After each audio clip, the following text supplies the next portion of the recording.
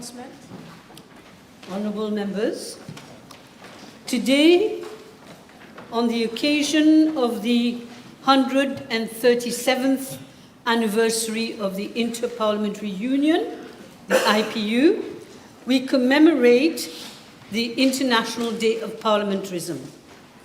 We join parliaments around the world who are members of the IPU and, like us, are observing this important occasion under the theme, What Parliaments are Doing to Bring Human Rights into Focus. This theme is a timely reminder that the promotion and protection of human rights lie at the very heart of parliamentary democracy. Parliament is not merely a law-making institution. It is the guardian of the rights and freedoms of the people whom we serve. Last year, I told you that it is within these walls that the fundamental rights and freedoms, as enshrined in our Constitution, can become living realities. Our role is multifaceted and is often much more than meets the eyes. Through legislation, oversight, and representation, we have a duty to ensure that the principles of equality, justice, dignity, and non-discrimination are reflected in our laws, policies, and public institutions. Our responsibility is not only to uphold fundamental rights, but also to ensure that they are meaningful and accessible to all members of our society. At the same time, we must also ensure that every citizen is responsible, because everyone has a duty of respect for the rights of others and those of our community as a whole. As representatives of the people, we must strive to enforce a parliamentary culture based on respect, inclusion, accountability, and constructive dialogue. In so doing, we shall strengthen public confidence in our democratic institutions and contribute to building a more just and equitable society. On this International Day of Parliamentarism, let us reaffirm our commitment to placing human rights at the centre of our work. Let us ensure that the National Assembly remains a forum where the rights, aspirations, and concerns of all Mauritians are given due consideration. Honourable members, you may speak here without fear or favour on ideas in which you believe, but I expect you to do so always with a high standard of respect for those who do not share those ideas. Honourable members, I do not normally abuse of quotations, but today I want to end by a quote attributed to famous writer and defender of free speech and civil liberties, Voltaire. In English, I disapprove of what you say, but I will defend to the death your right to say it. En français, je ne suis pas d'accord avec ce que vous dites, mais je me battrai jusqu'à la mort pour que vous ayez le droit de le dire. This, to me, expresses clearly what should be our spirit in a democratic parliament. Thank you. Papers have been laid. Questions? Yes, Honourable Leader. Thank you, Madam Speaker. Madam Speaker, I've given notice of the following private notice question addressed to the Honourable Minister of Social Integration, Social Security and National Solidarity, whether in regard to the pension reforms, including the introduction of the National Pension and Provident Fund and the abolition of the Portable Retirement Gratuity Fund, PRGF, he will state whether A, his ministry held consultations with the Roman I Ministry of Finance in relation thereto, and if so, indicate the dates of the meetings, the persons in attendance, and outcome thereof.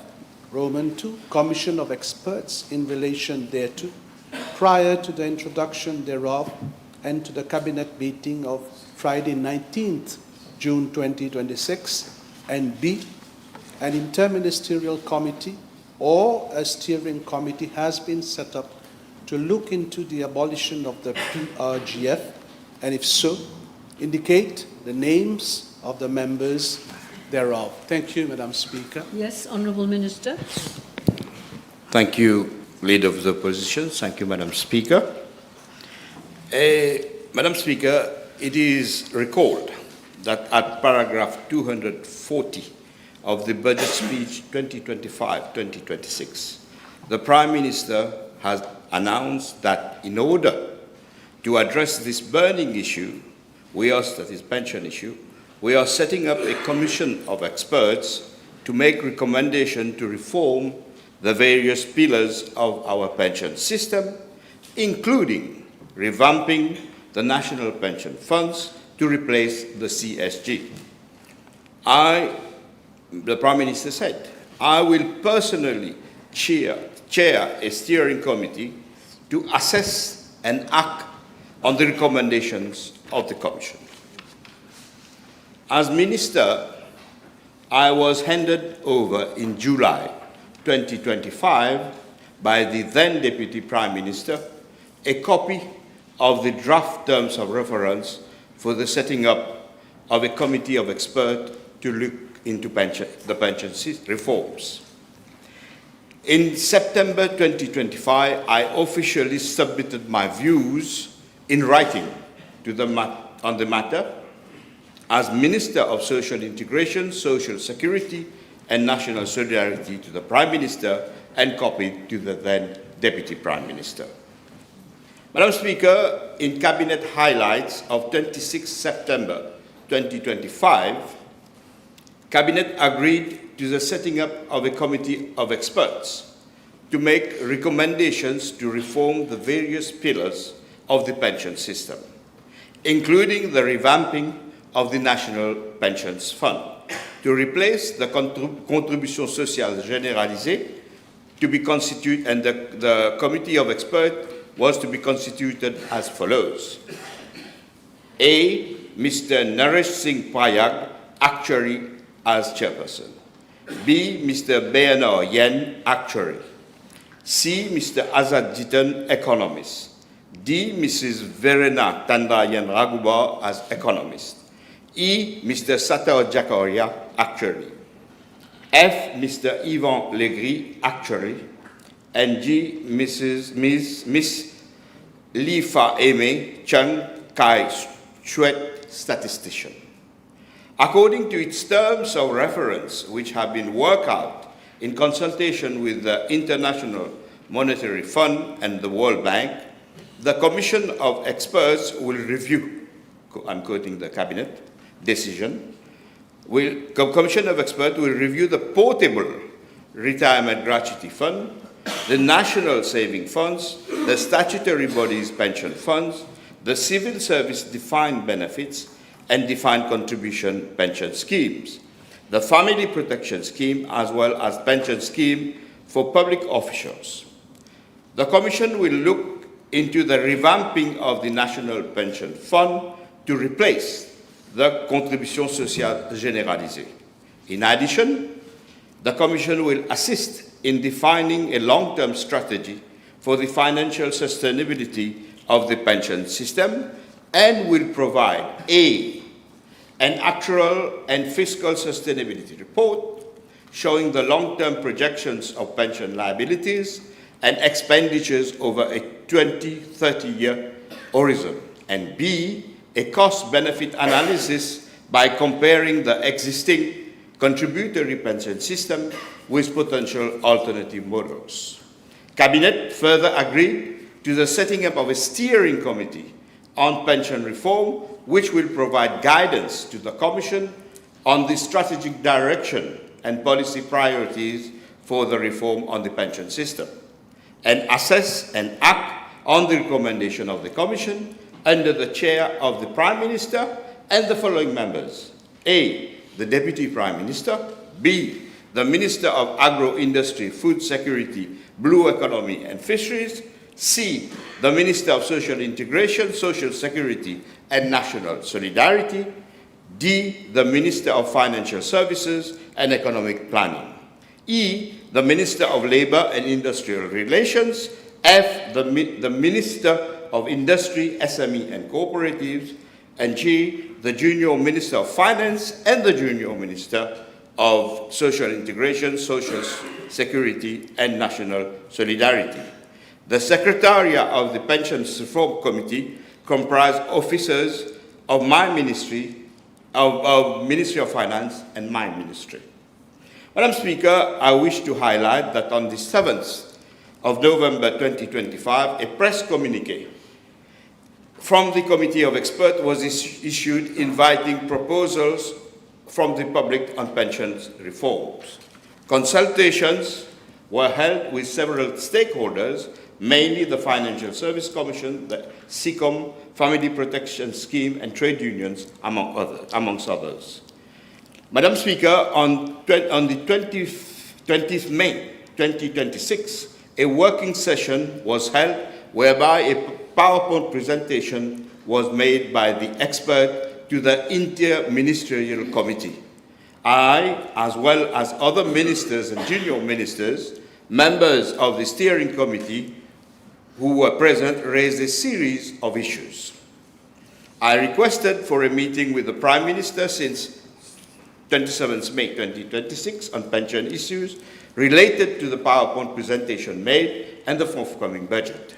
On the 16th June 2026, I met the Prime Minister in the presence of his financial advisors and experts, and as a caring minister, I raised several concerns. On the budget day, 19th June 2026, a series of measures was announced and detailed in the budget itself and annexed to the budget. Madam Speaker, after taking cognizance of the details announced and the feedback received from my colleague of my party, we realized that the means testing must be frozen and some of the measures proposed must be further discussed. On Sunday, 21st June 2026, I received a communication from the Prime Minister for an urgent meeting to discuss issues concerning pension in the budget. After this meeting, the Prime Minister made a statement on Monday, 22nd June 2026, in the Parliament, in the National Assembly, that the means testing was frozen, and in reply to the private notice question for the sitting of 25th June 2026, the Prime Minister further added that the means testing was out, and very importantly, he tabled a printed version of the PowerPoint presentation which contains the other pillars of the pension reform, including the revamping of the NPF. Madam Speaker, as a matter of fact, while the NPF fall under the aegis of my ministry, the PRGF falls under the purview of the Ministry of Labour and Industrial Relations, and my ministry is the administrator and paying agent for same. As a matter of fact, let me inform the House of the fund evolution of the NPF, PRGF, and NSF. In June 2020, the NPF fund amounted to 129, I will round the figures, 129 billion rupees. In 2021, 149 billion rupees. In 2020, 242 billion rupees. In June 2023, 145 billion rupees. In June 2024, 154 billion rupees. In June 2025, that is as at now, 159 billion rupees. I've rounded the figure. The PRGF in June 2020 amounted, I'm rounding the figure again, to some 20 billion rupees. In June 2021, it amounts to 44 billion rupees. And I'm correcting. I'm correcting, Madam Speaker. I'll give the figure for 2022 because all the operation of the PRGF in fact started really functioning because of COVID as from June 22. And from June 2022, the fund of the PRGF amounted to 1.1 billion rupees. 2023, 2.8 billion rupees.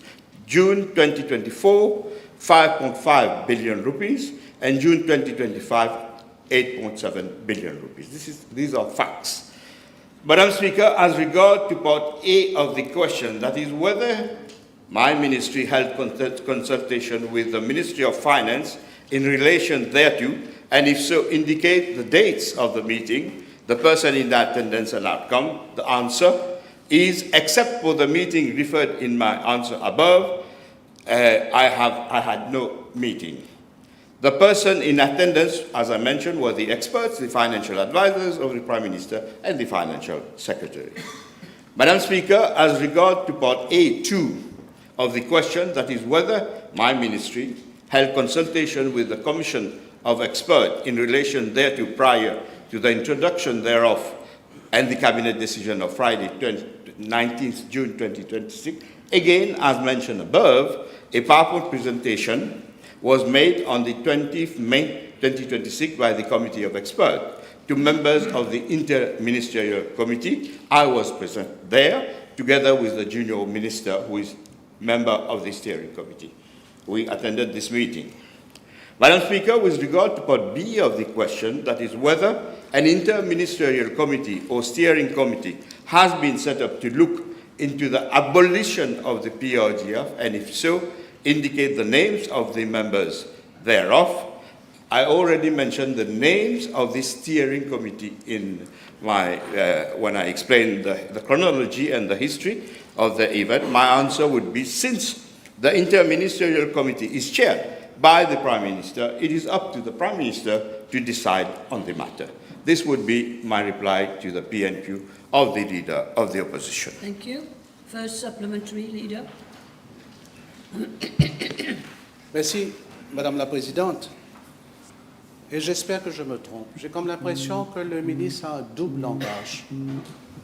Un langage pour les membres de cette auguste Assemblée et un autre langage pour la population.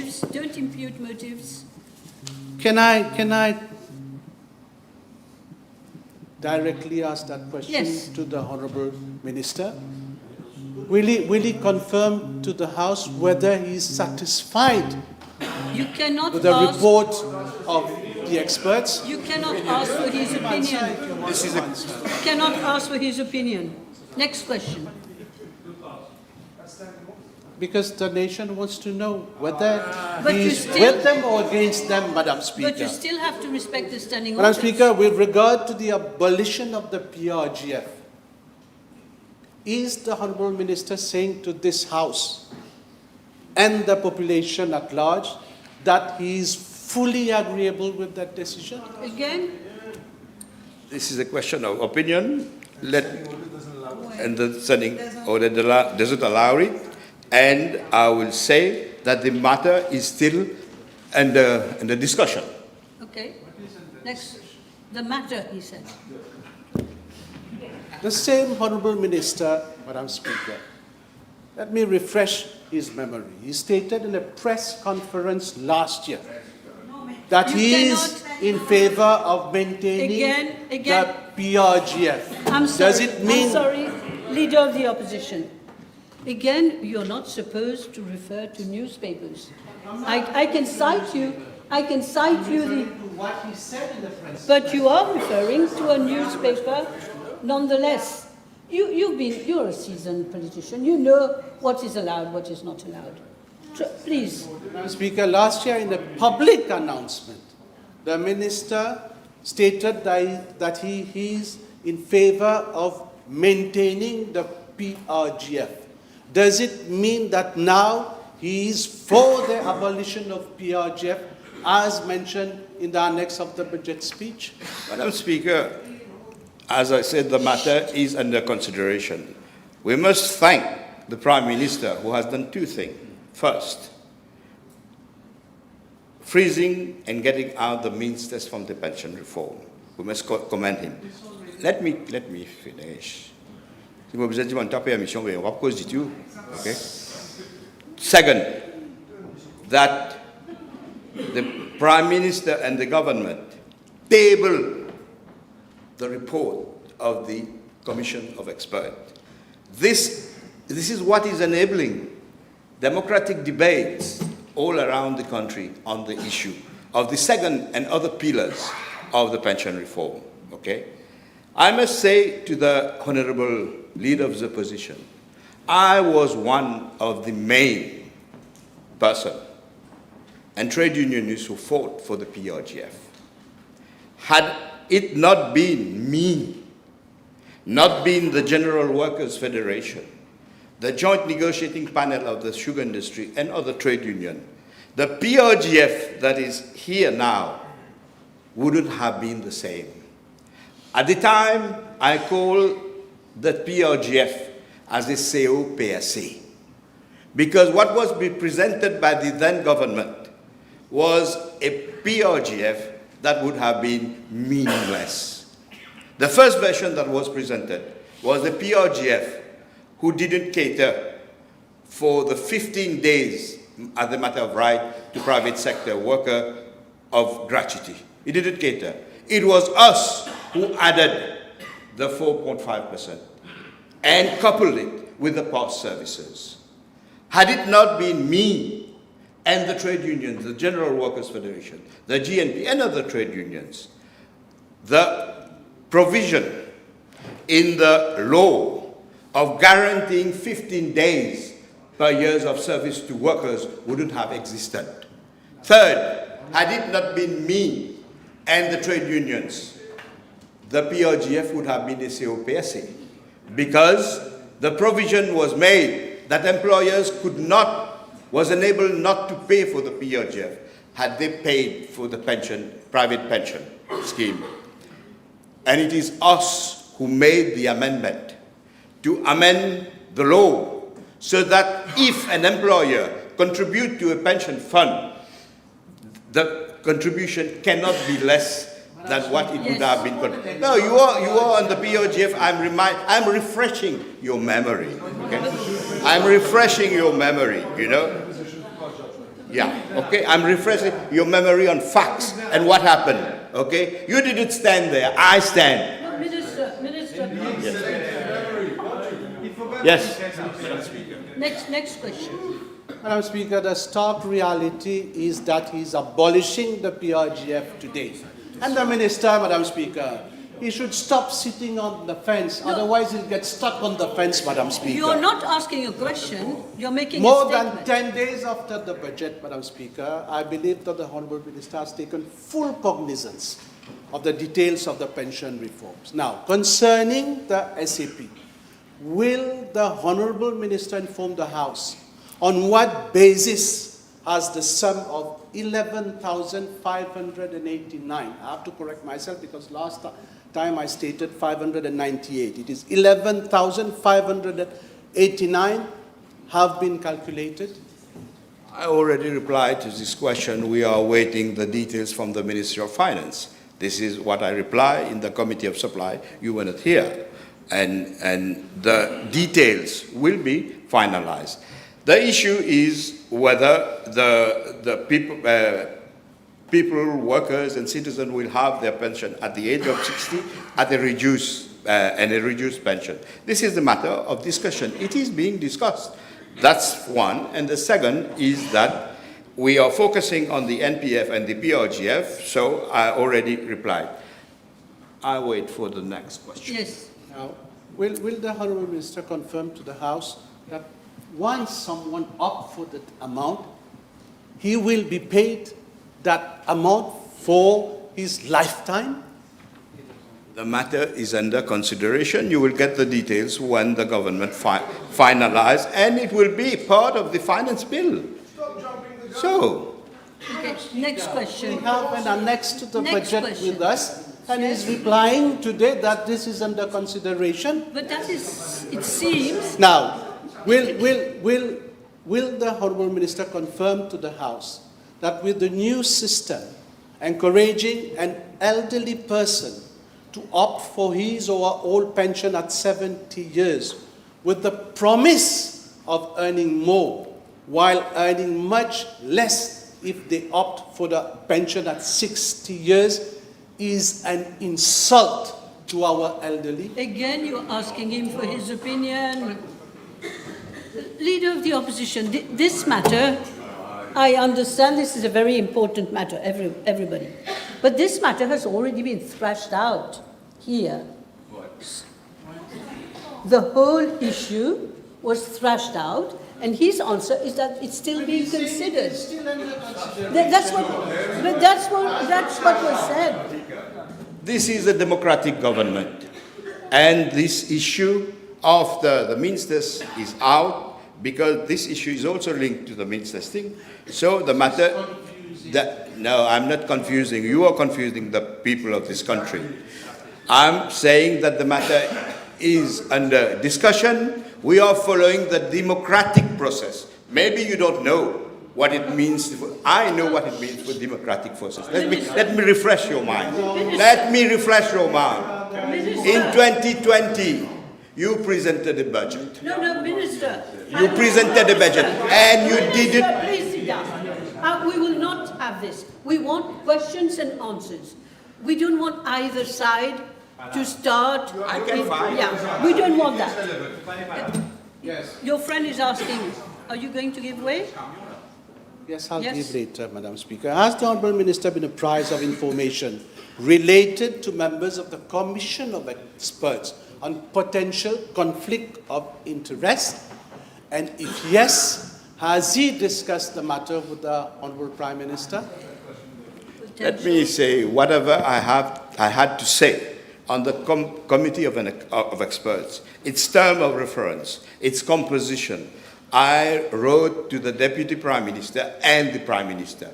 What I wrote in this letter, my views, this is private to the ex-Deputy Prime Minister and private to the Prime Minister. Thank you. Next question. I've put a question in Parliament. He has to answer as a minister of this country, Madam Speaker. Can the Honourable Minister inform the House which retired pension mechanisms will be in place as from next month? I already replied to this question, Madam Speaker. Honourable Minister, I say it again. Are you aware of the confusion out there because our elderly have not understood the pension reforms that government will be implementing? And will you confirm, Honourable Minister, that there is a serious deficit of communication with regard to the pension reforms? Okay, that's another question. Yes. Communication. Yes, the Prime Minister communicate the stand of the government in the statement he made in Parliament about the freezing of the ministers. I'm answering this House. You are asking question. I'm here to reply to you and to the House and to the people. And the Prime Minister said that subsequently to your PNQ that the ministers thing is out. This is one. The second, very important issue is that the report, the PowerPoint presentation, which is the interim report, has been tabled in the National Assembly. And third, we are finalizing everything as a democratic government, as a government that listens to the people, that you were not listening. I must say, Madam Speaker, I'm afraid, I must say, I stood in front of the Treasury building in 2020. Honourable Minister, please. And they suppressed the dissent. They suppressed the opposition. Some of the fair, Mohamed Siddiq Moufea. Patois. Honourable Leader. Speaker, what is this? Leader of the A Opposition, very direct question again, Honourable Minister. Is it correct to say that as from January 2027, a person aged 62 years, his pension will decrease by 3,000 rupees? As I stated, the matter is being finalized as a democratic government, and any specification on this issue will be within the finance bill that we've presented to the National Assembly. The leader of the opposition will have an opportunity, as all the members of the Assembly, to present his views or challenge or opposition to what will be presented in the finance bill. That's better. Two Okay. questions, then I'm done, Madam Speaker. Is the Honourable Minister aware of the massive outcry from all the trade unions of this country on this pension reform? Yes, I am. I am. And these are, many of them are my comrades. But let me say it loud and clear. The real arnaque du siècle happened on the 4th June 2020 during the presentation of the 2021, but let me speak, whereby the government led by Pravin Jagnnath, with Ranganaden Padayati as Minister of Finance, and supported by the Honourable Leader of the Opposition, decided overnight to put an abrupt end to the Mauritian Contributory Retirement Pension System, that is the NPF. This sadly come in effect on September 1st, 2020. For the record, let me add that the then Minister of Finance has, but let me reply. Honourable Leader of the Opposition, do you again want to come and sit here? Yeah. You should let me, even if I don't do it as well as you would. Honourable Leader of the Opposition, Honourable Leader of the Opposition, Honourable Leader of the Opposition, you open the door. That doesn't mean to say, Honourable Minister, that you just walk into this. We don't need that. We are on P&Q. There are specific questions. You put specific questions, but you start talking of democracy and all that. Put questions on facts. Madam Speaker, as you said, I've opened the door. It is for you to close the door as Speaker of this National Assembly.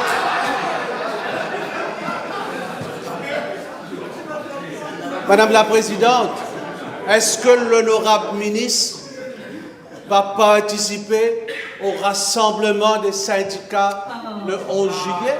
That is most unfair. I participated in the 11th July demonstration against your government and the dismantling of the NPF and the institution of the MIC, the famous MIC.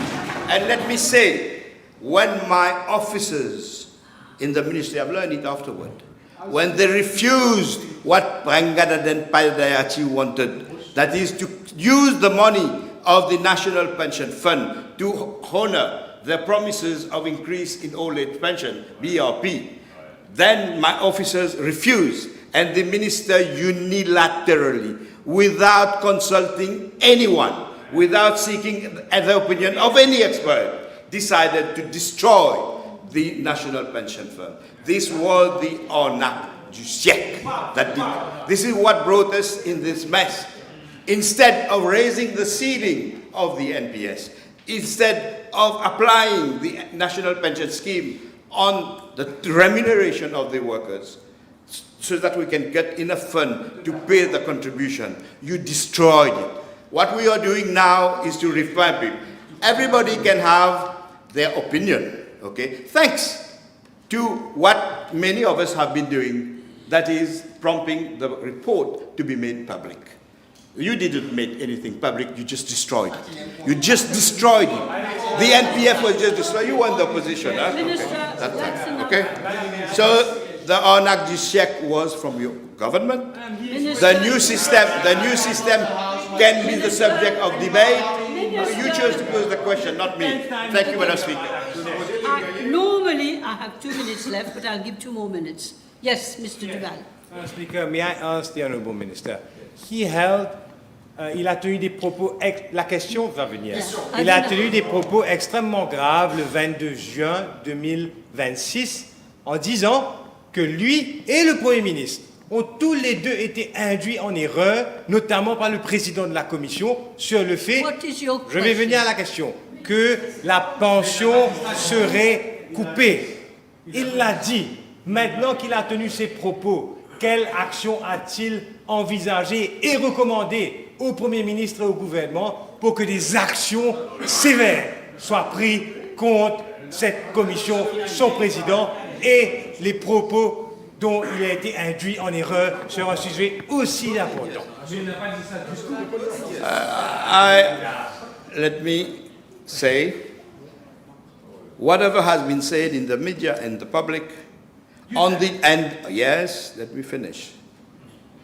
On the 22nd of June, the Prime Minister, after consulting all the ministers, not all the ministers, some of his ministers, consulting the partners in the alliance, that is the MMM, the Resistance and Alternative, and other MPs, decided to freeze. This is what happened.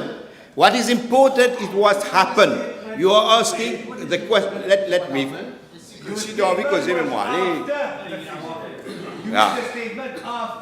No, the statement that the Prime Minister decided, and then the Prime Minister said that the Minister's thing is out. And very importantly, I'm saying again that the report was tabled. This is now sparking positively a debate in the country, and whatever will be decided democratically within the framework of the Constitution, within the framework of National Assembly, law enactment and debates. This would be my answer, Madam Speaker. Yes. Yes, Madam Speaker, Bear thank with you. me. You have. A very short Yeah. question. Yeah.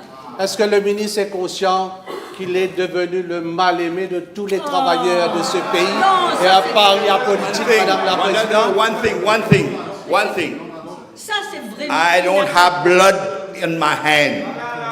I don't have blood on my hand. Let it be remembered. I don't have the blood and planting on my hand. I don't have on my hand the issue of suppressing dissent. I was a victim. Many people were the victim of suppressing dissent. One thing that is different, this government is not suppressing dissent. You suppress dissent. And went as far as opposition people was Time is were up. thrown in the sugarcane Time is field, up. burning. Honourable members, the Deputy Speaker will take the chair for the moment. I'll be back.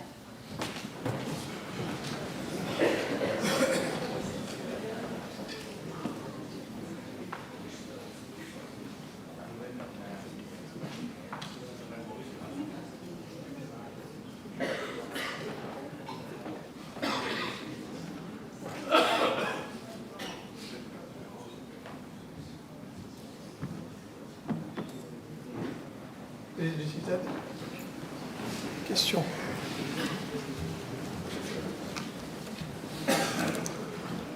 Honourable Etoya. 911, B911, please. Mr. Deputy Speaker, Section 20 of the Immigration Act provides that an immigration officer may admit to Mauritius a tourist, a businessman, and any other visitor, and such persons shall be issued with a visa specifying the conditions thereof and the authorized period of stay in Mauritius. Regulation 25 of the Passport Regulations 1968 requires every non-citizen entering Mauritius to meet the following immigration requirements. A passport which is valid beyond the intended period of stay. B, a valid return passage ticket to travel back to his or her country of origin or residence. C, should be eligible to re-enter his country of origin or her country of origin or residence. D, adequate funds to meet the cost of his stay. E, have confirmed hotel booking or sponsorship for accommodation. F, not engage in any gainful activity. And G, not be a prohibited immigrant. Any non-citizen who fails to meet any of the immigration requirements is not admitted to Mauritius, irrespective of his nationality. Madam Speaker, Mauritius has a very liberal, Mr. Deputy Speaker, Mauritius has a very liberal visa regime up to now.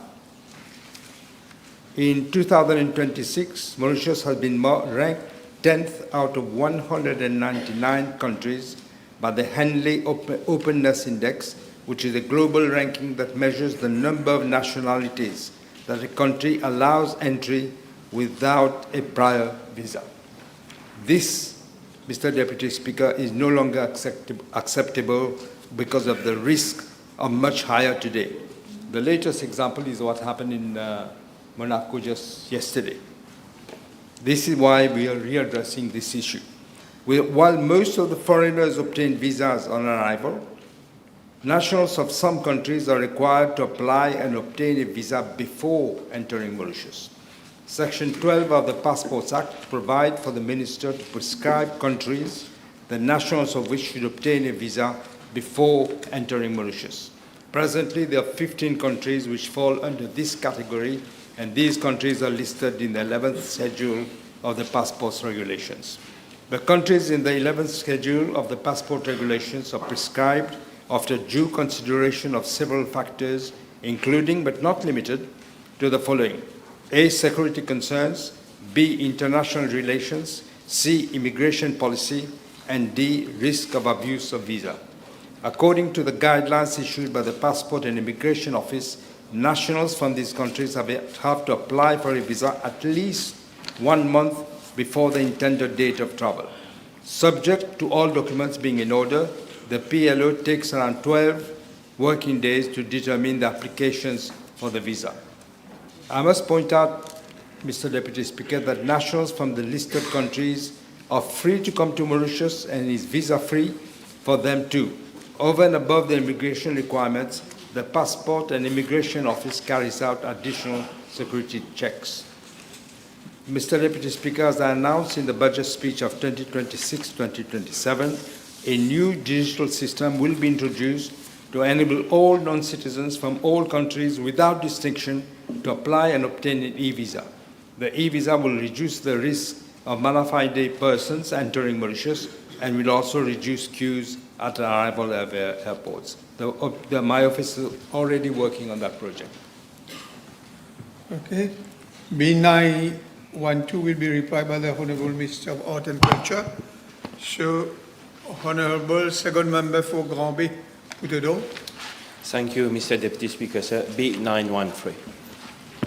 Mr. Deputy Speaker, I wish to refer the Honourable Member to the reply of Parliamentary Question B364 at the sitting of 15th of April 2025, wherein the House was informed that during the period December 2014 to December 2024, Air Mauritius Limited had disposed of 4 aircrafts, namely one A340-300 in January 2018, 2 A319-100 in June 2021, and one A330-200 aircraft in November of 2021.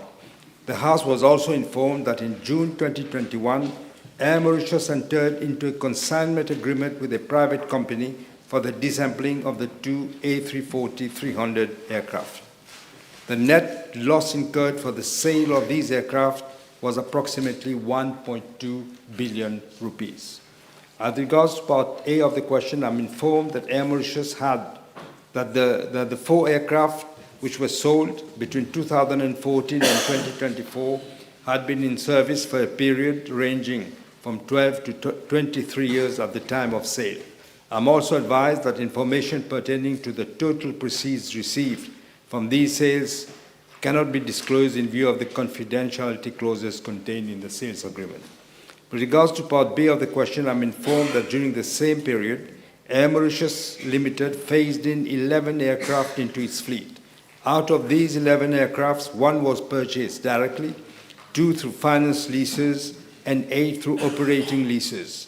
As mentioned earlier, the total cost of purchase and lease rentals for these 11 aircrafts again cannot be disclosed due to the confidentiality clauses in the lease purchase agreements.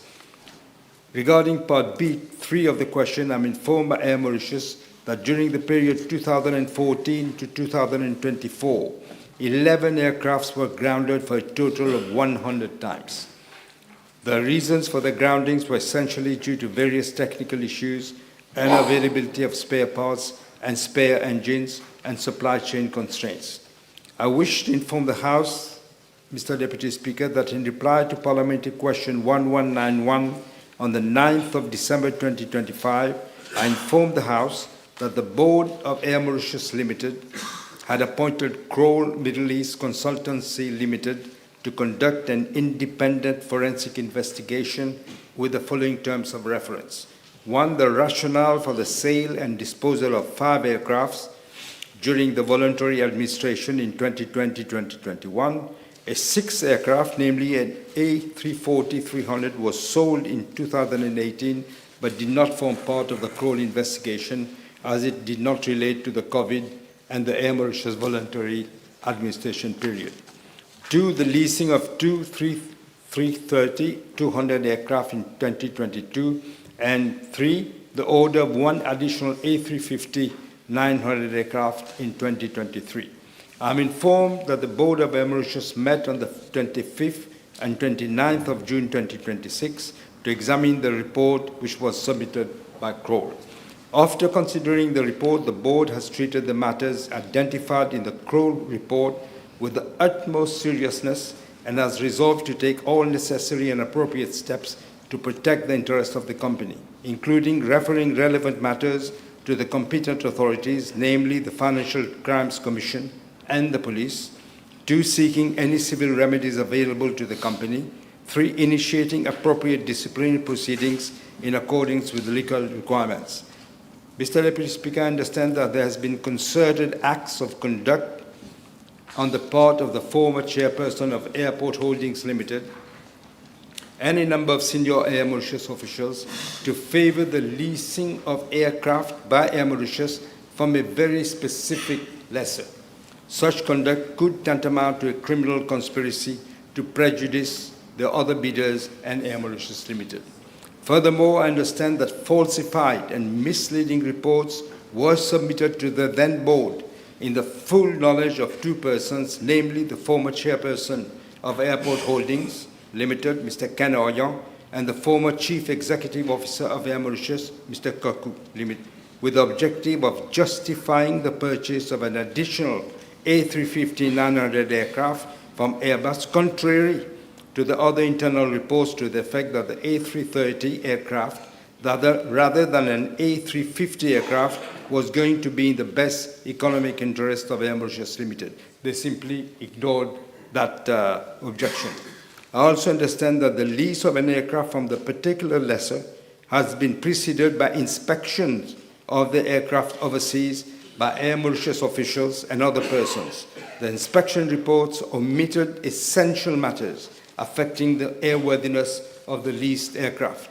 This led Air Mauritius to incur massive expenses to make the aircraft airworthy.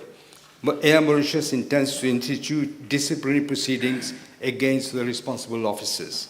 Finally, Mr. Deputy Speaker, I understand that the former administrators of Air Mauritius Limited, namely Mr. Sattar Abdullah, could be sued for damages for negligence in connection with the disposal of an A332 aircraft during the period of administration of Air Mauritius Limited, as government bailout money was used to repay foreign creditors and SBM holdings in circumstances showing clear negligence by the administrators in the exercise of the duty. Yes.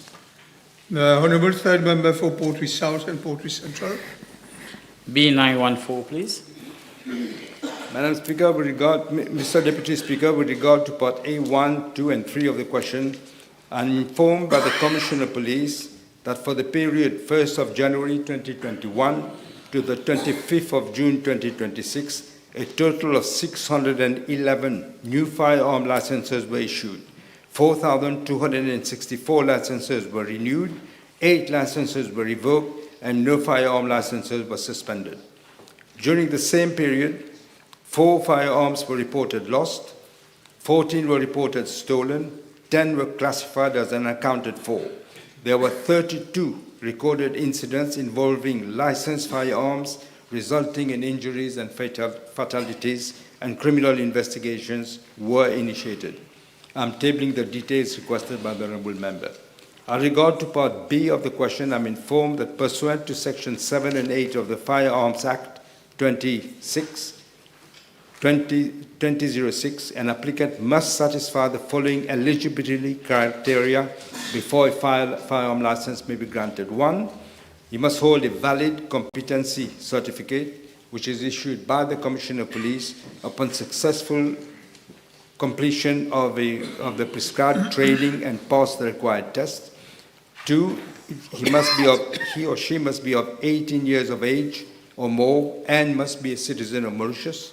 3, be a fit and proper person to possess or deal with firearms. 4, be physically fit and stable and have a stable mental condition. 5, not be dependent on intoxicating or narcotic substances. 6, have not been convicted under the Firearms Act. 7, have no convictions involving firearms, domestic violence, or dangerous drugs, whether in Mauritius or abroad. 8, not pose any risk to public safety or public order.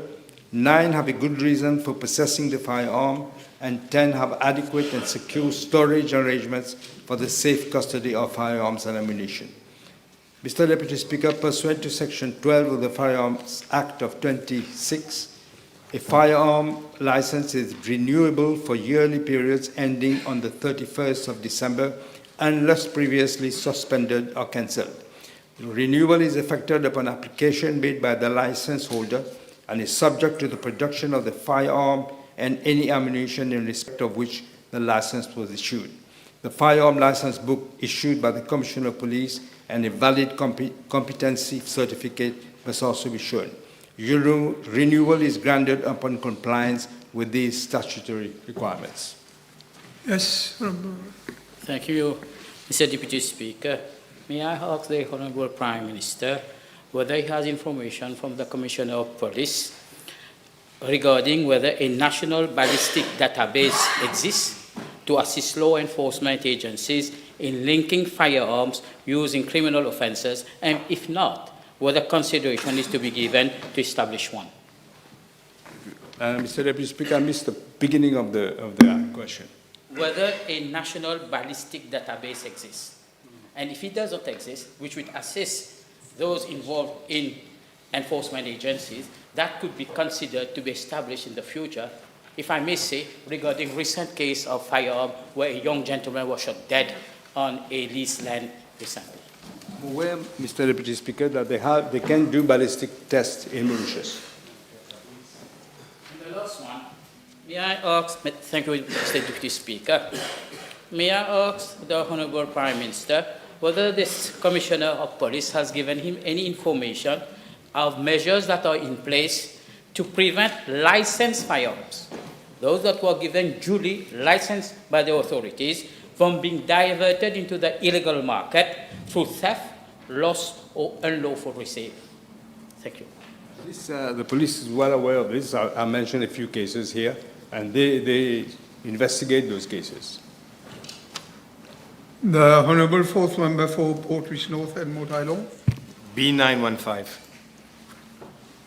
Mr. Deputy Speaker, with your permission, I will reply to Parliamentary Question B915 and B918 together as they relate to the same subject matter. With regard to Parliamentary Question B915, as I have stated in my reply to the private notice question on the 25th of June 2026, the Commission of Experts was set up in September 2025 to examine and make appropriate recommendations on the three pillars of the pension system, namely the basic non-contributory pensions, including basic retirement pension, basic invalidity pension, and basic widow's pension. B, the contributory pension schemes, and C, the voluntary private pensions, including personal retirement saving plans and occupational pension schemes offered by employers. I'm informed, Mr. Deputy Speaker, by the Commission that since its establishment, it has convened a total of 27 meetings. Of these, 19 were held between November 2025 and March 2026, with a wide range of stakeholders, including representatives of trade unions, of Business Mauritius, of the Senior Citizens Council, of the Ministry of Labour and Industrial Relations, of the Ministry of Public Service and Administrative Reforms, the Financial Services Commission, and other organizations, including pension fund administrators and civil society groups. I'm further informed by the Commission that it held a press conference on the 4th of November 2025 to inform the public of its mandate. And at the press conference, the Commission also highlighted the challenges facing the country's pension system and underscored the need for reform to ensure the long-term sustainability of the system. Furthermore, an email address was made available to invite members of the public to submit their views and proposals on pension reform. Mr. Deputy Speaker, I'm also informed that the Commission has established 3 subcommittees to examine key aspects of the pension system. Specifically, the subcommittees were tasked with reviewing A, the non-contributory basic retirement pension, B, the reform of the National Pensions Fund, the contribution of the Social Généralisé, CSG, the Portable Retirement Gratuity Fund, and the National Savings Fund, and C, the pension schemes applicable to the public sector. The first subcommittee on the non-contributory BRP had convened 27 meetings. The second subcommittee, tasked with reviewing the NPF, CSG, RPGF, and NSF, had 14 meetings, and the third subcommittee on public sector pension schemes had 10 meetings. In all, therefore, the subcommittees had 51 meetings in total. I'm further informed that all the meetings of the Commission of Experts were held before the submission of its interim report, with the exception of 2 meetings which were convened on the 26th of May 2026 and 18th of June 2026. These were done to take on board the comments and suggestions made to the steering committee. Mr. Deputy Speaker, with regard to Parliament question B918, as the House is aware, the Steering Committee on Pension Reform was set up on the 26th of September 2025, a ministerial committee chaired by myself and including the then Deputy Prime Minister, the Minister of Agro-Industry, Food Security, Blue Economy and Fisheries, the Minister of Social Integration, Social Security and National Solidarity, the Minister of Financial Services and Economic Planning, the Minister of Labour and Industrial Relations, the Minister of Industry, SMEs and Cooperatives, the Junior Minister of Finance, and the Junior Minister of Social Integration, Social Security and National Solidarity. At a meeting of the Steering Committee held on the 20th of May 2026, the Commission of Experts presented its findings and recommendations. Members of the Steering Committee made a number of comments and suggestions which were then duly taken into consideration by the Commission in finalizing its interim report. The Commission thereafter submitted its interim report, a copy of which I have laid on the table of the National Assembly. Furthermore, the Steering Committee was informed that the recommendations regarding the state age pension and the conversion of the National Pensions Fund into the National Pension and Provident Fund were validated by the social pension specialists of the World Bank. In reply, Mr. Deputy Speaker, in reply to the P&Q of last Thursday, 25th of June, I tabled the version of the interim report which was presented to the Steering Committee on May the 2026. That is the version which was done by slides. This was presented. Today, I'm further tabling the full version of the interim report, which includes inter alia the projections of the cost of the basic retirement pension under the arrangements applicable in June 2024 and June 2025, as well as those presented in the budget speech of 2026-2027. The full version will also be made available on the website of the Ministry of Finance. The interim report clearly shows, Mr. Deputy Speaker, that the unfunded, non-contributory basic retirement pension has already reached an unsustainable level, which is putting tremendous pressure on public finances, as well as putting at risk the payment of pensions to future generations. Mr. Deputy Speaker, many people may not realize it, but there is another elephant. I spoke of an elephant in the room, but there is another elephant in the room that has gone unnoticed. The accumulated deficits in the defined benefit schemes of the statutory bodies and in the closed National Pension Fund. Based on the latest actuarial valuations, the funding deficit in the pension schemes of the statutory bodies was estimated at 53 billion rupees, while that at the NPF stood at 113 billion rupees, representing a combined deficit of 166 billion rupees, that is more than 20% of the current GDP. As the actuarial valuation for the NPF dates back to 2020, it is very likely that the financial position of the pension fund has deteriorated further, owing, among others, to the increasing life expectancy among scheme members and pensioners and the contribution rates that have not kept pace with the scheme's long-term funding requirements. The previous government has done nothing, absolutely nothing, to address the structural challenges facing the pension system in a comprehensive and timely manner. On the contrary, it has aggravated the situation with its irresponsible decisions and the introduction of the CSG, and these have compounded the deficits and the unsustainability of the pension system. In view of the fiscal challenges facing the country and the urgency of restoring the long-term sustainability of the pension system, government considered it necessary to act without delay on the recommendations of the Commission of Experts. Accordingly, it was decided to implement the reforms relating to the basic retirement pension and other important aspects of the pension system as part of the 2026-2027 budget.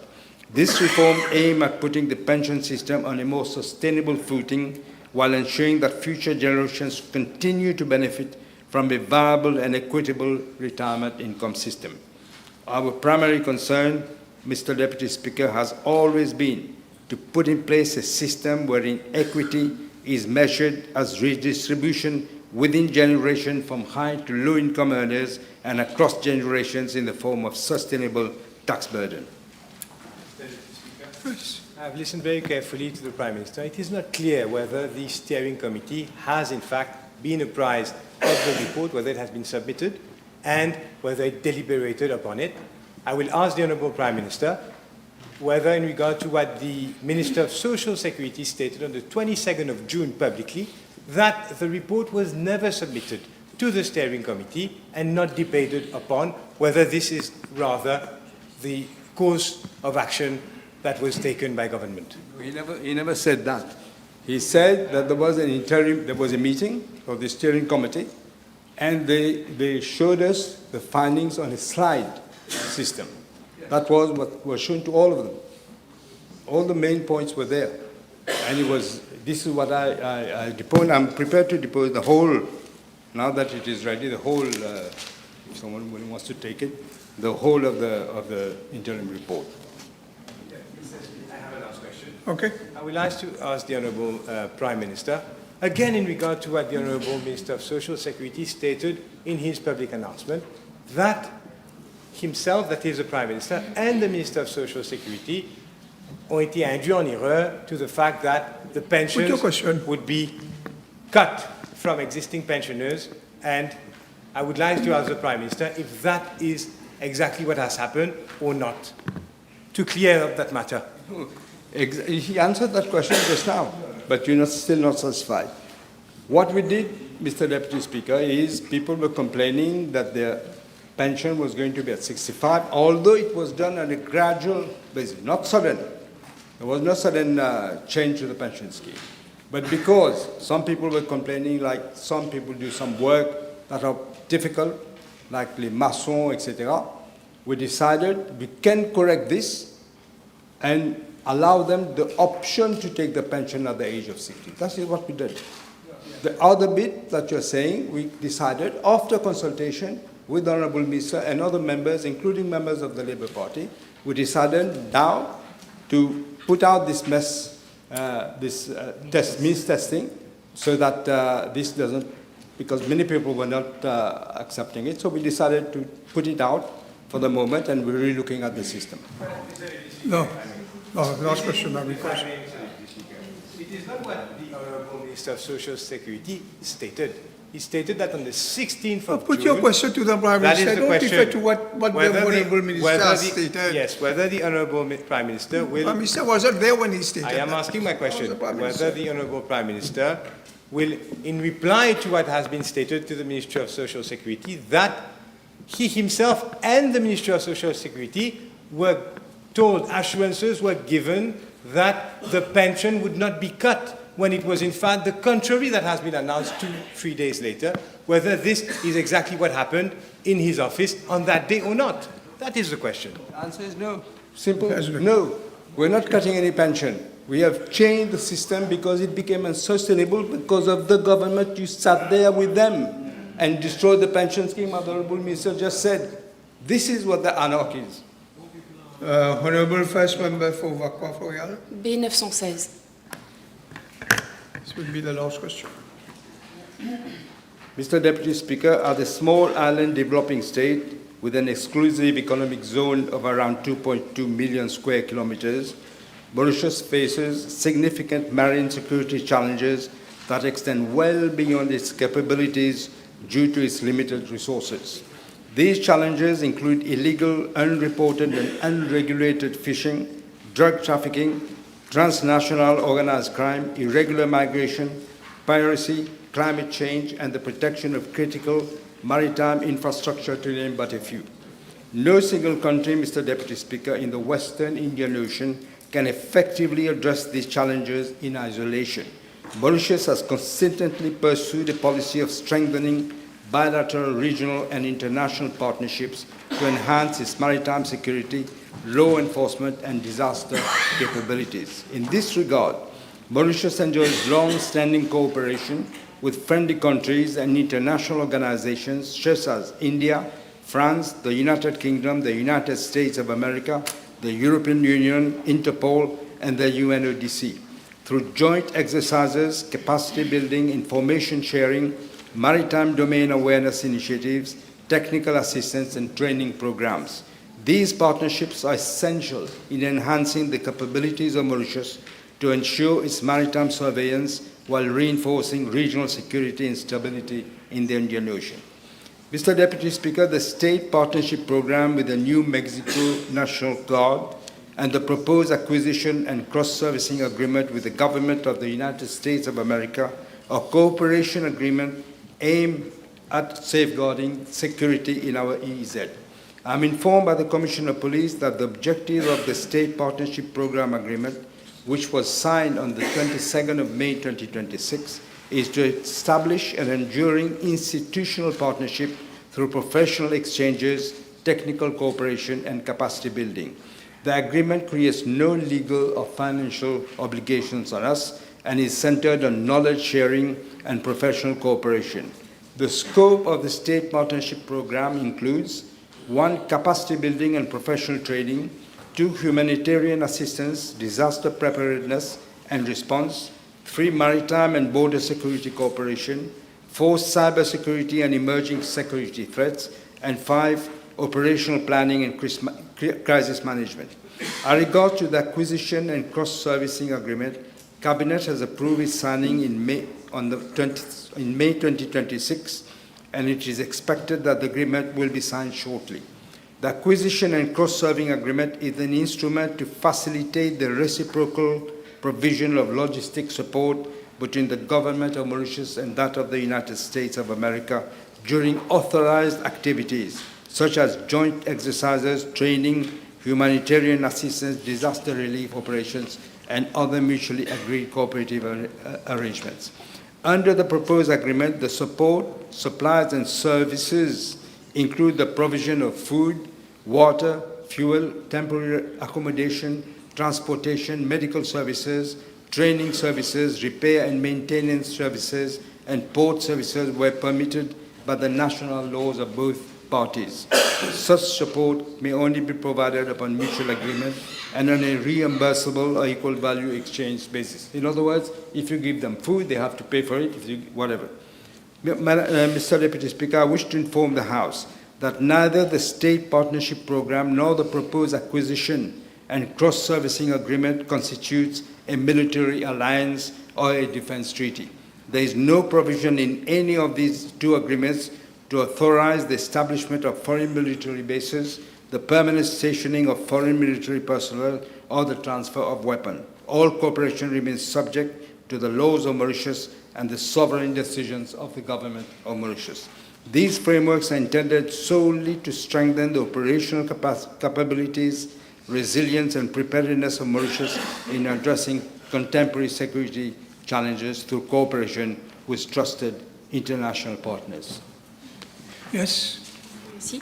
L'honorable Premier ministre peut-il informer la Chambre si le dossier des Chagos a été évoqué durant les négociations pour la signature de ces accords? This is a separate issue. It hasn't been involved in that.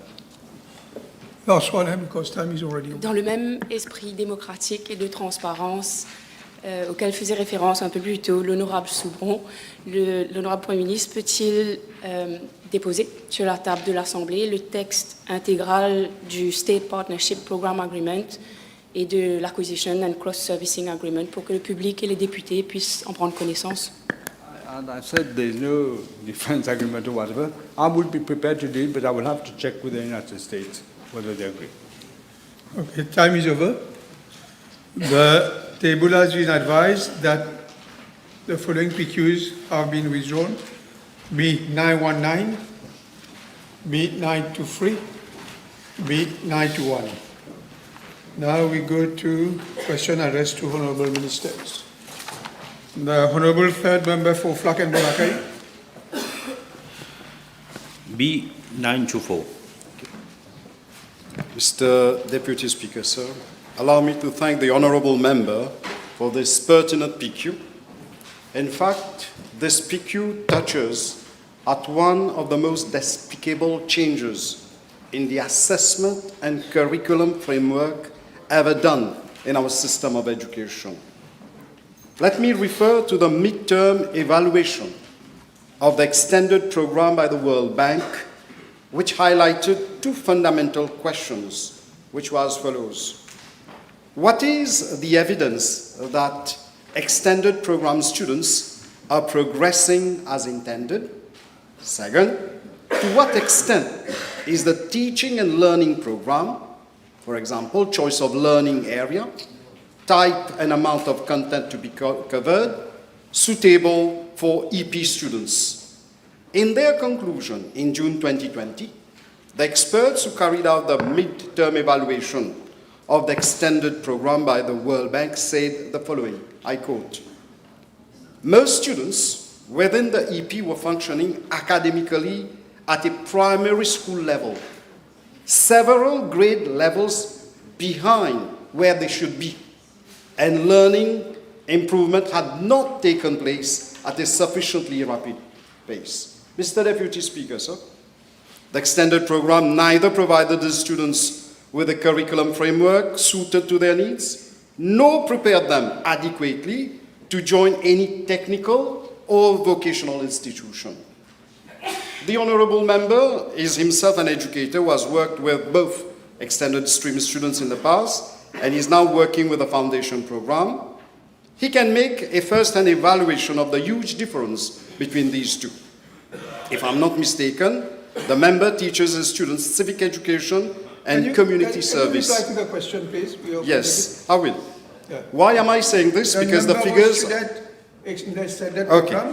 So for 2022, 1,950 students were examined, 1,879 failed. Okay. 2023, 2,149 students were examined, 1,957 failed. 2024, 2,275 students were examined, 2,091 failed. 2025, 1,460 students were examined, 1,382 failed the exam. That is why, Mr. Deputy Speaker was explaining why the curriculum and assessment framework were not suited for these kids. Number of students who joined a vocational and training institution, 2023, 569, 24, 1,001, 25, 1,047, 2026, 740. That is why, Mr. Deputy Speaker, sir, we brought the foundation program to cure this pedagogical problem that was there. Okay. The Honourable First Member for Vacroft-Royal. B925. Mr. Deputy Speaker, sir, shall reply to the question. Now, I wish to inform the House of a wastewater spill incident which occurred on the 10th of June 2026 at around 14:00 hours from a broken sewer pipe of diameter 180 millimeters located near the SLDC pumping station belonging to the Wastewater Management Authority at Tatukenik Industrial Zone, following excavation work carried out by the contractor, Gokul Engineering and Construction Company Limited, for laying of PVC pipe. Now, this resulted in the discharge of around 400 meter cube of effluent into the natural water path leading to Canal Golden, Pointe-Saint. Mr. Deputy Speaker, with regard to Part A of the question, several measures to contain the spillage and reduce the environmental impact on the environment as part of the decontamination were initiated by the contractor in consultation with officers of the Ministry of Environment, Solid Waste Management and Climate Change, the Ministry of Agro-Industry, Food Security, Blue Economy and Fisheries, Wastewater Management Authority, and the City Council of Port-Louis. Now, these measures included the following. Repair of the broken sewer pipe, which was completed on the 11th June 2026. B, temporary stoppage of discharge of effluent by a nearby textile industry into the damaged sewer network. C, pumping of effluent from casualty sites situated at Tatukenik Industrial Zone. D, removal of dead fish and other aquatic organisms from Canal Golden to attenuate odors.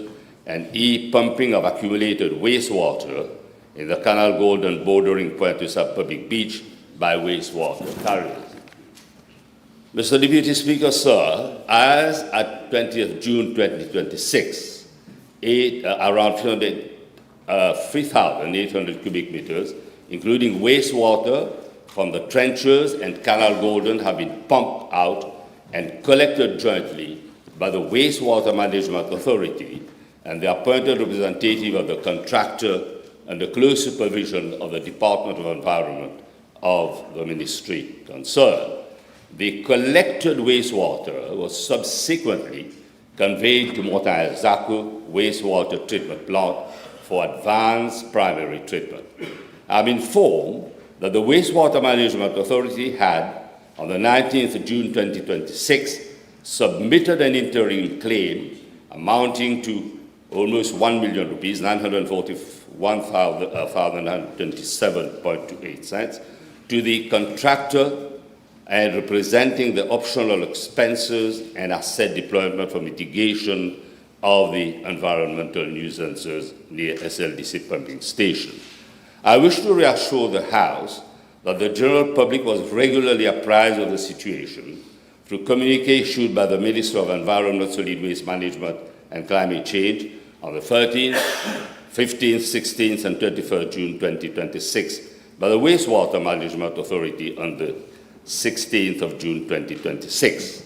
In accordance with Section 109 of the Environment Act 2024, the Minister of Environment, Solid Waste Management and Climate Change served a program notice upon the contractor on the 15th of June 2026, requesting the submission of a written program of measures within 2 days. The request made by the contractor for an extension of 1 week to compile, review and submit a program of measures based on the findings of the test results of the sediment and water samples taken was approved on the 19th June 2026, subject to the following conditions. 1, the contractor continues the pumping operation until the waters comply with existing norms. 2, the contractor undertakes necessary measures at its level and own costs to ensure monitoring on a regular basis by an independent accredited lab of the water quality in the canal and lagoons, including the analysis of sediment for 10 trace metals. And this in coordination with the National Environmental Laboratory of the Ministry of Environment, Solid Waste Management and Climate Change, and Blue Economy Fisheries Division of my ministry, and the result of the analysis is expected, and I hope we'll have the result by the 2nd July 2026. Mr. Deputy Speaker, on submission of the program measures on the 23rd June 2026 by the contractor, a consultative meeting was subsequently held on the 25th June 2026 to consider the measures and assess the implementation on site.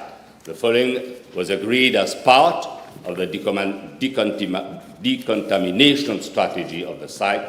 1, removal of solid debris present in the affected water course, including cans, plastic material, and branches by the City Council of Portneuf, which started as from 25th June 2026 up to 30th June 2026. 2, after the cleanup operation, desilting of the canal bed up to a depth of 15 centimeters to start as from July 2026 during the low tide, and the sediment removed from the canal bed will be sent to l'Agrément Saint-Pierre, the yard owned by the engineering company.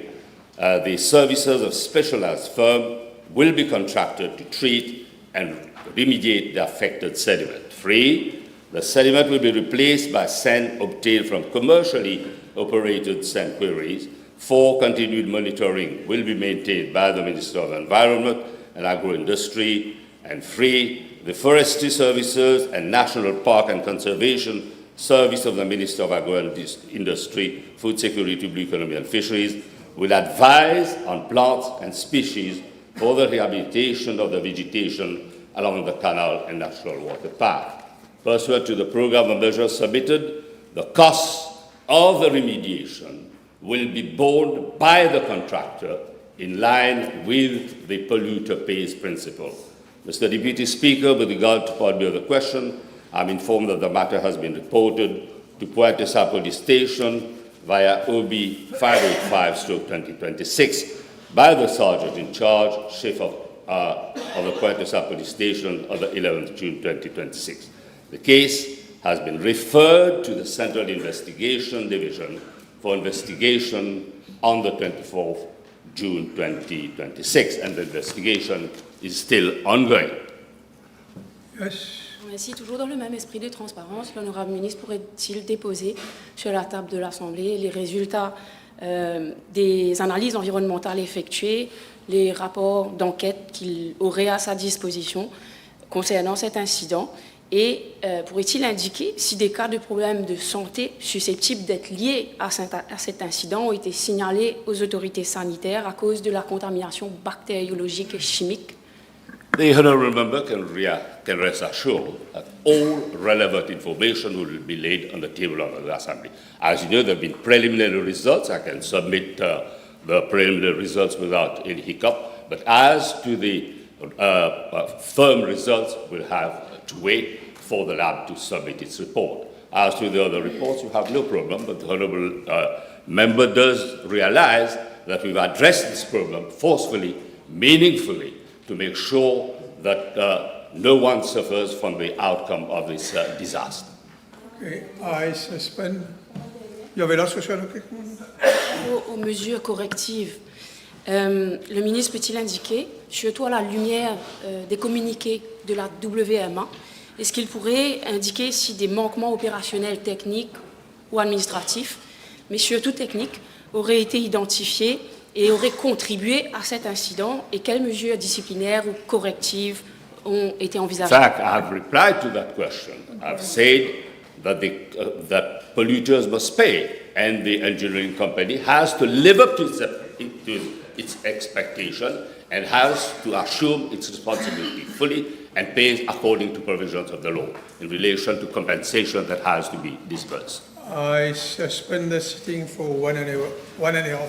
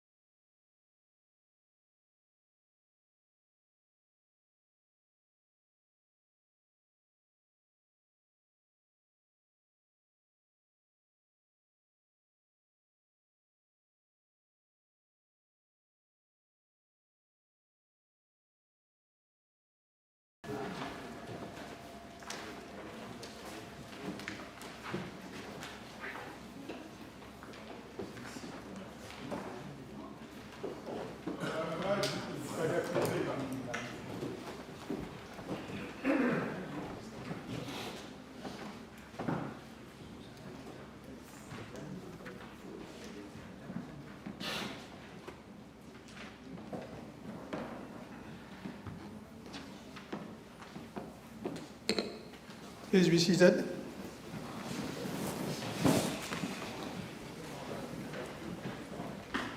The Honourable Third Member for Bobassa, Petite Rivière. B9 to 6.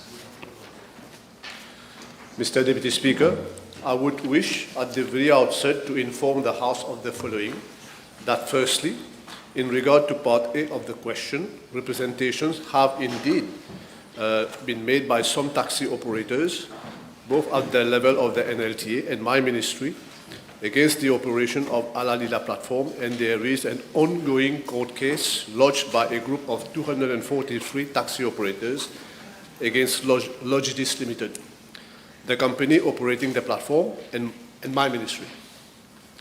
The matter is sub judice, which implies that there is a need for me to proceed with due care while replying to the question, and as any action deemed necessary in the circumstances can only be taken subsequent to the determination of the court case.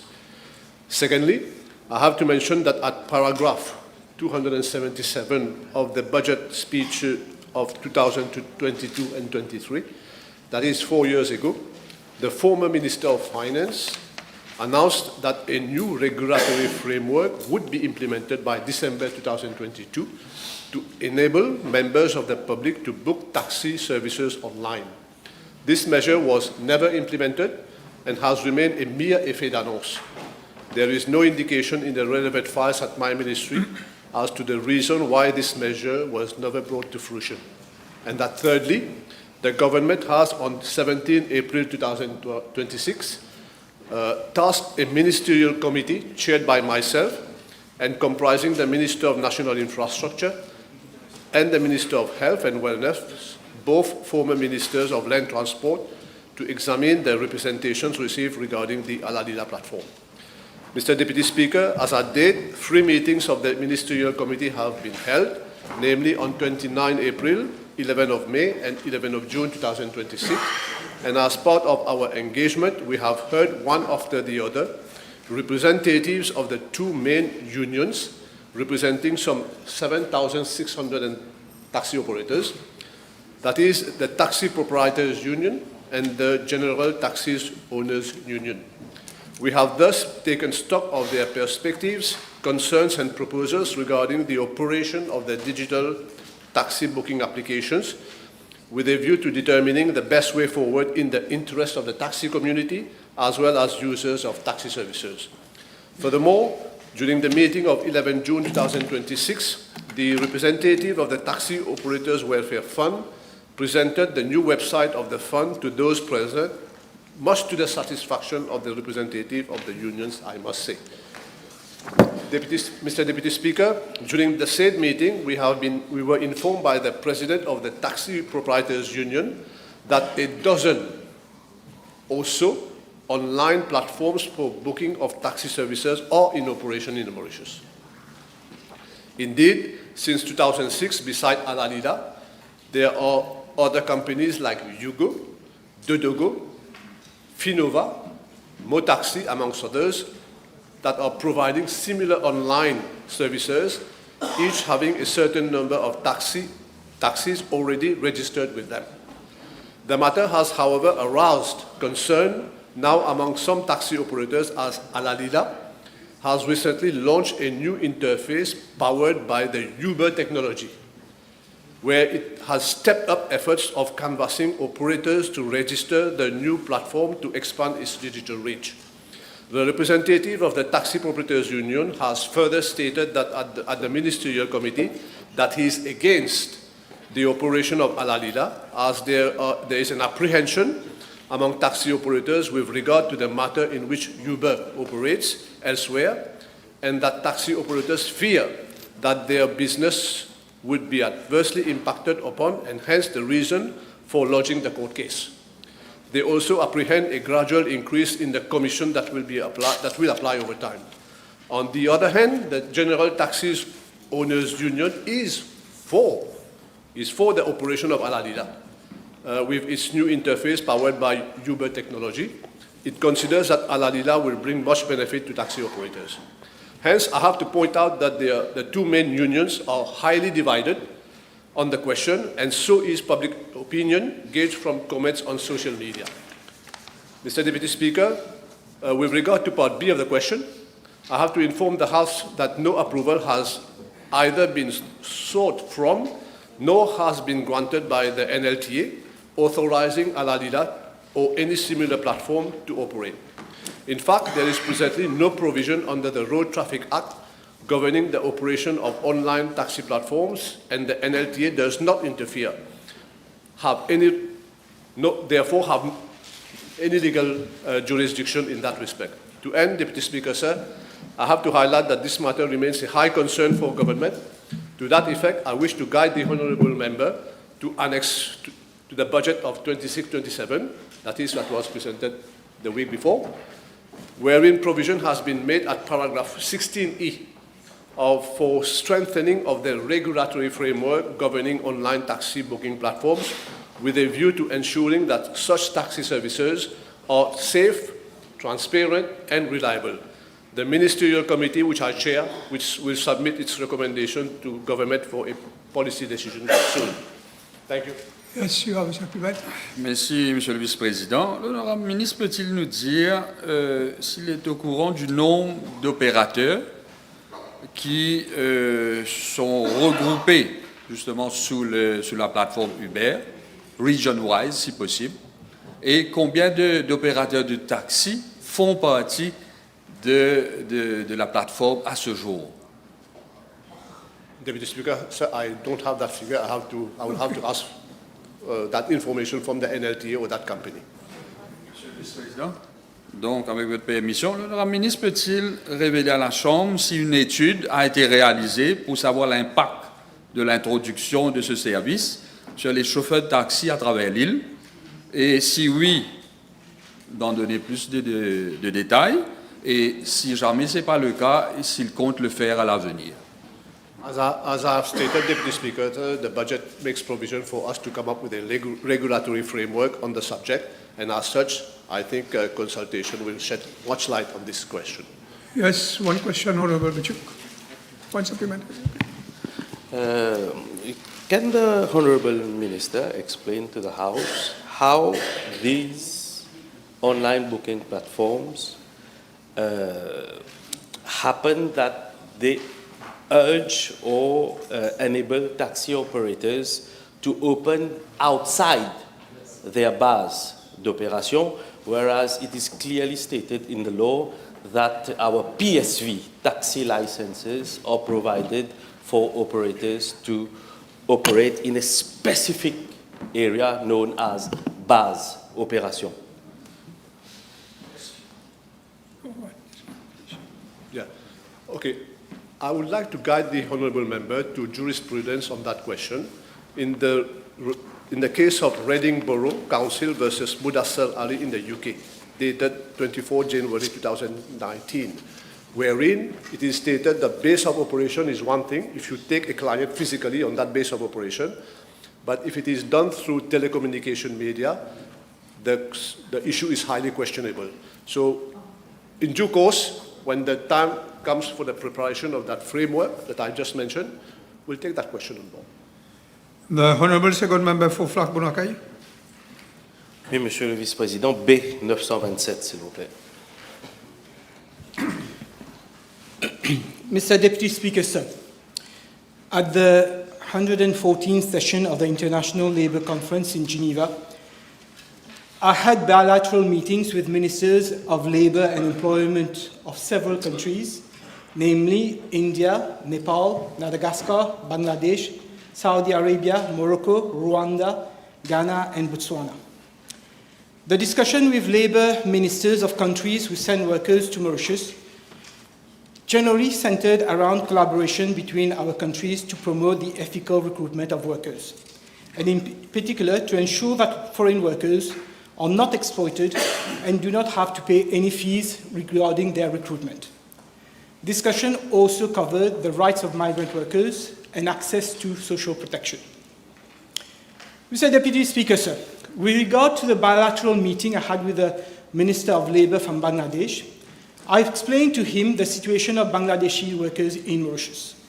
I informed him that in 2023, the previous government had put a stop on the issue of work permits to new Bangladeshi workers because of the high number of Bangladeshi workers who left their employment to work illegally.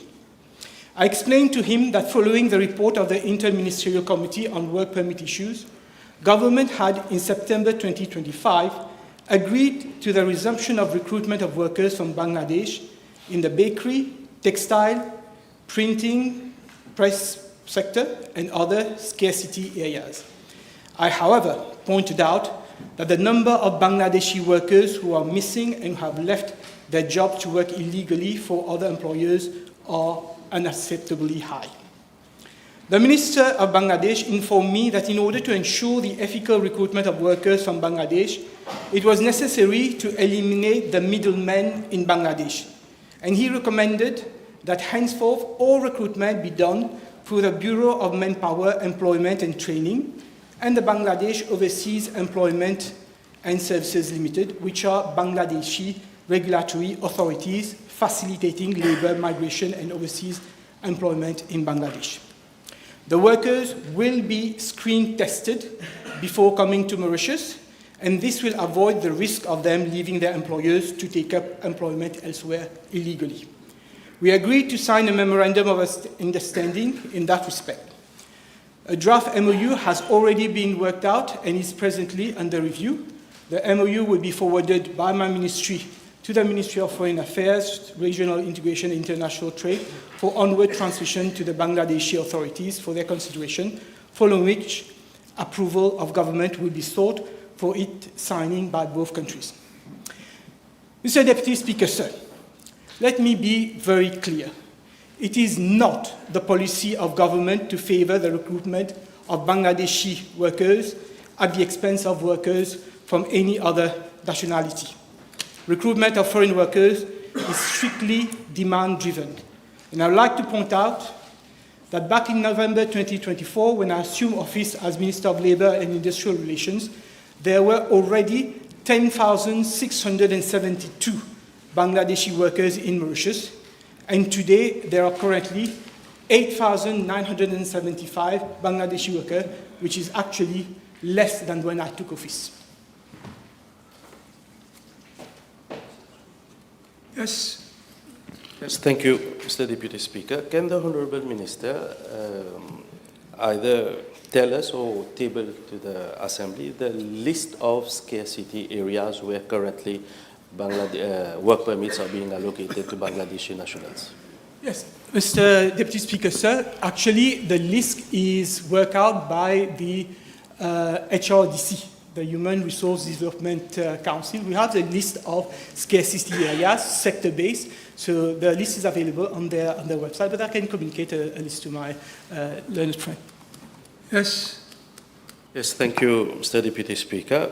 In a reply to a PQ put by Honourable Joanna Béranger in this House, the Honourable Minister had stated that 80% of missing foreign workers in Mauritius are Bangladeshi nationals. My question, therefore, pending the resolution of this long-standing worsening social issue and the rising number of crimes involving Bangladeshi nationals, will the Honourable Minister consider simply ban or freeze the allocation of new work permits to Bangladeshi nationals?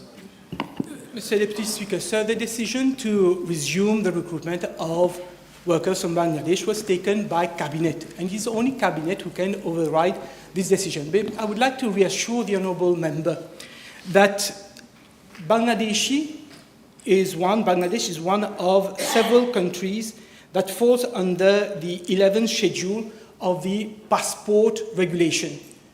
And anyone who comes from those countries require enhanced security clearances from the Prime Minister's office. So before any recruitment license, any work permit is issued to any worker from Bangladesh, it has to clear the necessary security screening at the level of the Prime Minister's office. The Honourable Third Member of Portwich South and Portwich Central.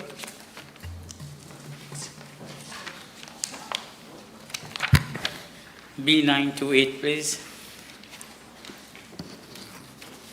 Mr. Deputy Speaker, sir, I'm informed by the Forestry Service that 10,270 hectares of state land falling under its purview have been earmarked for shooting and fishing and ecotourism purposes. In this respect, 54 leases covering a total of 8,696 hectares have been granted under the Shooting and Fishing Leases Act for the purpose of shooting, fishing, and ecotourism activities. I have to inform the House that out of these, 48 leases were granted by the previous regime during the period June 2021 to September 2024. Mr. Deputy Speaker, sir, since November 2024, the Minister of Agro-Industry, Food Security, Fisheries, and Blue Economy has granted 6 shooting, fishing, and ecotourism leases, and for these applications, due diligence exercises were conducted first by the Forestry Service.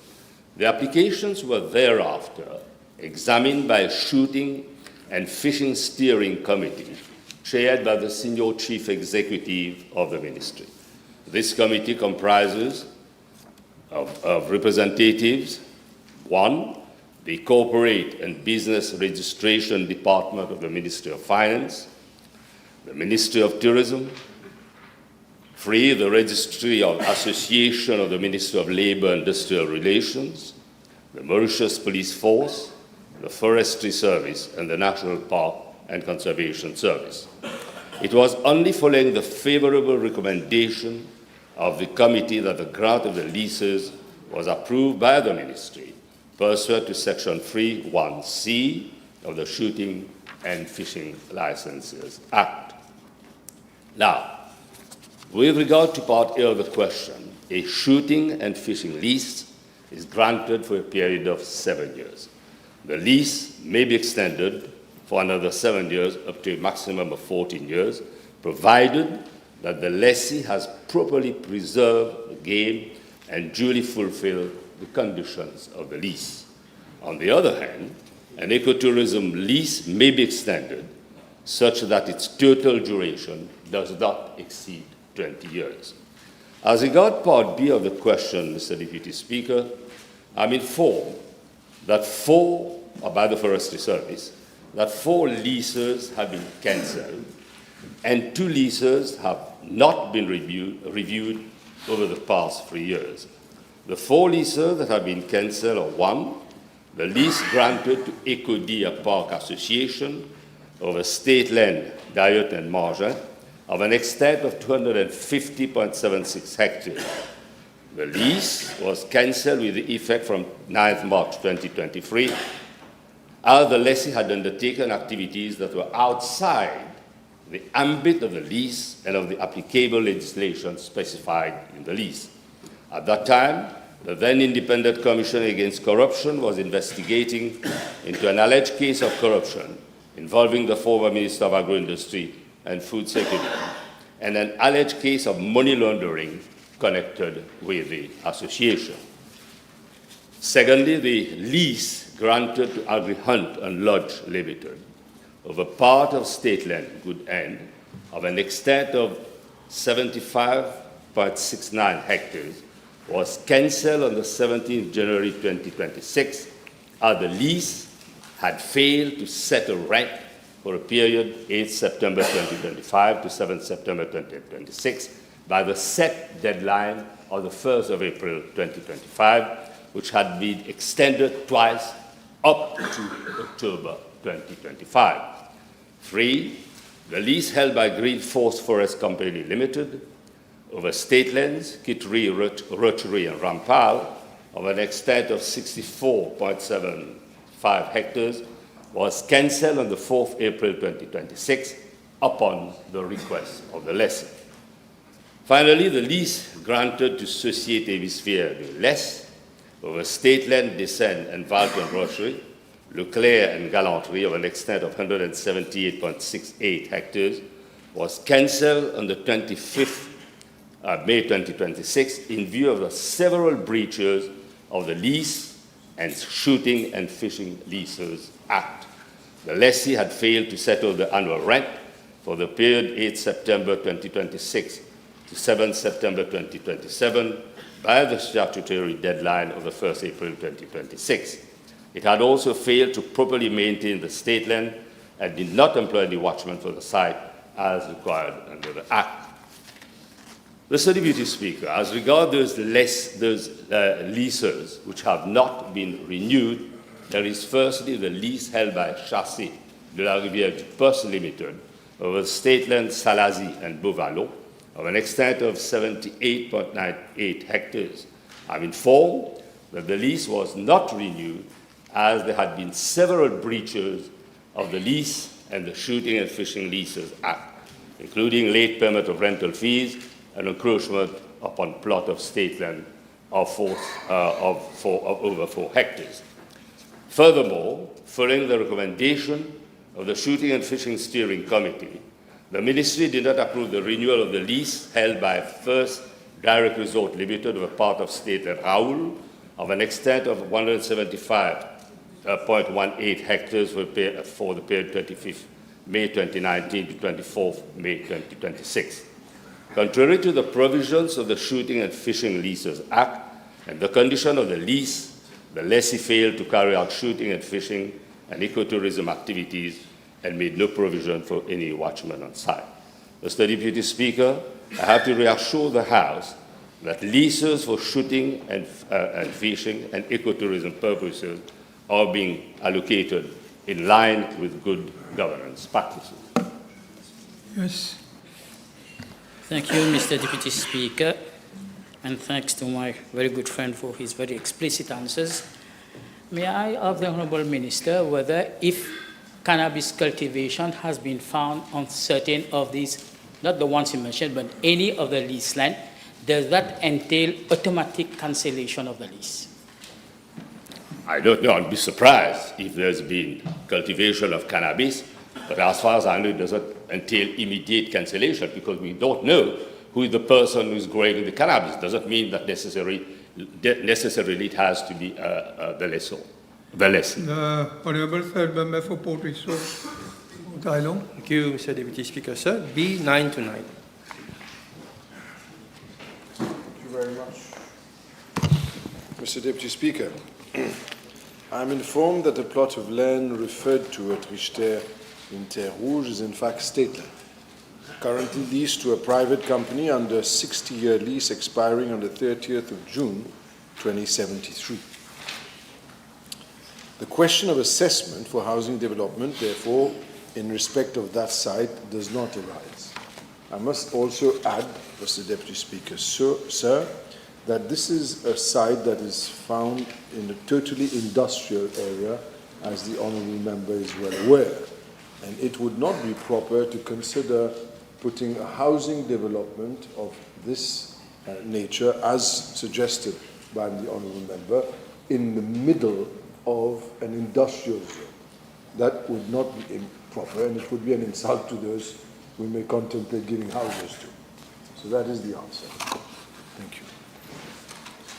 Yes, you have a supplement? Considering that currently this plot of land being transformed into a dumping area, may I request the Honourable Minister whether consultation can be carried out with other ministries, such as Ministry of Environment, so that proper works can be done to prevent this site from being further degraded. Thank you. Mr. Deputy Speaker, sir, I am informed, since the Honourable Member has put this supplementary question, I may add the following. The company in question that holds the industrial lease was for running a factory of manufacture of wax, grease, lubricants for sewing machines, engines, power generators, mechanical and electrical equipment over part of state land at Richter.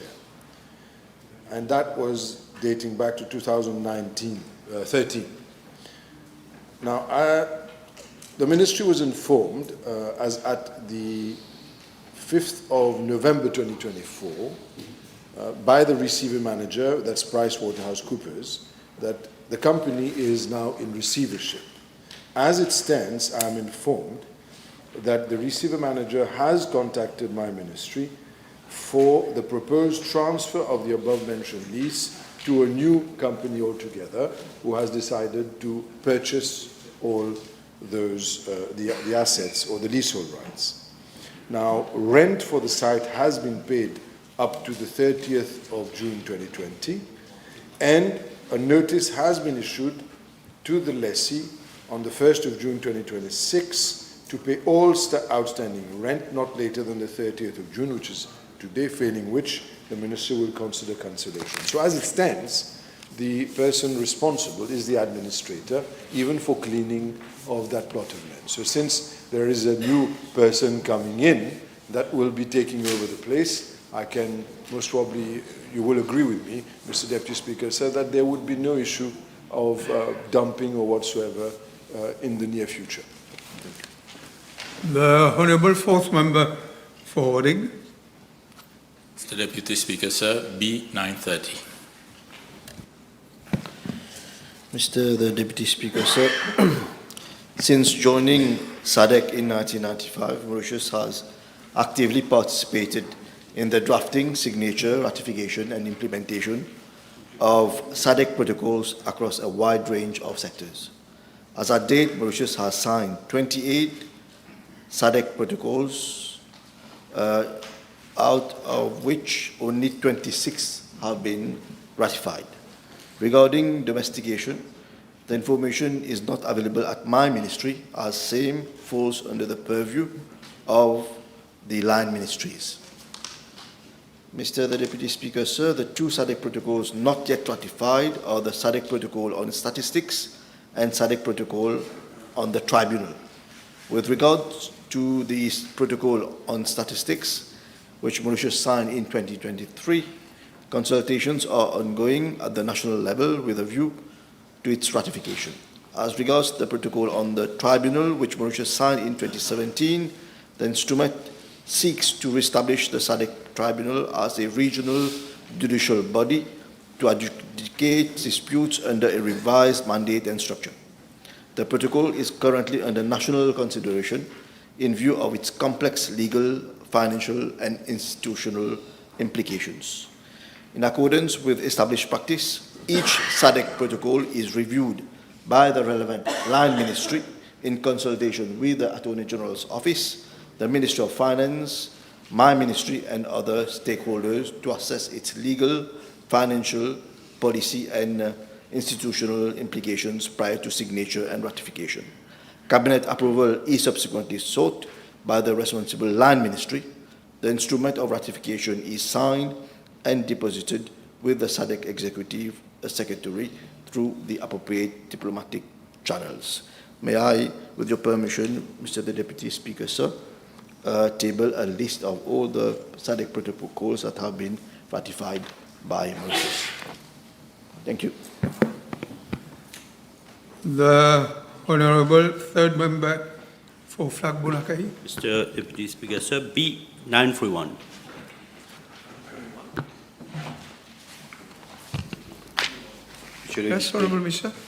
Monsieur le Vice-président, la CWM m'informe qu'elle rencontre actuellement d'importantes difficultés financières, principalement dues à la hausse des coûts d'exploitation, notamment l'électricité et les charges personnelles, alors que les frais d'eau sont restés inchangés depuis janvier 2012. Pour l'exercice clos le 30 juin 2025, la CWM a enregistré un déficit de 755 millions de roupies. Selon son passif total s'élève actuellement à 11,2 milliards de roupies. Selon la CWA, les principaux facteurs ayant affecté sa situation financière sont les suivants. Le transfert de vente d'eau, l'eau pompée des boreholes de la CWA sont envoyés directement au Consolidated Fund, pas dans les comptes de la CWA depuis juillet 2009. L'absence de révision tarif de l'eau depuis janvier 2012, ce qui a conduit à une situation où le coût de la fourniture d'eau est à 24 roupies mètre cube, ce qui dépasse largement les recettes générées par l'eau, vendues à 14 roupies mètre cube. Donc 10 roupies par mètre cube qui est perdu. Il y a aussi l'augmentation significative de plus de 20%, passant de 4,8 millions de roupies à 17,8 millions de roupies du prix des produits chimiques tels que chlore, la chaux, autres qu'on met dans l'eau, et aussi une augmentation des coûts d'électricité, entre autres. Il y a d'autres raisons aussi. Donc, monsieur le vice-président, ce jour, le montant total dû au gouvernement mauricien par la CWA s'élève à 3,47 milliards de roupies. De ce montant, les arriérés représentent 2,92 milliards de roupies. La CWA m'informe, monsieur le vice-président, qu'au 25 juin 2026, donc ce mois-ci, le montant total des paiements dus aux entrepreneurs, prestataires de services, fournisseurs s'élevait à environ 697 millions de roupies. Sur ce montant, 470 millions de roupies sont dus à la Central Electricity Board, au titre des factures d'électricité accumulées depuis plusieurs années.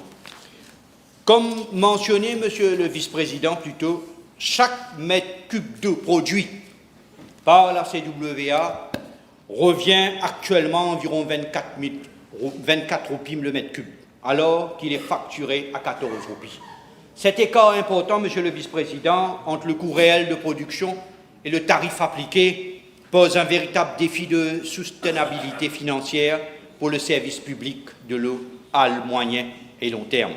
Dans ce contexte, une réflexion est en cours afin de revoir cette équation tarifaire et d'assurer un meilleur équilibre entre les coûts de production et les revenus générés par le service. Toutefois, je tiens à préciser que toute éventuelle révision concernera uniquement les consommateurs non domestiques.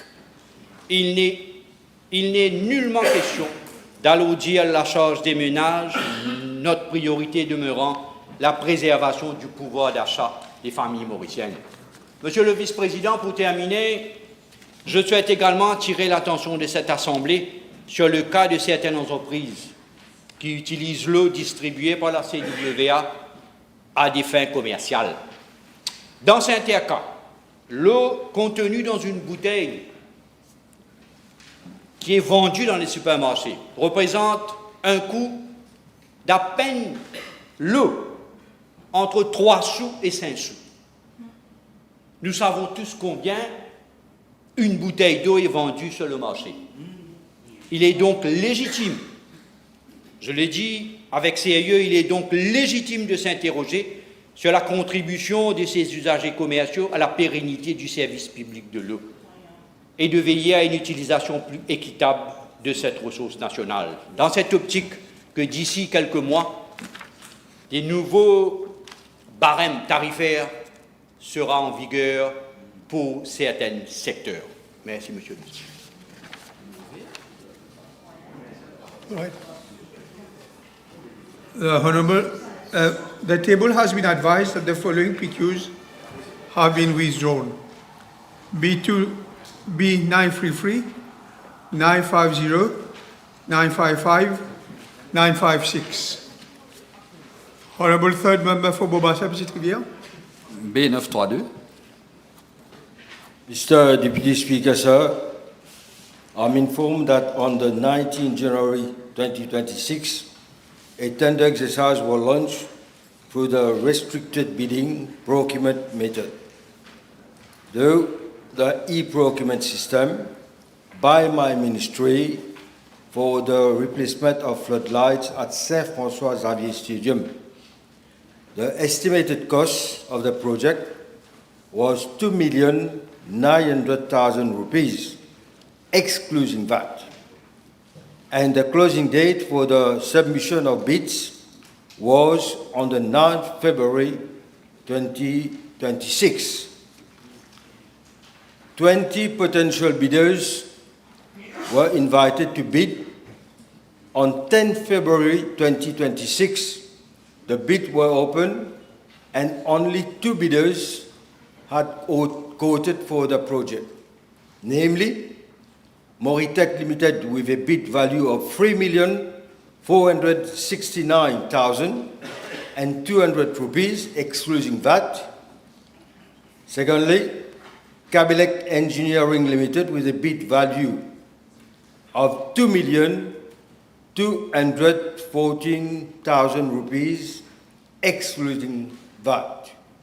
Mr. Deputy Speaker, sir, as per the normal procurement procedures, a bid evaluation committee was set up at the level of my ministry to evaluate the bids and to make appropriate recommendations. It is worth mentioning at this stage that an essential aspect of this procurement exercise was the preparation of the technical specification for the floodlights, which was done by an electrical engineer, senior electrical engineer from the Energy Services division of the Ministry of National Infrastructure. In addition, an officer of the same grade from the ESD formed part of the bid evaluation committee to evaluate the bids. Hence, during the evaluation, the BEC noted that Kabelec Engineering Limited has not met technical criteria regarding the requested power factor, technical specification for the proposed model, and proposed simulation of the lux level distribution map.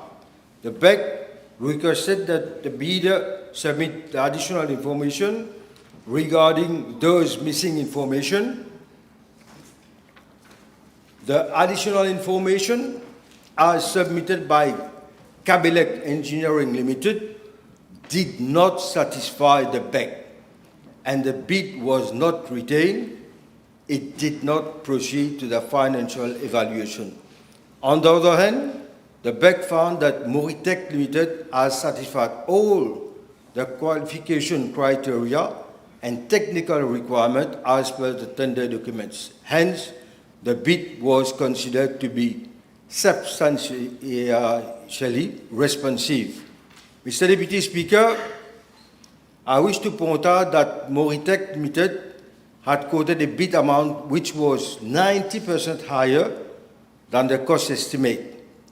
Directive number 16 of the Public Procurement Office provides that negotiation may be undertaken with a bidder whose bid is substantially responsive and does not exceed the cost estimate by more than 25%. Accordingly, a negotiating team was appointed to invite the bidder to submit its best and final offer.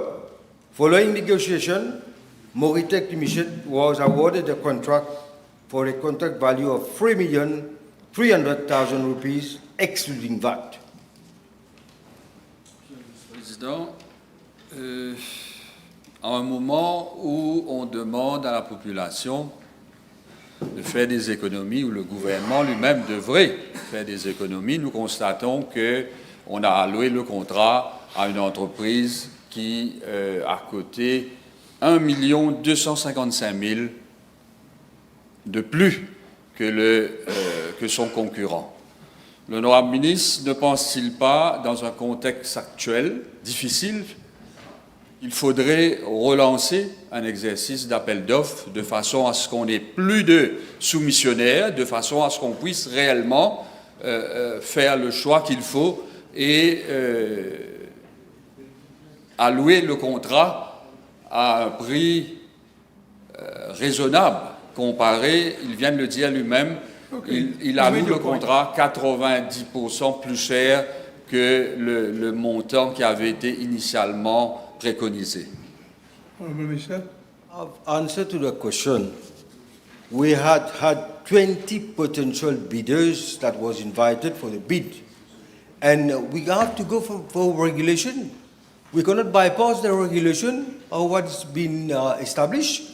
So if we don't do that, that means we are bypassing the regulation of a bidding exercise. The Honourable Third Member for Vieux-Grand-Port, Roseville. That is withdrawn. The Honourable Third Member for Flac-Bonacay. Mr. Deputy Speaker, sir, B934. you very much. Mr. Deputy Speaker, I'm informed by the Division of Veterinary Services of the Ministry that as matters presently stand, the importation of Panganur dwarf cattle from India into Mauritius cannot be envisaged. The implications associated with any potential importation of the cattle would include, inter alia, 1, the risk of introduction and spread of the foot and mouth disease and other transboundary animal diseases in Mauritius.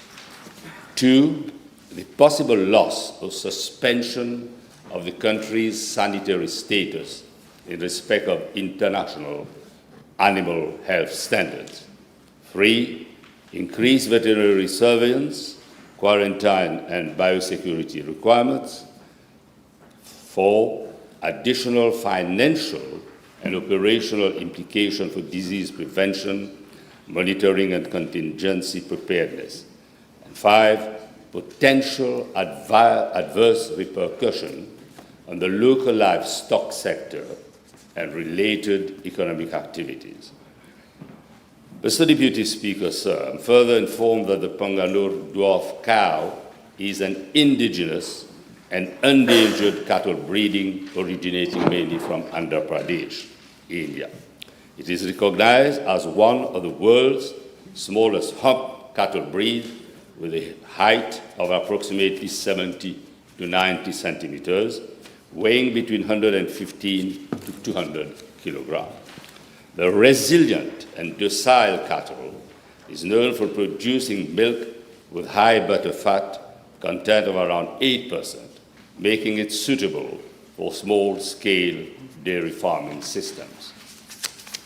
Mr. Deputy Speaker, sir, all imported live animals, products of animal origin, for human and non-human consumption, are subject to stringent sanitary and veterinary and biosecurity requirements and should be accompanied by import permit delivered by the Department of Veterinary Services as stipulated in the Animal Disease Act of 1925 and regulation. The import permit is designed to protect the country against sanitary threat in line with sanitary and phytosanitary measures of the World Trade Organization, which lay down all animal health and veterinary public health conditions to be complied with and certified by the official veterinary authority of exporting country. It is to be noted that the Attorney-General's office is currently drafting the Animal Health, Veterinary Public Health and Livestock Production Bill. The main object of the draft bill is to promote and protect animal health and veterinary public health. The Animal Disease Act of 1925 will thereafter be repealed. It is important to highlight that India is not recognized by the World Organization for Animal Health as a country free from foot and mouth disease. Nevertheless, it is in the process of creating a foot and mouth disease-free zone and compartment as per guidelines of the World Organization for Animal Health. Mr. Deputy Speaker, in view of the prevailing animal health situation in India with regard to foot and mouth disease, and taking into consideration the need to safeguard the sanitary status of Mauritius, we might as well opt for a precautionary approach, and we hope that this will be maintained, and we'll see how things evolve. Okay? Yeah. The Honourable Fourth Member for Rodrigues. Mr. Deputy Speaker, sir, B935. Mr. Deputy Speaker, sir, as we debated this morning, the National Pension Fund, NPF, was established under Section 37 of the National Pensions Act, and contributions into the fund were made by insured persons in employment in accordance with Section 13 of the said Act. Self-employed and non-employed persons could also contribute voluntarily into the fund under Section 88 of the National Pensions Act.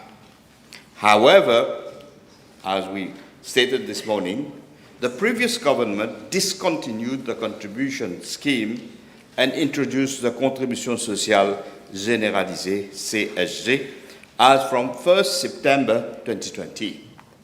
Contributions are now made to the Mauritius Revenue Authority, MRA. Under the National Pensions Act, insured pensions who had contributed to the National Pensions Fund may qualify for the following contributory benefit. And for the benefits which are intended to provide income protection in case of retirement, invalidity, death, or employment injury. First, contributory retirement pension, CRP. 2, invalids pension contribution, CIP. 3, widows and widowers contribution pension. 4, orphans contributory pension. 5th, industrial injury benefits. Mr. Deputy Speaker, sir, with regard to Part B of the question, I'm informed that as at date, there are 1,151 fishermen in Rodrigues who have contributed as self-employed in the National Pension Fund. Out of the 1,151 fishermen, 418 are in receipt of contributory retirement pension and invalids contribution pension. I am further informed that there are 333 fishermen who are not in receipt of any contributory benefit for the following possible reasons. A, the contributor has not reached 60 years or retirement age to claim the CRP. B, the contributor may have passed away before his or her entitlement to claim the CRP. C, the contributor may have started to contribute to the National Pension Fund in 2012 and have less than 150 pension points to be entitled for a minimum CRP.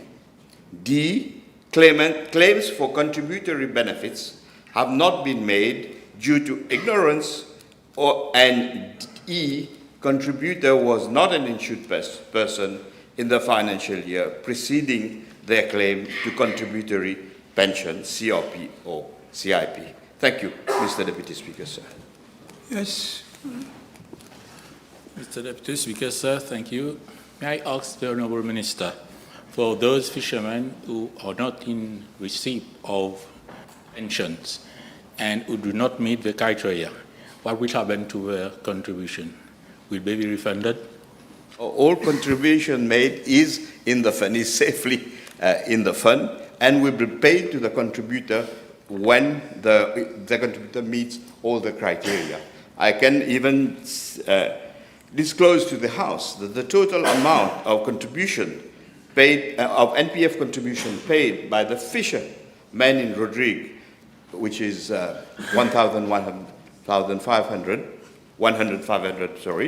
is 7,899,925 rupees. So they have been contributing. They are entitled, as a matter of right, to the contribution, to entitlements under law. Yes.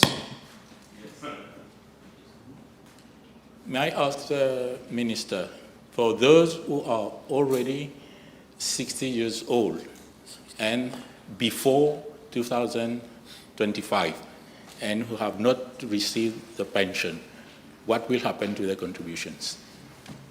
As I told you, there are many reasons why a contributor might not have been receiving his or her pension.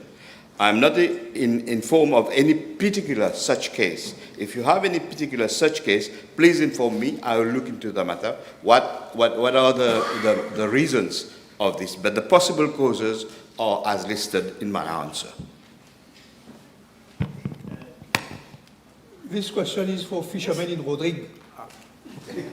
Thank you. Honourable Annabelle. Merci, Monsieur le Vice-président. Question B936. Mr. Deputy Speaker, sir, I wish to inform the House that my ministry has taken note of 2 photographs and a video circulating on social media allegedly showing health personnel at Victoria Hospital in intoxicated state. In fact, these photographs and the video appear not to be recent ones, as the environment is currently not the same as depicted. It is difficult to identify the 2 persons depicted in the photograph, as their faces are not visible while being in a sitting position.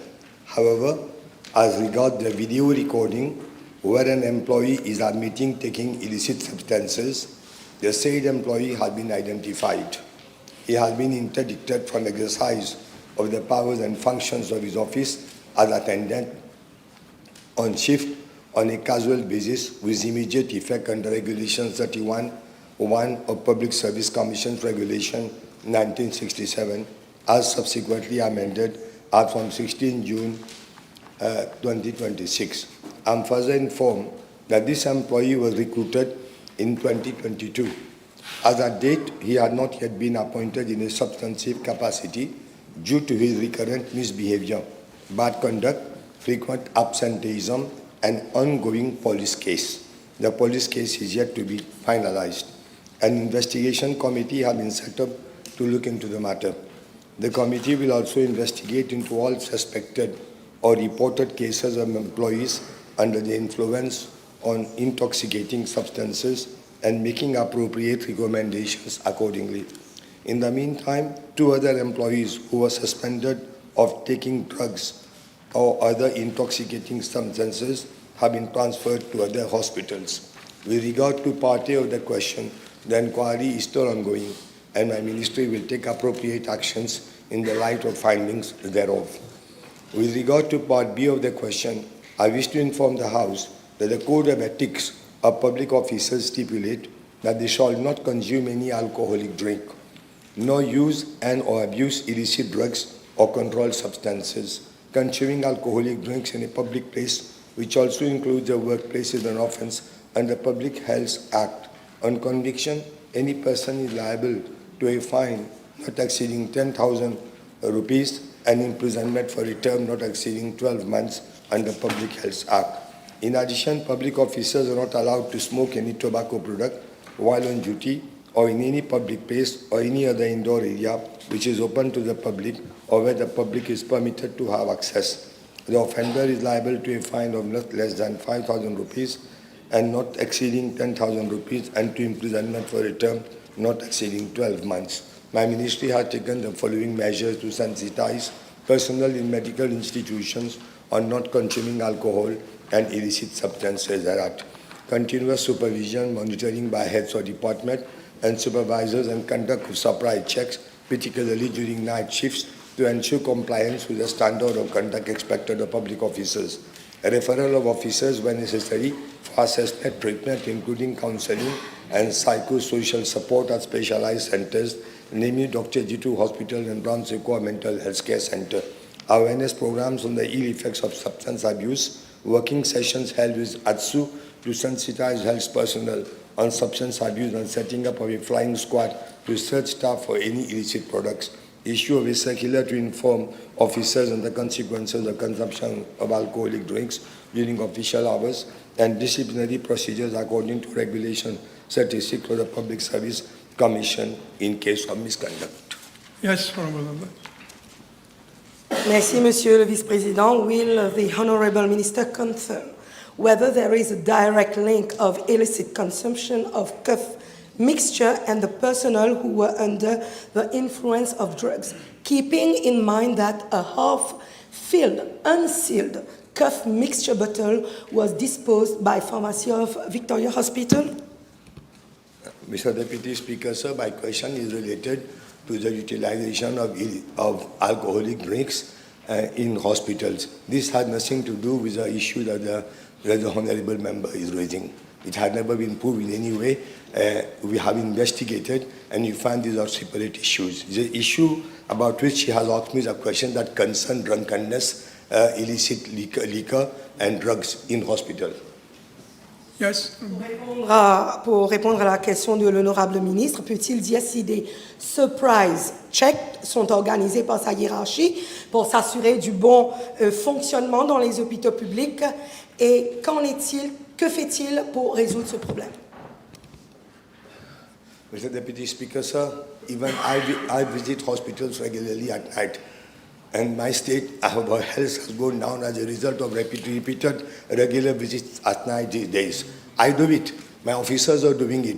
I'm not in a position to tell you whether we're going to attain 100% success, because whenever they consume alcohol, they will never do it in my presence. But I can assure the House that the maximum is being done in order to control those bad elements in our hospitals. I have not recruited them. Unfortunately, they are here since long. The Honourable Second Member for Vieux-Grand-Port and Roswell. Thank you, Mr. the Deputy Speaker. Sir, it's question B/937, please. Mr. Deputy Speaker, with your permission, I would like to answer to both PQ 937 and 948 together, as they relate to artificial intelligence in the Republic of Mauritius, which also includes Rodrigues. So, as we all know, Mr. Deputy Speaker, AI is transforming every aspect of our society across sectors like health, education, financial services, justice, public administration, and social media. While this philosophy, I would say, AI presents significant opportunities to enhance productivity, to improve public service and drive economic growth, it also presents challenges, and challenges that are worsening for our society. This includes, as rightly pointed out by the member, the creation of deepfakes, spreading of misinformation, disinformation, malinformation, privacy breaches, identity theft, and cyber fraud.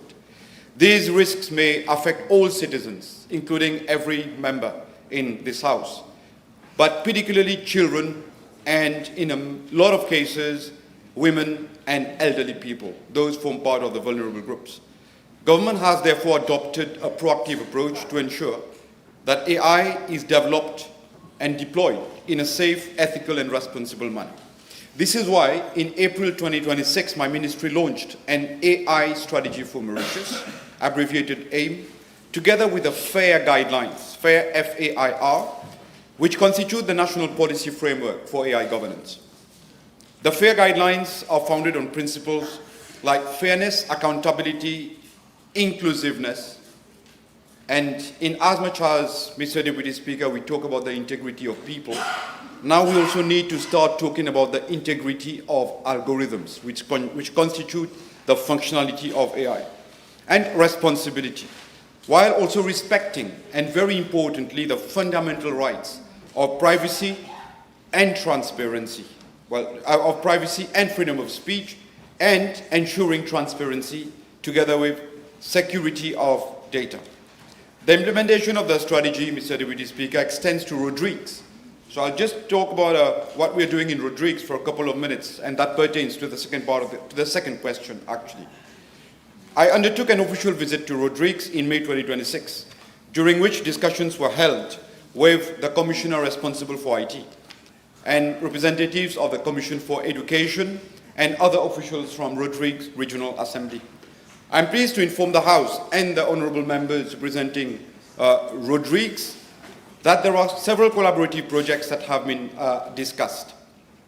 There are several agreements we've come to. The first coordination meeting was held yesterday, and there's one major initiative which is around Rodrigues IT Fair.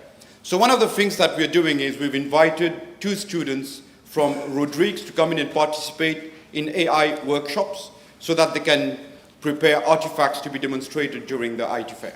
But one very important element is the establishment of the Computer Emergency Response Team for Rodrigues and an AI coordination unit which will work in close collaboration with my ministry. My ministry will also provide technical assistance for the deployment of the correct app for Rodrigues. So the moment somebody who is registered as being from Rodrigues logs in, you will see the Rodrigues display in there, so it will be totally personalized. Coming back to the AIM strategy for Mauritius, we have undertaken it through a phased approach. And this strategy also provides for gradual establishment of AI governance mechanisms. The risks that we are facing, we are not the first one to face it. There are several other countries, Mr. Deputy Speaker, which have faced it. We know that the UK has gone the principles-based approach. There is no legislation per se, even though there was the introduction of a private member bill in the Parliament of the UK. But it doesn't seem like it will be successful. While the European Union, they've undertaken a risk-based approach. However, in Mauritius, what we've done, and this is what the FAIR guidelines are based on, we have actually taken a principles-based approach with the aim of ultimately giving legislative powers. So, after discussion as well with the Attorney-General, we believe that next year we will be starting to define the AI Act for Mauritius. And Mr. Deputy Speaker, sir, to conclude, I would just like to say that the FAIR guidelines are intended to serve as a foundation for future governance of AI in the Republic of Mauritius, including Rodrigues, obviously, of which all sectors that operate, whether it is education, it is trade, it is banking, financial services, they can all build their AI guidelines based on the current guidelines that we have. And when we are deploying, when we are developing the AI legislation, we will do so in coordination and collaboration with all the other regulatory authorities. Thank you, Mr. Deputy Speaker, sir. Yes, you have a supplement. Thank you, Mr. Deputy Speaker. Sir, can the Honourable Minister inform the House what steps the government is taking to ensure that the necessary regulatory framework and technical expertise are in place before the artificial intelligence becomes more widely deployed? Yeah. Thank you, Honourable Member, for this supplementary question. AI is already widely deployed in Mauritius. Just answer the question, please. Don't give us. Yeah, but it is totally linked, Mr. Deputy Speaker. Yes, come straight to the question. He concluded his question with widely deployed. Now, the measures that we are taking. First, we have established the FAIR guidelines. We have as well the plan of giving it legislative powers. Secondly, we are running sensitization campaigns with different sections of the population. Thirdly, we have also undertaken training for staff within Mauritius for them to come up to speed so that they can actually develop applications and apps as well that are actually in compliance with the FAIR guidelines. And fourthly, we are relying as well on the G2G agreement with the Government of India for further advice on how to strengthen it. Thank you. Ask for a specific question. Yes. Wide answers. Yes, very specific this one. So how can the Honourable Minister inform the House as to how is the government going to engage with international partners to ensure that our approach to artificial intelligence regulation is aligned with global practices? Yeah. Thank you. So this one is very specific. To come to the response, when we developed the FAIR guidelines, we actually did it in line with what the SADC regional economic bloc is envisaging, what COMESA is envisaging, and as well as what the African Union is envisaging. So it's totally aligned. Plus, we had these FAIR guidelines validated by the UNDP as well as the United Nations teams. Therefore, we are currently, the approach that we have taken is actually based on international best practices. Thank you. The Honourable First Member for Wakaforeal. B938, s'il vous plaît. Mr. Deputy Speaker, sir, the PQ contains several subparts, and each part will warrant that I provide ample details and information to the House. I will rely on your indulgence. Let me first of all point out that textbooks... If your reply is long, circulate the answer, please. Okay. Circulate the answer. Yes, I will do that. Yes, you will have your supplementary, of course.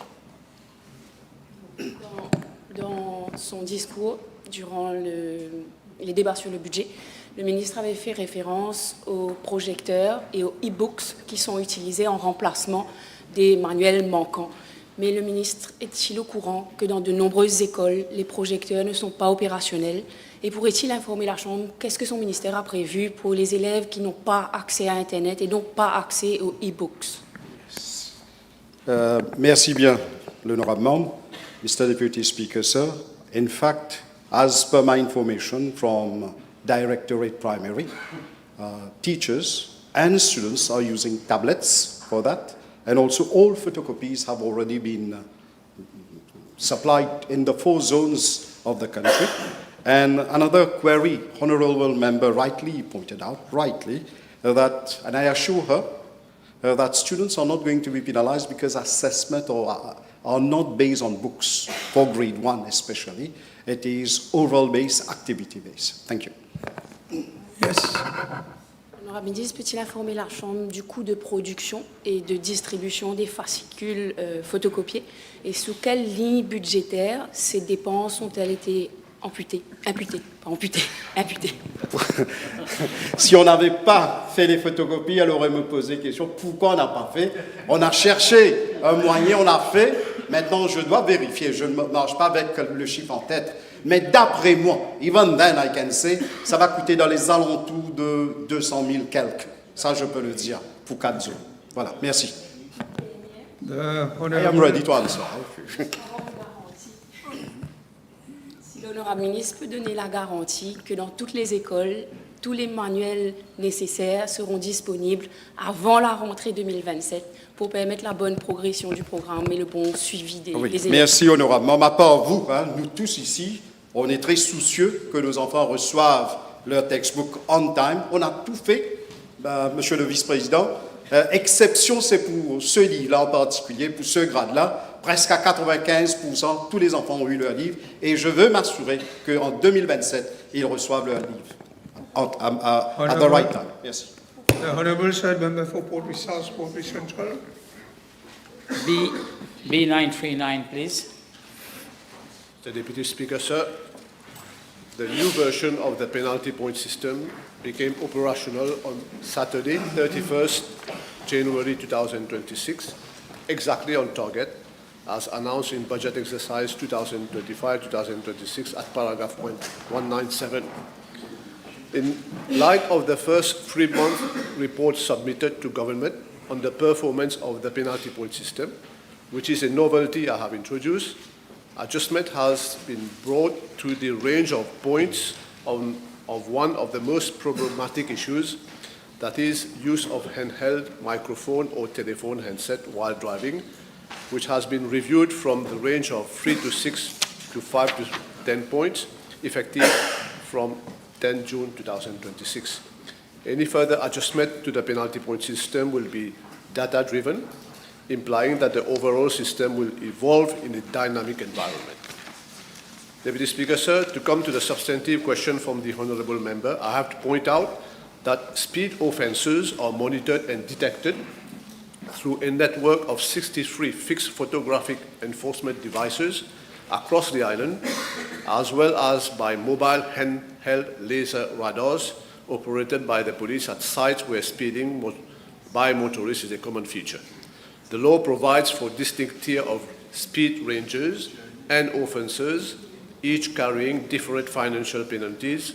Where applicable, corresponding penalty points are also applied, namely, firstly, exceeding the speed limit by not more than 15 kilometers per hour attracts a fixed penalty of 2,500 rupees, but does not incur any penalty point. 2, exceeding the speed limit by more than 15 kilometers per hour, but not more than 25 kilometers per hour, attracts a fine of 5,000 rupees and incurs 2 to 4 penalty points. And 3, exceeding the speed limit by more than 25 kilometers per hour, attracts a fine of 10,000 rupees and incurs 4 to 6 penalty points. Deputy Speaker, sir, according to records, 16,128 contraventions have been established by the police for speeding offences since the reintroduction of the penalty point system on 31st January 2026 up to 25th of June 2026 as follows. Not more than 15 kilometers per hour, 10,073 contraventions. More than 15 kilometers per hour, but not more than 25 kilometers per hour, 5,205 contraventions. Not more than 25 kilometers per hour, 850 contraventions. Deputy Speaker, sir, I personally take serious note of the number of contraventions for the offence of speeding. I also note that the significant rise in the number of contraventions established in relation to the offence of speeding by over 15 kilometers per hour, but not more than 25 kilometers per hour, which was 3,429 as of 30th of April 2026, stood at 5,005 as at 25 June 2026, representing an increase of almost 52%. In regard to the offense of speeding by more than 25 kilometers per hour, records reveal a similar trend.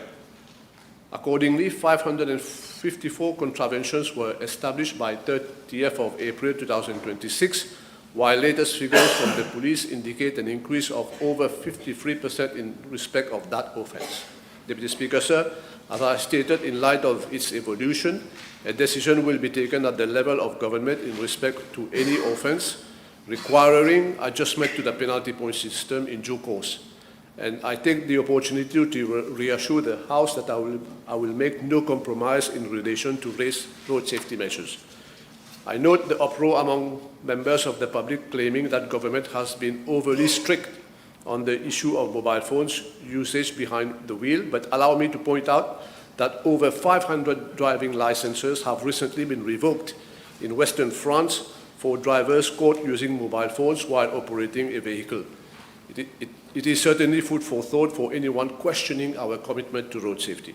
Deputy Speaker, sir, before I conclude, I wish to thank the Honourable Prime Minister and Minister of Finance for the provision made in Annex to the Budget 2026-2027 in regard to the amendment to be brought to the Road Traffic Act to enable the use of safe city cameras to detect traffic offences, which includes speeding, and to give the Traffic Management and Road Safety Unit legal status at long last as the national lead agency responsible for effective management and road safety.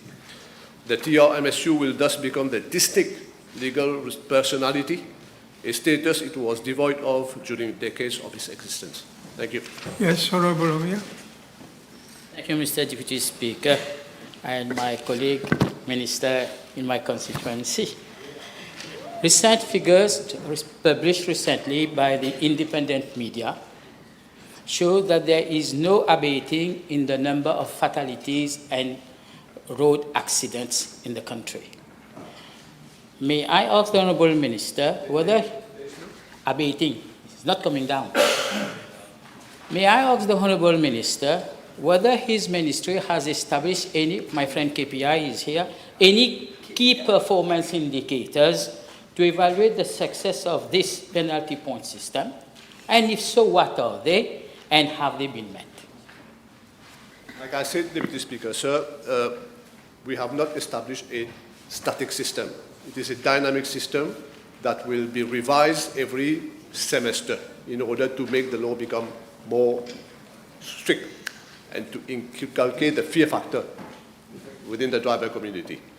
But I must say that the KPI is being, like I said, is being sent to Cabinet every semester, and we will adjust accordingly.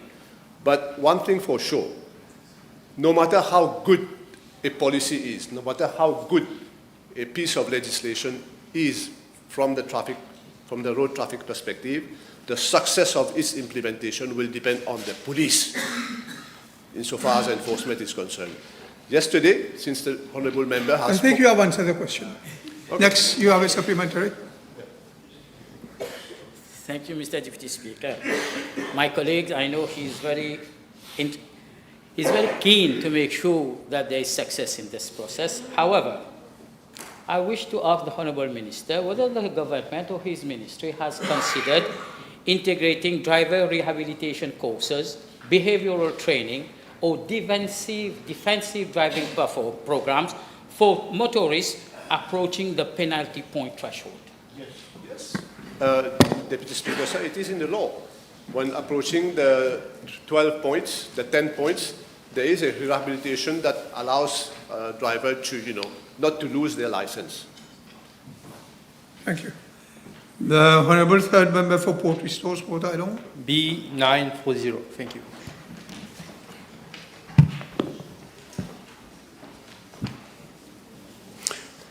Deputy Speaker, sir, may I first thank the Honourable Member for his question. Deputy Speaker, sir, I wish to inform the House that my ministry is responsible for the processing and prescription of all schemes of service for posts in civil service, including those of Rodrigues Regional Assembly. Once a scheme of service is approved by the Public Service Commission and prescribed by my ministry, it is uploaded on the scheme of service portal of my ministry. The scheme of service portal has been launched as part of the broader civil service digital transformation program. These schemes of service are the foundation for recruitment and promotion in the public service.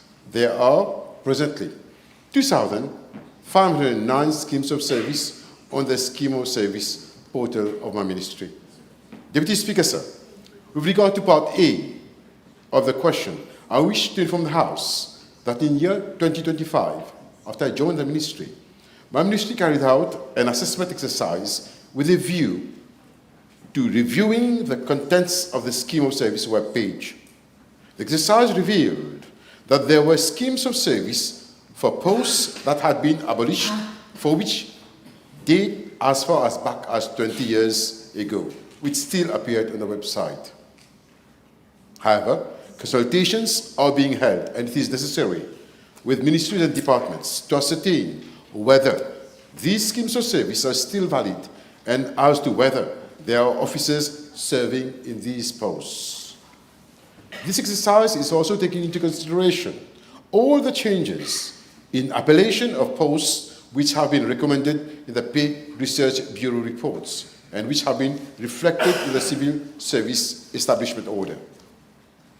The exercise is expected to be completed by the end of this year, at the earliest November of this year, following which the scheme of service website will be up to date. However, it is to be noted that our scheme of service are subject to constant review. The updating of the website is an ongoing process. Deputy Speaker, sir, I also wish to inform the House that a collaborative platform and document management system, the scheme of service, for short ESOS, has been developed by my ministry to digitalize the processing and prescription of schemes of service. The ESOS will replace manual handling with a digital workflow for all review of scheme of service and aims to eliminate processing delays. My ministry is proceeding with the user acceptance testing, and the ESOS will subsequently be rolled out in all ministries and departments by the end of this very year. With the implementation of the ESOS, the discrepancies in the schemes of service database will no longer arise. As regards Part B, Deputy Speaker, sir, of the question, I wish to inform the House that there are 118 parastatal organizations which presently fall under the purview of the PRB, the Pay Research Bureau. As the House is aware, currently the final approval of schemes of service for posts in parastatal organizations rests with the respective boards. Once a scheme of service is approved, a copy thereof is submitted to the parent ministry only for record purposes. Consequently, prior to PRB 2026, my ministry was not involved in the processing of schemes of service for posts in parastatal organizations and local authorities, except when the PRB was to be consulted on the salary grading of new posts. As regards the scheme of service for posts in local authorities, they are examined at the level of the Unified Local Government Service Board before being submitted to the Local Government Service Commission for approval. Deputy Speaker, sir, however, I am now informed that the Pay Research Bureau has, at paragraph 16 of its report of 2026, observed that schemes of service of a few grades in certain parastatal bodies falling under its purview has been significantly amended without seeking the prior advice of the Bureau on any bearing on salary. The Bureau considers that this practice is inappropriate, as the changes brought to the schemes of service are not according to set policies. The Pay Research Bureau has, therefore, recommended that henceforth Proposed schemes of service or parastatal bodies and local authorities should be first submitted to the respective parent ministries for examination, then to my ministry for consideration to ensure consistency and uniformity and to avoid any malpractice. I also wish to inform the House, Deputy Speaker, sir, that the websites of ministries and departments form part of the official government of Mauritius domain, and posting of schemes of service in respect of parastatal bodies and local authorities on websites of ministries and departments requires a policy decision that needs the consultations with relevant authorities such as the Prime Minister's Office, the GIS, and the AG Office. Thank you, Deputy Speaker, sir. The Honourable First Member for Portrush North and Motai Long. Question B 941. Mr. Deputy Speaker, sir, I will be very brief. Yes, yes, I have taken cognizance of the apprehension, and yes, there will be consultations with the stakeholders. Thank you. Yes, Honourable Member. Quand même deux questions. Merci, Monsieur le Vice-président. L'honorable ministre est-il au courant qu'il y a des craintes de fermeture des écoles maternelles en raison des faibles salaires proposés et du cumul de fonctions administratives? Est-ce que cela sera revu? Merci. Mr. Deputy Speaker, sir, yes, I have received representation from CTSP, all right, the President, whereby they discuss these issues. I will be meeting them in due course and other stakeholders to discuss them. Yes. Thank you. The Honourable Third Member for Grand-Bay Putodo. B 942, s'il vous plaît. Monsieur le Vice-président, les raisons de l'approvisionnement irrégulier en eau dans les régions de Pointe-aux-Calonniers, Grand-Bay et Cap-Malheureux sont les suivantes. D'abord, la présence des tuyaux défectueux dans les régions sujettes aux ruptures, entraînant une baisse de pression ou une absence d'approvisionnement en eau, notamment dans les zones de haute altitude. Ressources en eau insuffisantes, entraînant des heures d'approvisionnement intermittentes, les réservoirs de service vieillissants de Rouge-Terre, Mont-Loisier-Rouillard, le réservoir d'équilibrage de poudre d'eau ont des capacités de stockage faibles, insuffisantes pour répondre à la demande actuelle. Le niveau d'eau des surfaces et souterraines réduit pendant la saison difficile. Afin d'améliorer l'approvisionnement en eau dans la zone d'approvisionnement, le Nord en général, la CWA envisage la réalisation des projets suivants: le remplacement de tuyaux entre Plaine des Papayes et le réservoir de Rouge-Terre. Ce projet permettra d'accroître la capacité de prélèvement d'eau et d'optimiser l'utilisation d'un système de CPF du réservoir de Plaine des Papayes. Il y a eu 30 millions de roupies dans le dernier budget, le budget qu'on discute actuellement. Donc 30 millions de roupies dans le budget a été alloué.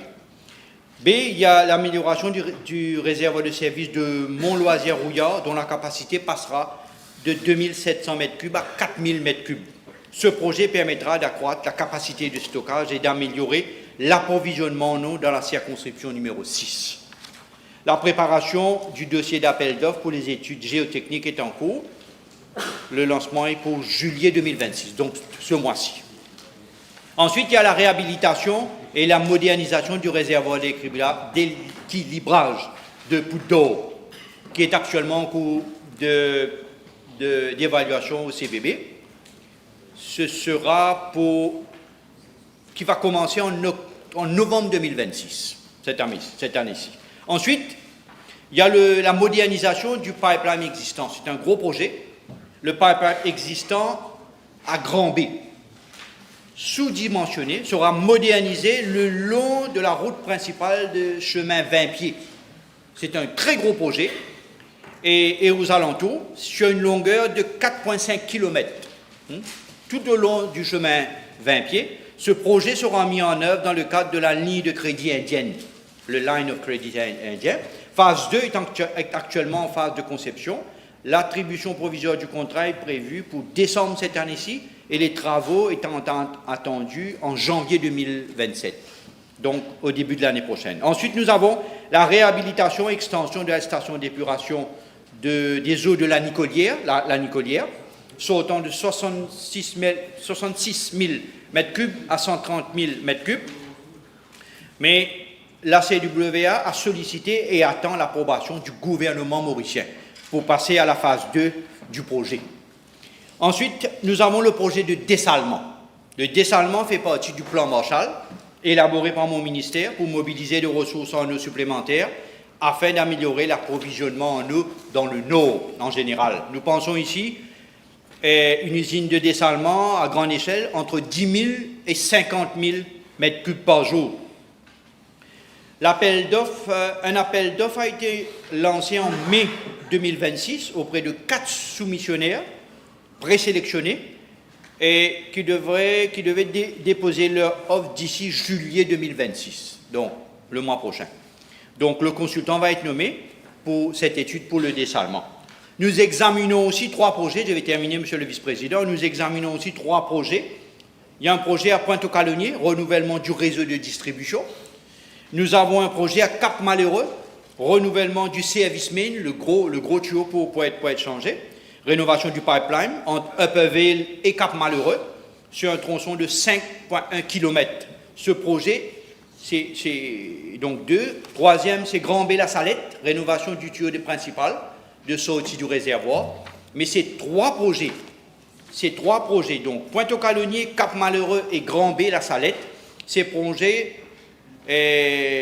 sont également soumis à la disponibilité des fonds. Donc nous avons demandé des fonds au ministère des Finances et nous attendons l'approbation du ministère des Finances pour aller de l'avant avec ces 3 projets qui concernent votre circonscription. Merci. Honourable First Member for Waqf Royal. P 943, s'il vous plaît. Mr. Deputy Speaker, sir, in January 2025, government set up an interministerial committee on work permit issues under my chairmanship and comprising of the Minister of Tourism, the Minister of Social Integration, Social Security and National Solidarity, the Minister of Industry, SME and Cooperative, to look into the difficulties being encountered by private companies in obtaining work and residence permits and to come up with recommendations. It was also agreed that the Minister of Information Technology, Communication and Innovation would be roped in the committee. The Interministerial Committee met on several occasions and finalized its report and made 76 recommendations which were approved by government on the 5th of September 2025. Mr. Deputy Speaker, sir, as regard to Part A of the question, I'm informed that more than 2/3 of the recommendations have already been implemented and the implementation of the remaining recommendations are ongoing. I am tabling the information on the status of each of the 76 recommendations made by the committee, as well as the date in which they came into effect or are expected to come into effect. Mr. Deputy Speaker, sir, with regards to Part B, Roman I of the question, as can be seen from the information table, some of the recommendations have not yet been fully implemented, mainly for the following reason. Firstly, there have been delays in the implementation of the rules-based work permit system, as I mentioned in answer to the private notice question of 24th of June 2026, because the tender exercise was not successful. I am informed that a fresh tender exercise has already been launched on the 12th of June 2026. Secondly, the implementation of several recommendations require legislative amendment and modification to the standard contract of employment of migrant workers, for which the Attorney-General's office and other stakeholders are being consulted. And thirdly, the implementation of certain recommendations fall under the Passport and Immigration Office, the Economic Development Board, and other ministries which are outside the control of my ministry. As regards Part B, Roman II of the question, the recommendations not yet fully implemented are expected to be completed progressively during the financial year 2026-2027, and my ministry is following up closely with the concerned authorities. Mr. Deputy Speaker, sir, with regard to Part C of the question, The monitoring committee agreed by government in September 2025 has already been set up at the level of our ministry under the chair of the permanent secretary and comprise representatives of the Prime Minister's Office, the Passport and Immigration Office, and the Economic Development Board. It was also agreed that the representative of other ministries, departments, and organizations would be roped in and as and when required. I am informed that the monitoring committee met in December 2025 and took note of progress achieved in the implementation of the recommendation. I am further informed that several subcommittees were set up to review the work permit fees, to review the enhancements to be brought to the National Electronic Licensing System, and on amendments to be brought to the Labour, Occupation, Safety and Health and other legislation. Each subcommittee has met on several occasions. With respect to the rules-based work permit system, a steering committee is being chaired by the Secretary for Home Affairs, and as already stated, EDB has on 12th of June 2026 launched a fresh tender exercise. Yes, Honourable Member. Je vous remercie. Je n'ai pas encore eu accès aux informations. Je n'ai pas encore eu l'occasion de voir les informations qui ont été déposées sur la table de l'Assemblée. Mais permettez-moi de faire référence aux recommandations 40 et 41, le statut provisoire de victime. J'aimerais savoir si le ministre peut confirmer si ces dispositions permettant à un travailleur migrant victime d'exploitation d'obtenir un permis spécial ou un transfert vers un autre employeur pendant le traitement de sa plainte. Est-ce que ces dispositions sont opérationnelles? Et dans la négative, peut-il informer la Chambre combien de travailleurs sont concernés et dans l'attente de l'implémentation de ces mesures, étant donné que, à ma connaissance, jusqu'à 2 ans d'attente, il y a des travailleurs victimes d'exploitation qui sont encore en train d'attendre 2 ans après qu'ils ont déposé leur plainte et qui se retrouvent malheureusement dans l'illégalité alors qu'ils sont victimes. Mr. Deputy Speaker, sir, from the document table, you will see that under recommendation 40, the status is ongoing and applications are considered on a case-by-case basis. But I need to point out, Mr. Deputy Speaker, sir, that my ministry is only concerned with work permit. So once, a work permit has been terminated, the residence permit of the migrant worker automatically terminates and he becomes an illegal migrant. And therefore, it is to the discretion of the PIO, the Passport and Immigration Office, whether to extend the delay of the residence permit or not. Il n'est pas question d'étendre, il est question de leur donner un permis spécial pour pouvoir Pose your question. D'accord. Mais j'aimerais savoir si ce n'est pas son ministère qui s'occupe des cas des travailleurs victimes d'exploitation, quelles mesures il préconise pour cela, et est-ce qu'il reconnaît que l'absence d'implémentation des recommandations crée une situation où des travailleurs victimes se retrouvent dans l'illégalité? Yes. Mr. Deputy Speaker, sir, my ministry is responsible for looking after migrant workers who have been subject to breaches of Workers' Rights Act. There is a special migrant unit that is devoted to treating those applications. Now, the problem in practice that we have is once the employment is terminated, what happened to these migrant workers? Who pay for their accommodation? Who pay for their food and water?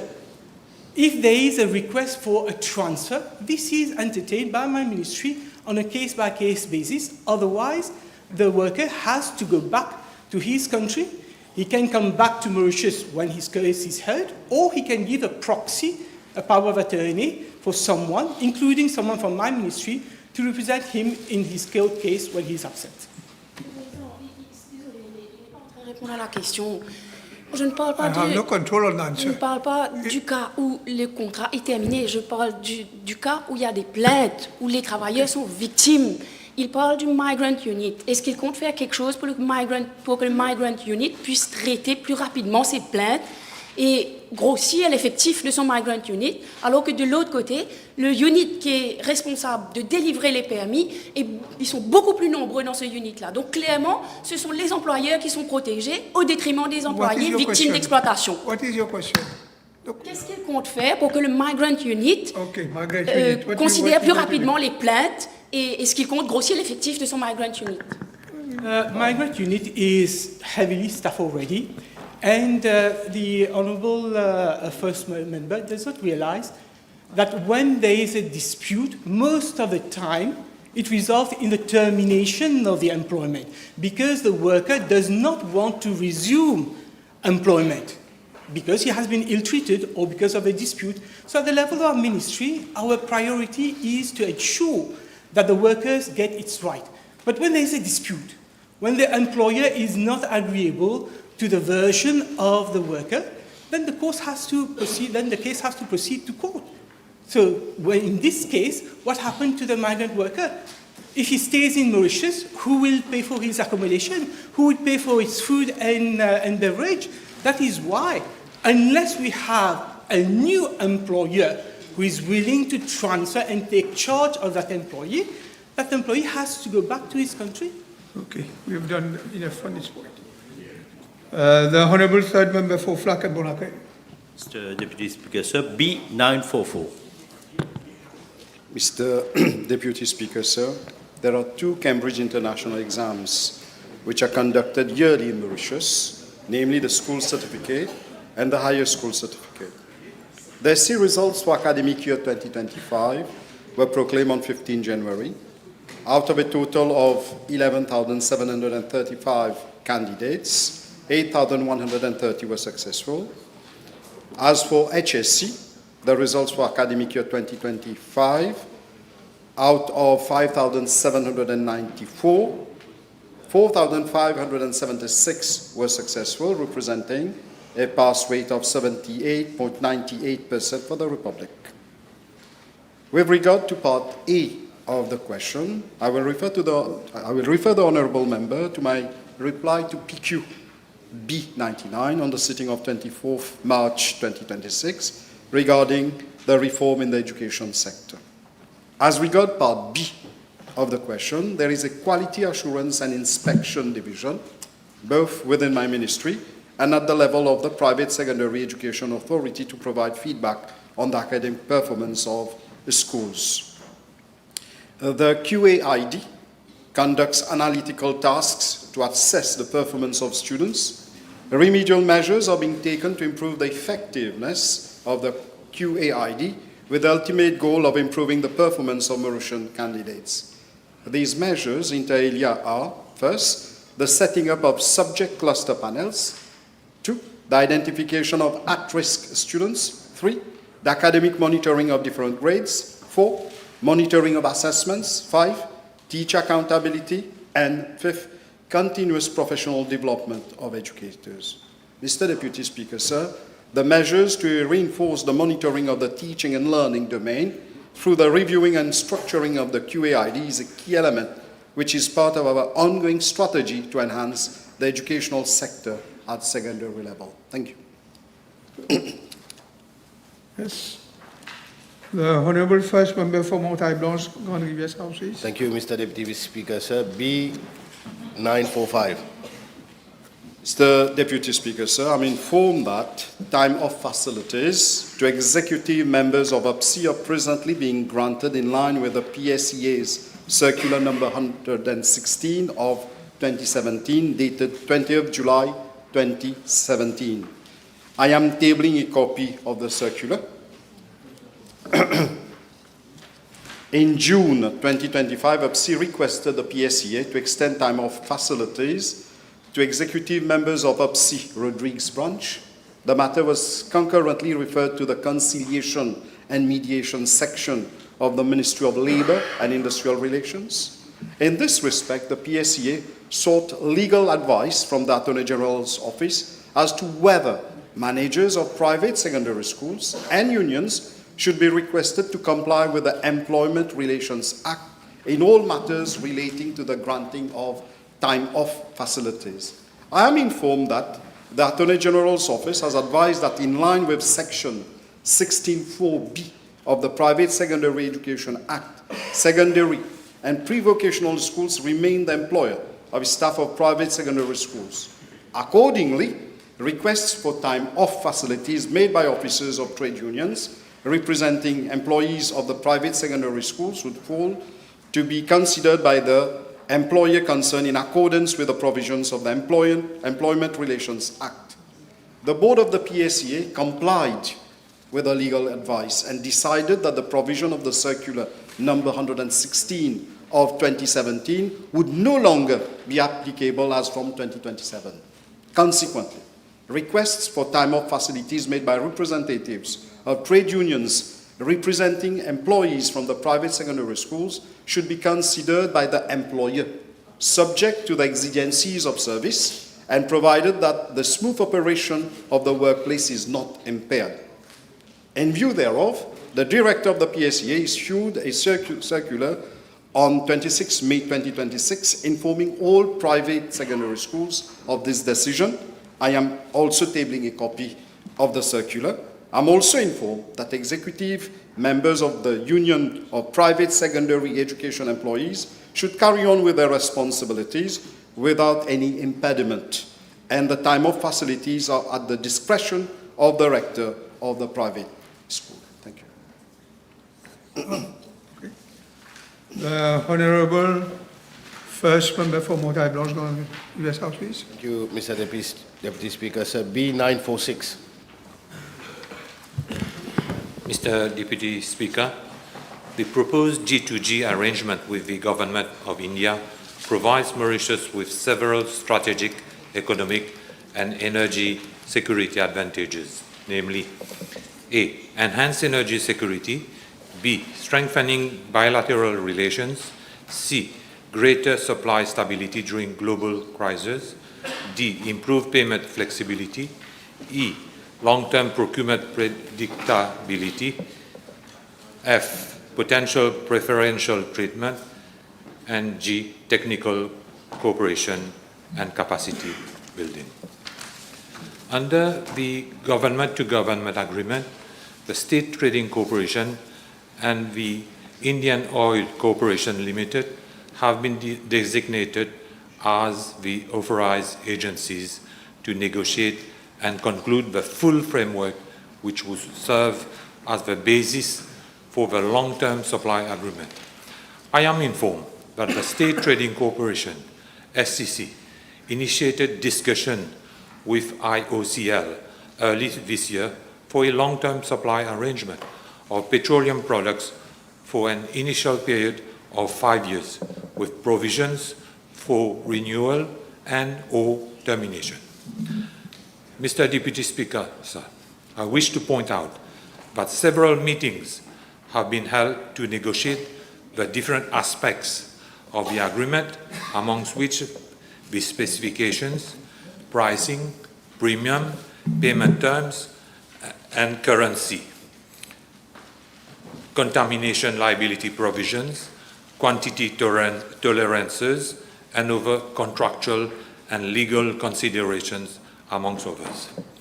Mr. Deputy Speaker, sir, the preparation of a framework agreement is not an easy task, given the high uncertainty due to the geopolitical situation and the global oil market passing through unprecedented volatile phase. There was originally uncertainty in outlook of oil prices and availability. The problem was further compounded by the fact that even shipping rates had substantially gone up, and there was no visibility of shipping freight in near and mid-term. Hence, with a view to come up with a scenario that would match our expectations, we had to wait for some time till the international market stabilizes and the price volatility normalizes. As at date, negotiations have largely progressed, and it is expected that by end of July, the parties would be able to finalize the agreement. Mr. Deputy Speaker, sir, the honourable member would agree that once a government has committed itself towards another government, it would not be appropriate nor ethical to engage in negotiations with alternative suppliers of petroleum products. Notwithstanding this, necessary arrangements have been made to meet the country's energy needs pending finalization of the agreement. Thank you. The Honourable third member for Vieux-Grand-Port, Rosebel. Thank you, Mr. Deputy Speaker. B947, please. Mr. Deputy Speaker, sir. With your permission, I will reply to Parliamentary Question B947. Mr. Deputy Speaker, sir, medical practitioners are employed on yearly renewable contract and remunerated on seasonal basis to serve the ministry, the medical unit of my ministry. They are responsible, amongst others, to conduct domiciliary visits to elderly persons and serve in medical boards for disability assessment. My ministry presently employs 332 such medical practitioners whose offer of employment are renewed on a yearly basis. With regard to Part A of the question, I'm informed that medical practitioners whose services applied to be retained by my ministry, by the Ministry of Social Integration, Social Security and National Solidarity on a contractual basis, should be fully registered as medical practitioners in accordance with legislation in force in Mauritius. Our ministry applies the same principle in advertising and recruitment as for the post as the Ministry of Health does. I am informed that the Ministry of Health and Wellness that all doctors practicing modern or conventional medicine in the Republic of Mauritius require a registration with the Medical Council of Mauritius under the relevant provisions made in the Medical Council Act 1999 as amended. I am further informed that general practitioners are registered as such after passing the medical registration examination under Section 22(1)(ca) of the Medical Council Act. Mr. Deputy Speaker, sir, in regards to Part B of the question, the Ministry of Health and Wellness has confirmed that medical practitioners serving at my ministry are all registered as general practitioners and have obviously been successful in the medical registration examination set by the Medical Council of Mauritius. Mr. Deputy Speaker, let me inform the Honourable Member and the House that the recruitment of medical practitioners on contractual basis started in August 2009. The last recruitment exercise was carried out in March 2020, and the PSC has approved the recruitment of 250 medical practitioners. As from 2020, medical practitioners on contractual basis have been recruited and have been given employment for a duration of 1 year, which have been subsequently renewed. Last month, I renewed their contract of employment for a further period of 1 year. Detail of their employment is being discussed in the context of the disability reform of my ministry and the government. Thank you, Mr. Speaker, sir. Yes, one supplementary because we are already out of time. Mr. Deputy Speaker, can the Honourable Minister state whether the doctors sitting on the medical boards, whether they have the requisite speciality in accordance with the disease for which the patient has applied for a pension? For example, a specialist in cancer sitting on a board assessing a patient who has cancer, for example? I responded to this query in the last session, but I would state that in the medical board, these are medical practitioners. Some of them might be specialists, but it is a requirement under law for the medical tribunal that the doctors sitting on the medical tribunal, they are the respective specialists of the case being assessed. Time is over. The table has been advised that the following PQs have been withdrawn. B960, 954, 957, 952, 958, 949.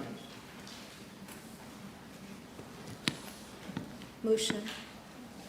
Mr. Deputy Speaker, I move that all the business on today's order paper be exempted from the provisions of paragraph 2 of Standing Order 10. Seconded by the VPM. The question is that all the business on today's order paper be exempted from the provisions of paragraph 2 of Standing Order 10. Those in favor say aye. Those against say no. The ayes have it. Statement by Minister. Mr. Deputy Speaker, with your permission, I wish to make a statement to the House regarding shooting, fishing, ecotourism leases granted by the Ministry of Agro-Industry, Food Security, Blue Economy and Fisheries. Now, state forest land, terrain chassé, are leased for shooting and fishing and ecotourism purposes in accordance with Shooting and Fishing Lease Act. The grant of the lease does not give the right of ownership of the land, which remains with government. Mr. Deputy Speaker, I'm informed that there are presently some malicious posts on social media wherein state forest lands are allegedly being put on sale to the public. I wish to reassure the House that as per Section 5 of the Shooting and Fishing Leases Act, lessees of this land cannot assign or sublet the whole or any part of the interest in the lease without prior written consent of government. Additionally, Mr. Deputy Speaker, pursuant to Section 11 of the Shooting and Fishing Leases Act, leased state forest land remain in the ownership of government, hence no lessee have the right to put any leased state forest lands on sale. The Ministry has already reported the matter to the Mauritius Police Force for an investigation. My Ministry will take prompt remedial action in case of any breach of condition of lease by lessees. Big bills, first reading. Honourable Attorney-General. First reading. Mr. Deputy Speaker, so I move that the Criminal Code Amendment Bill number 10 of 2026 be read a first time. Seconded. Seconded. Big bill, third reading. Mr. Deputy Speaker, I move that the Appropriation Bill 2026-2027, Bill number 9 of 2026, be read a third time and passed. Seconded. VPM. The question is that the Appropriation 2026-2027 Bill number 9 of 2026 be read the third time and passed. Those in favor say aye. Aye. Those against say no. The ayes have it. Madam Speaker, we resume the seat.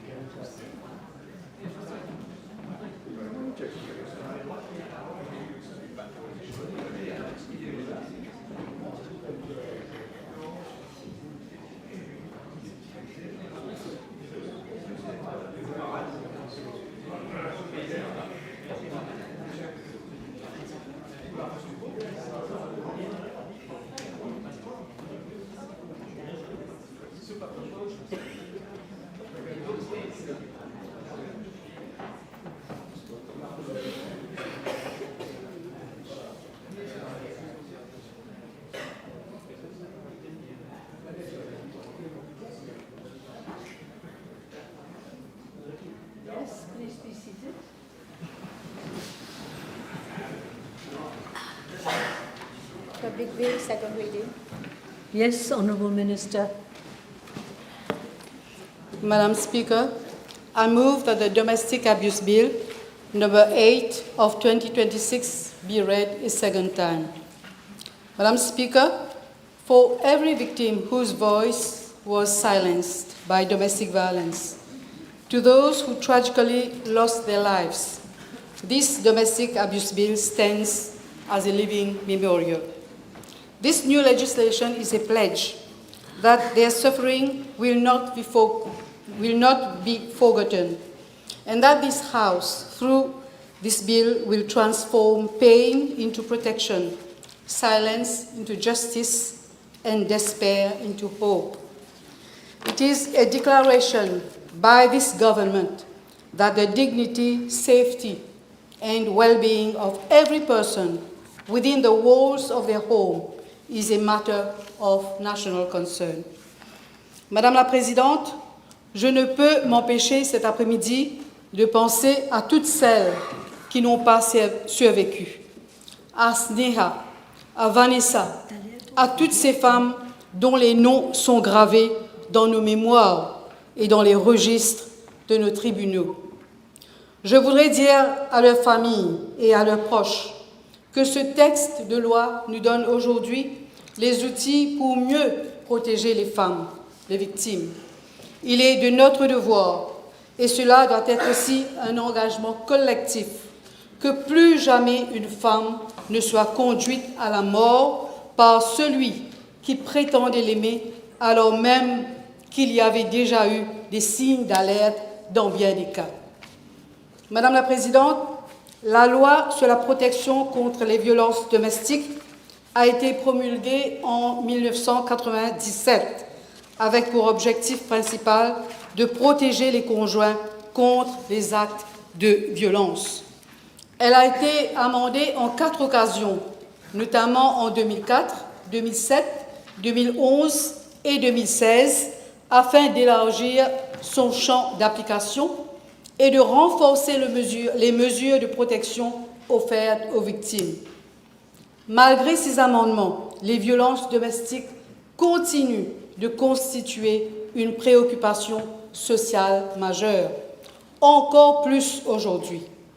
L'émergence de formes d'abus nouvelles et de plus en plus complexes, notamment les violences émotionnelles, psychologiques, économiques et celles facilitées par la technologie, a mis en évidence les limites du cadre législatif existant. Madame la Présidente, permettez-moi de corriger une idée reçue et très répandue dans notre société, celle selon laquelle cette législation ne concernerait que les femmes. Ce n'est pas exact. Les données les plus récentes des Family Support Services de mon ministère le démontrent clairement. En 2023, un total de 7177 cas de violences domestiques ont été signalés, dont 5729 victimes féminines et 1448 victimes masculines. En 2024, un total de 5758 cas ont été signalés, dont 4988 victimes féminines et 770 victimes masculines. En 2025, ce chiffre a grimpé fortement à 7562 cas, avec 6478 victimes féminines et 1084 victimes masculines. Et pour la période de janvier à mai 2026, soit seulement 5 mois, 3049 cas ont été signalés à mon ministère, dont 2674 femmes et 375 hommes. La tendance concernant les abus physiques et psychologiques n'est pas à la baisse, et ce fléau touche de plus en plus la gente masculine aussi. Il exige une réponse législative à la hauteur de sa gravité. En ce qui concerne les protection orders, il y a eu une situation actuelle qui s'avère inquiétante. Les victimes qui retirent leur demande de protection. En 2023, sur 811 demandes, 216 ont été retirées. En 2024, sur 783 demandes, 199 ont été retirés. En 2025, sur 986 demandes, 221 ont été retirées. Et de janvier à mai 2026, sur 477 demandes, 95 ont déjà été retirées. Lorsqu'une victime retire une demande d'ordonnance de protection, c'est rarement parce que le danger s'est dissipé. C'est souvent parce que la peur, la dépendance financière, la pression sociale ou la perte de confiance dans le système l'a réduite au silence une fois de plus. Les victimes qui retirent leur dossier ne mesurent parfois pas le danger qui les attend. Je me permets de citer 2 cas qui illustrent tragiquement cette réalité. Madame YB avait déposé une demande d'ordonnance de protection le 21 août 2025. Le 25 septembre 2025, elle a retiré son dossier et est retournée au domicile conjugal. En février 2026, il a été rapporté qu'elle avait quitté le domicile conjugal et à ce jour, elle demeure introuvable. Un autre cas qui m'interpelle, feu Madame NC, avait déposé une demande de protection order le 29 avril 2025. Elle a ensuite informé le tribunal qu'elle s'était réconciliée avec son mari et son dossier a été classé. Après son retour au domicile conjugal, en octobre 2025, elle a été tuée par son mari.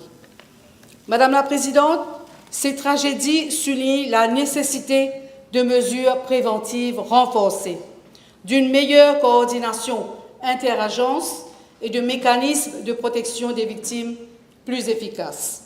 C'est pourquoi ce texte de loi prévoit que lorsqu'une victime, après avoir déposé une demande de protection order, souhaite retirer son dossier, l'affaire sera transmise par la police au bureau du DPP.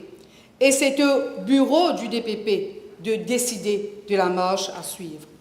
Le DPP pourra alors demander aux officiers de mon ministère d'ouvrir une enquête afin d'éclairer la décision.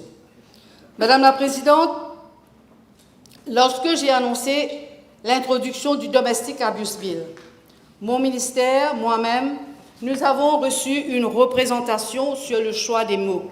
Remplacer le terme d'abus par le mot violence. Permettez-moi de clarifier ce choix. Le terme violence évoque presque instinctivement le contact physique, le coup, la blessure, la marque visible. Et c'est précisément ce que ce texte vient corriger, cette réduction. Une femme dont le mari contrôle chaque roupie de son salaire ne porte pas de bleu. Une victime de harcèlement psychologique quotidien ne présente aucune blessure photographiable. Un homme humilié et isolé par sa partenaire devant ses enfants n'a rien à montrer à un médecin légiste. Si le titre de la loi est encore Domestic Violence Bill, elle envoie malgré elle un message « chercher la blessure physique ». Et les victimes d'abus émotionnels, économiques ou virtuels continuent de se demander si ce qu'elles vivent compte vraiment. En définissant explicitement les violences émotionnelles et psychologiques dans le cadre légal, nous envoyons un signal fort. Ces formes d'abus doivent être traitées avec le même sérieux que la violence physique en raison des préjudices considérables qu'elles infligent. L'intimidation, la dégradation verbale, la manipulation peuvent avoir des effets graves et durables sur la santé mentale. Plus tôt les victimes le reconnaissent, plus tôt elles pourront chercher de l'aide. Madame la Présidente, il est important de mettre l'emphase justement sur cette forme de violence qui est financière. Les informations recueillies auprès des Family Support Services de mon ministère révèlent qu'un nombre significatif de victimes ne réalisaient pas qu'elles étaient sous l'emprise et le contrôle de leur conjoint. En raison de la confiance accordée à l'autre personne, elles ne percevaient pas que leur conjoint restreignait l'accès aux comptes bancaires, contrôlait les finances du foyer, les empêchait de travailler, accumuler des dettes en leur nom ou limiter leur indépendance financière. C'est souvent lorsqu'elles se retrouvent sans ressources et totalement isolées de leur cercle de soutien qu'elles cherchent de l'aide. Je voudrais évoquer le cas d'une jeune femme exerçant comme professeure dans un lycée. Celle-ci, en plus de son salaire, possédait un véhicule personnel. Pourtant, elle ne pouvait pas jouir des fruits de son travail. Son bourreau l'empêchait d'utiliser sa voiture et lui refusait l'accès à ses finances. Elle a finalement trouvé refuge dans un des foyers gérés par une ONG. Il faut savoir que les violences économiques ne touchent pas un segment particulier de la société. Elles affectent tous les milieux socio-professionnels. Madame la Présidente, au-delà de l'élargissement de la définition de l'abus domestique, les victimes doivent avoir accès à de meilleurs services de soutien, capables de répondre à leurs besoins immédiats et à long terme. Hébergement sécurisé, services spécialisés, accompagnement psychologique, aide juridique et soutien pratique pour les aider à reconstruire leur vie. Quitter une relation abusive est souvent un processus complexe et difficile qui requiert un accompagnement soutenu plutôt qu'une intervention ponctuelle. C'est dans cet esprit que depuis août 2025, j'ai renforcé le dispositif de soutien au sein de nos 12 Family Support Services offrant des services holistiques aux victimes, accompagnement psychologique, conseil juridique et représentation judiciaire, aide à la rédaction de déclarations sous serment et soutien psychosocial continu. Je tiens à exprimer ma sincère gratitude aux ONG qui fournissent un hébergement aux victimes de violences domestiques et à leurs enfants. Leur rôle est tout aussi important que celui de nos services. À la suite des consultations menées sur ce texte de loi, certaines ONG gestionnaires de shelters nous ont informés que très souvent, lorsqu'une victime devait quitter le domicile conjugal pour être admise dans leur structure avec ses enfants, elle n'avait pratiquement rien. Pas de vêtements, pas de cartable pour les enfants, pas de médicaments. C'est dans ce contexte que le Fonds de solidarité nationale, relevant du ministère de l'Intégration sociale, de la Sécurité sociale et de la Solidarité nationale, a mis en place un dispositif en faveur des victimes de violences domestiques. Une allocation leur sera accordée pendant les 2 premiers mois de séjour dans un abri. Cette aide permettra aux victimes d'accéder à leurs besoins essentiels grâce à l'allocation qu'elles percevront. Madame la Présidente, je tiens à rappeler aux membres de cette Chambre qu'en 2004, en ma qualité de ministre des Droits de la Femme, du Développement de l'Enfant et du Bien-être de la Famille, j'avais introduit le premier amendement à la loi existante afin d'y inclure toute personne résidant sous le même toit, lui donnant ainsi droit à la protection. Dans ce nouveau texte de loi, je vais au-delà des personnes résidant sous le même toit pour inclure tout acte commis par une personne à l'encontre de son conjoint, d'un enfant de son conjoint ou d'autres personnes avec lesquelles elle entretient une relation. Si nous ne prenons pas en compte la relation d'interdépendance entre adultes dans la nouvelle loi, nous manquerons à notre devoir d'agir dans le meilleur intérêt des victimes. The Domestic Abuse Bill définit comme membre de la famille toute personne résidant avec une autre personne et ayant la garde et la charge de celle-ci en vertu d'une décision de justice.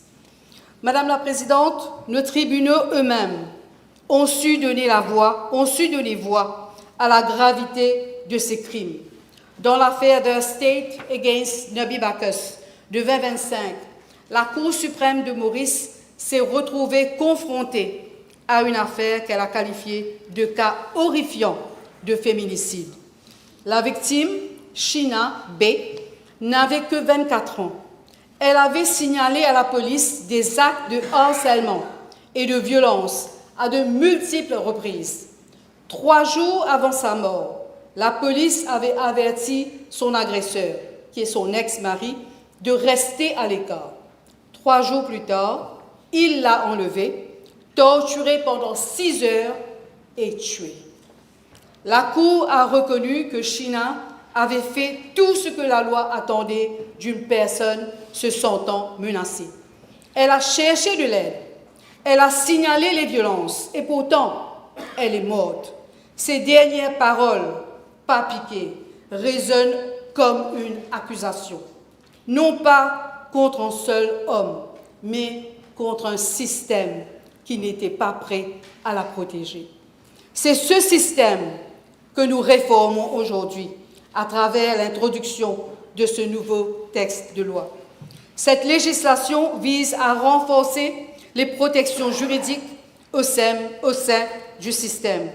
Les victimes doivent pouvoir accéder à des recours juridiques efficaces et à des mesures de protection qui renforcent leur sécurité et réduisent le risque de nouveaux abus. Cela implique de renforcer la protection judiciaire, d'améliorer les mécanismes d'application et de garantir aux victimes un soutien approprié tout au long des procédures. L'amélioration des mécanismes de signalement est un autre objectif majeur de ce texte de loi. Je me réfère à la section 5. Le système est conçu pour rendre le signalement plus simple. En effet, le projet de loi prévoit que toute personne exerçant des fonctions professionnelles ou officielles auprès de victimes potentielles et ayant des motifs raisonnables de croire qu'une personne avec qui elle est en contact a été ou risque d'être victime d'un acte d'abus domestique est tenue d'en informer le responsable de mon ministère et le commissaire de police. Ce n'est pas facultatif. Cette obligation comble une lacune qui a coûté des vies. Madame la Présidente, mon ministère renforcera parallèlement ses campagnes de sensibilisation pour encourager le signalement des cas de violence domestique via la ligne d'assistance 139, disponible 24 heures sur 24 et 7 jours sur 7, ainsi que via l'application mobile L'Espoir. Je lance un appel à tous les citoyens de ce pays. Agissez en lanceur d'alerte. Si vous êtes témoin d'un abus domestique, appelez le 139. Je vous assure que tous les signalements seront traités avec une stricte confidentialité. Madame la Présidente, en outre, en cas de manquement à une ordonnance d'abus domestique signalée à un poste de police, l'officier responsable du poste, indépendamment du lieu où l'acte a été commis ou du lieu de résidence de la victime, est tenu d'enregistrer la déclaration de la victime et de faire enquêter sans délai sur les circonstances de l'infraction. Une victime peut désormais se rendre dans n'importe quel poste de police du pays. Avant ce présent texte de loi, des femmes étaient renvoyées parce qu'elles s'étaient présentées au mauvais poste de police. Cela prend fin.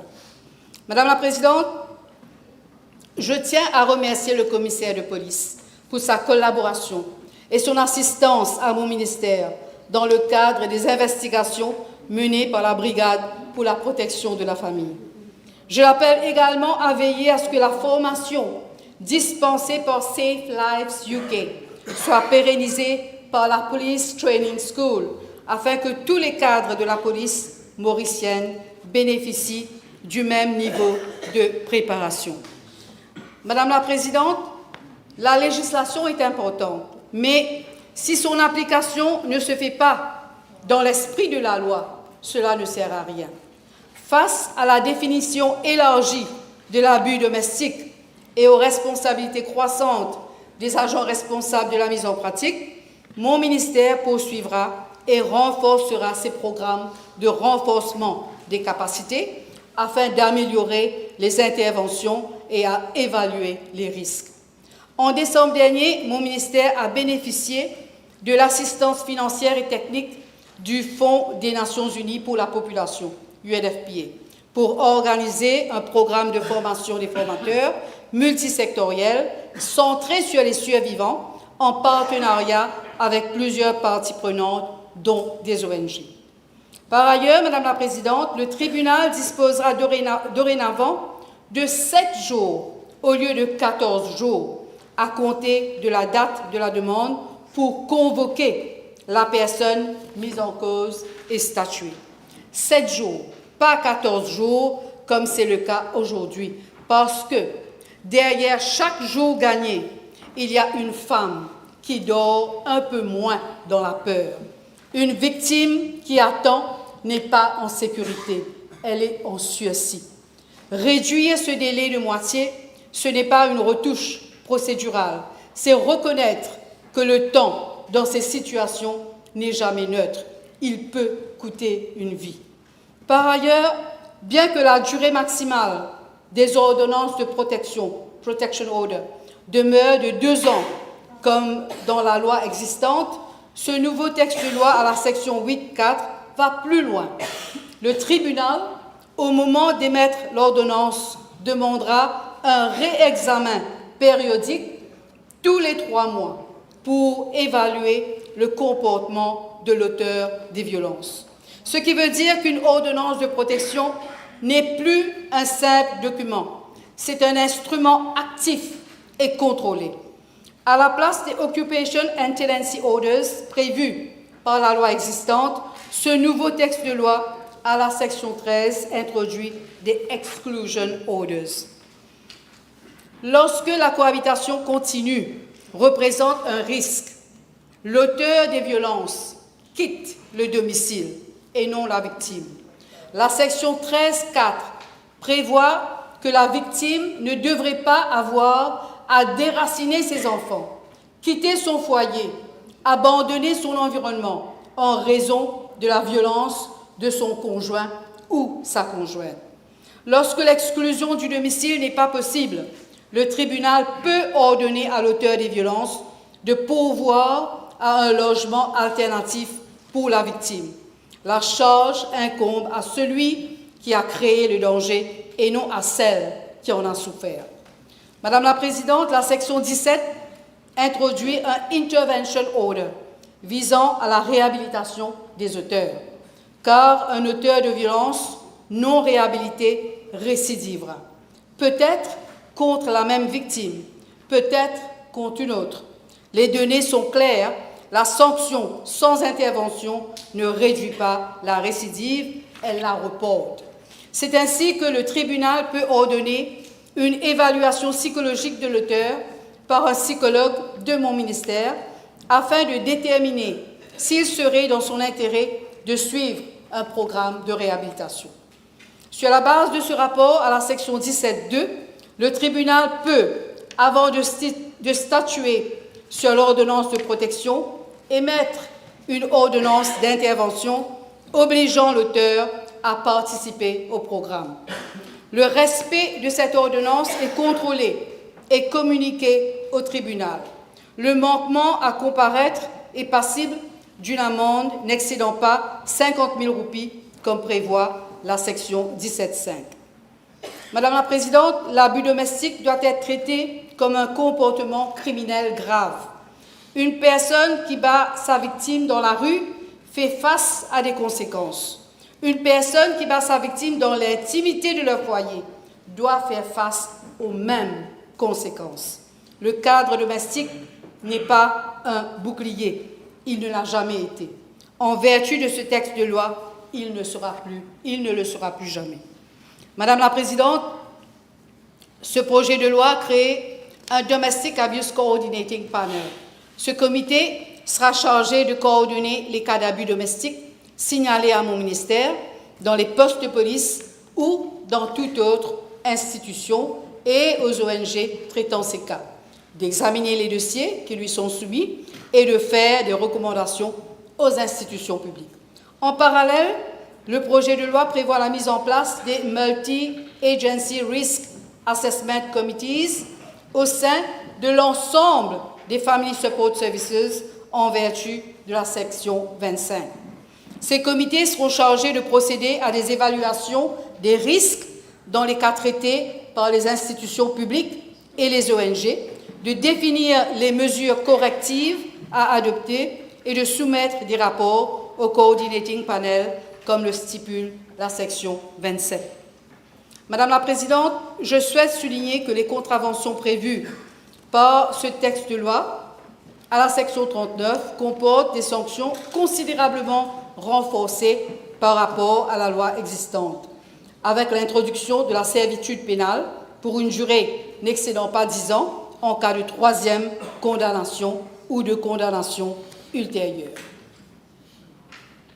Toute personne qui omet délibérément de se conformer à une ordonnance en matière d'abus domestique commet une infraction et est sur condamnation passible d'une première condamnation, d'une amende n'excédant pas 50 000 roupies et d'une peine d'emprisonnement n'excédant pas 12 mois, d'une deuxième condamnation, d'une amende n'excédant pas 100 000 roupies et d'une peine d'emprisonnement n'excédant pas 3 ans, d'une troisième condamnation ou d'une condamnation ultérieure, de la servitude pénale pour une durée n'excédant pas 10 ans. Ces sanctions envoient un message sans équivoque. L'abus domestique est un crime et il sera puni en conséquence. Madame la Présidente, la loi est un processus dynamique. Bien qu'il s'agisse d'une législation complète, le Domestic Abuse Act révélera au fil du temps et des cas soumis aux services prestataires des lacunes qui devront être comblées par des amendements appropriés afin de mieux protéger les victimes. Les membres de cette Chambre noteront que 2 éléments importants sont absents du Domestic Abuse Bill, le concept de féminicide et le viol conjugal. Ces questions sont traitées dans le Code pénal présenté en première lecture par mon collègue l'Attorney-General. Le projet de loi fonctionne de concert avec d'autres législations afin de couvrir tous les actes répréhensibles, qu'ils soient commis dans le monde physique ou l'univers virtuel. Les préjudices en ligne, par exemple, online harms, est un problème très grave qui est traité dans le cadre de la Cyber Security and Cybercrime Act 2021. Cette législation traduit les auteurs de ces actes en justice et cette loi sera également appliquée dans toute sa rigueur. Madame la Présidente, je conclurai en remerciant toutes celles et ceux qui ont apporté leur contribution à l'élaboration de ce texte. L'Attorney-General et ses officiers, les officiers de mon ministère, le Parliamentary Gender Caucus, la Mauritius Bar Council, la Mauritius Law Society et les ONG partenaires, chacun a posé une pierre à cet édifice. Mais mes remerciements les plus sincères, les plus profonds, vont aux survivantes, à celles qui ont eu le courage de s'asseoir en face de nous, de rouvrir des blessures qui n'étaient pas encore cicatrisées et de nous dire « voilà ce que la loi n'a pas su faire, n'a pas su voir, voilà ce qu'elle doit désormais protéger ». Ce texte de loi, Madame la Présidente, porte leur voix. Madame la Présidente, je pense en cet instant à Natacha Apana, écrivaine mauricienne, l'une des nôtres. Dans La nuit au cœur, prix féminin 2025, elle témoigne de 6 années passées sous l'emprise d'un homme qu'il avait, je cite, « retourné comme un gant ». Une histoire qu'elle appelle, je cite encore une fois, « l'angle mort de sa vie ». Dans ce livre, elle raconte aussi la mort de sa cousine, Emma, tuée en 2000 par son compagnon, ici même, sur notre île. Madame la Présidente, elle écrit, je cite, « Il faut être à l'intérieur d'un foyer violent pour en comprendre les codes et les lois spécifiques. Le foyer violent est un monde à part et ceux qui n'y sont pas disent des phrases telles que « Pourquoi elle n'est pas partie ?» Fin de citation. C'est précisément à cette question que ce texte répond, non pas en jugeant celles qui sont restées, mais en construisant enfin un système digne de celles qui ont osé partir et de celles qui n'ont pas pu le faire. Madam Speaker, I now commend the bill to the House. Who's seconding? Seconding the bill? Yes, Honourable Minister. I think we can break for tea. Yes. 1 hour? Half an hour? Half an hour. Half an hour.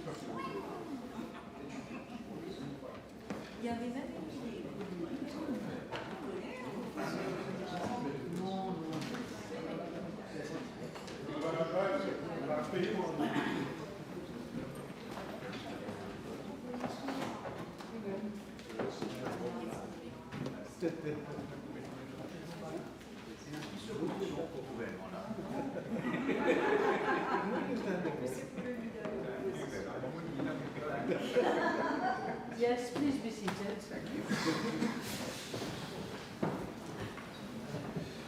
Yes, Honourable Leader of the Opposition.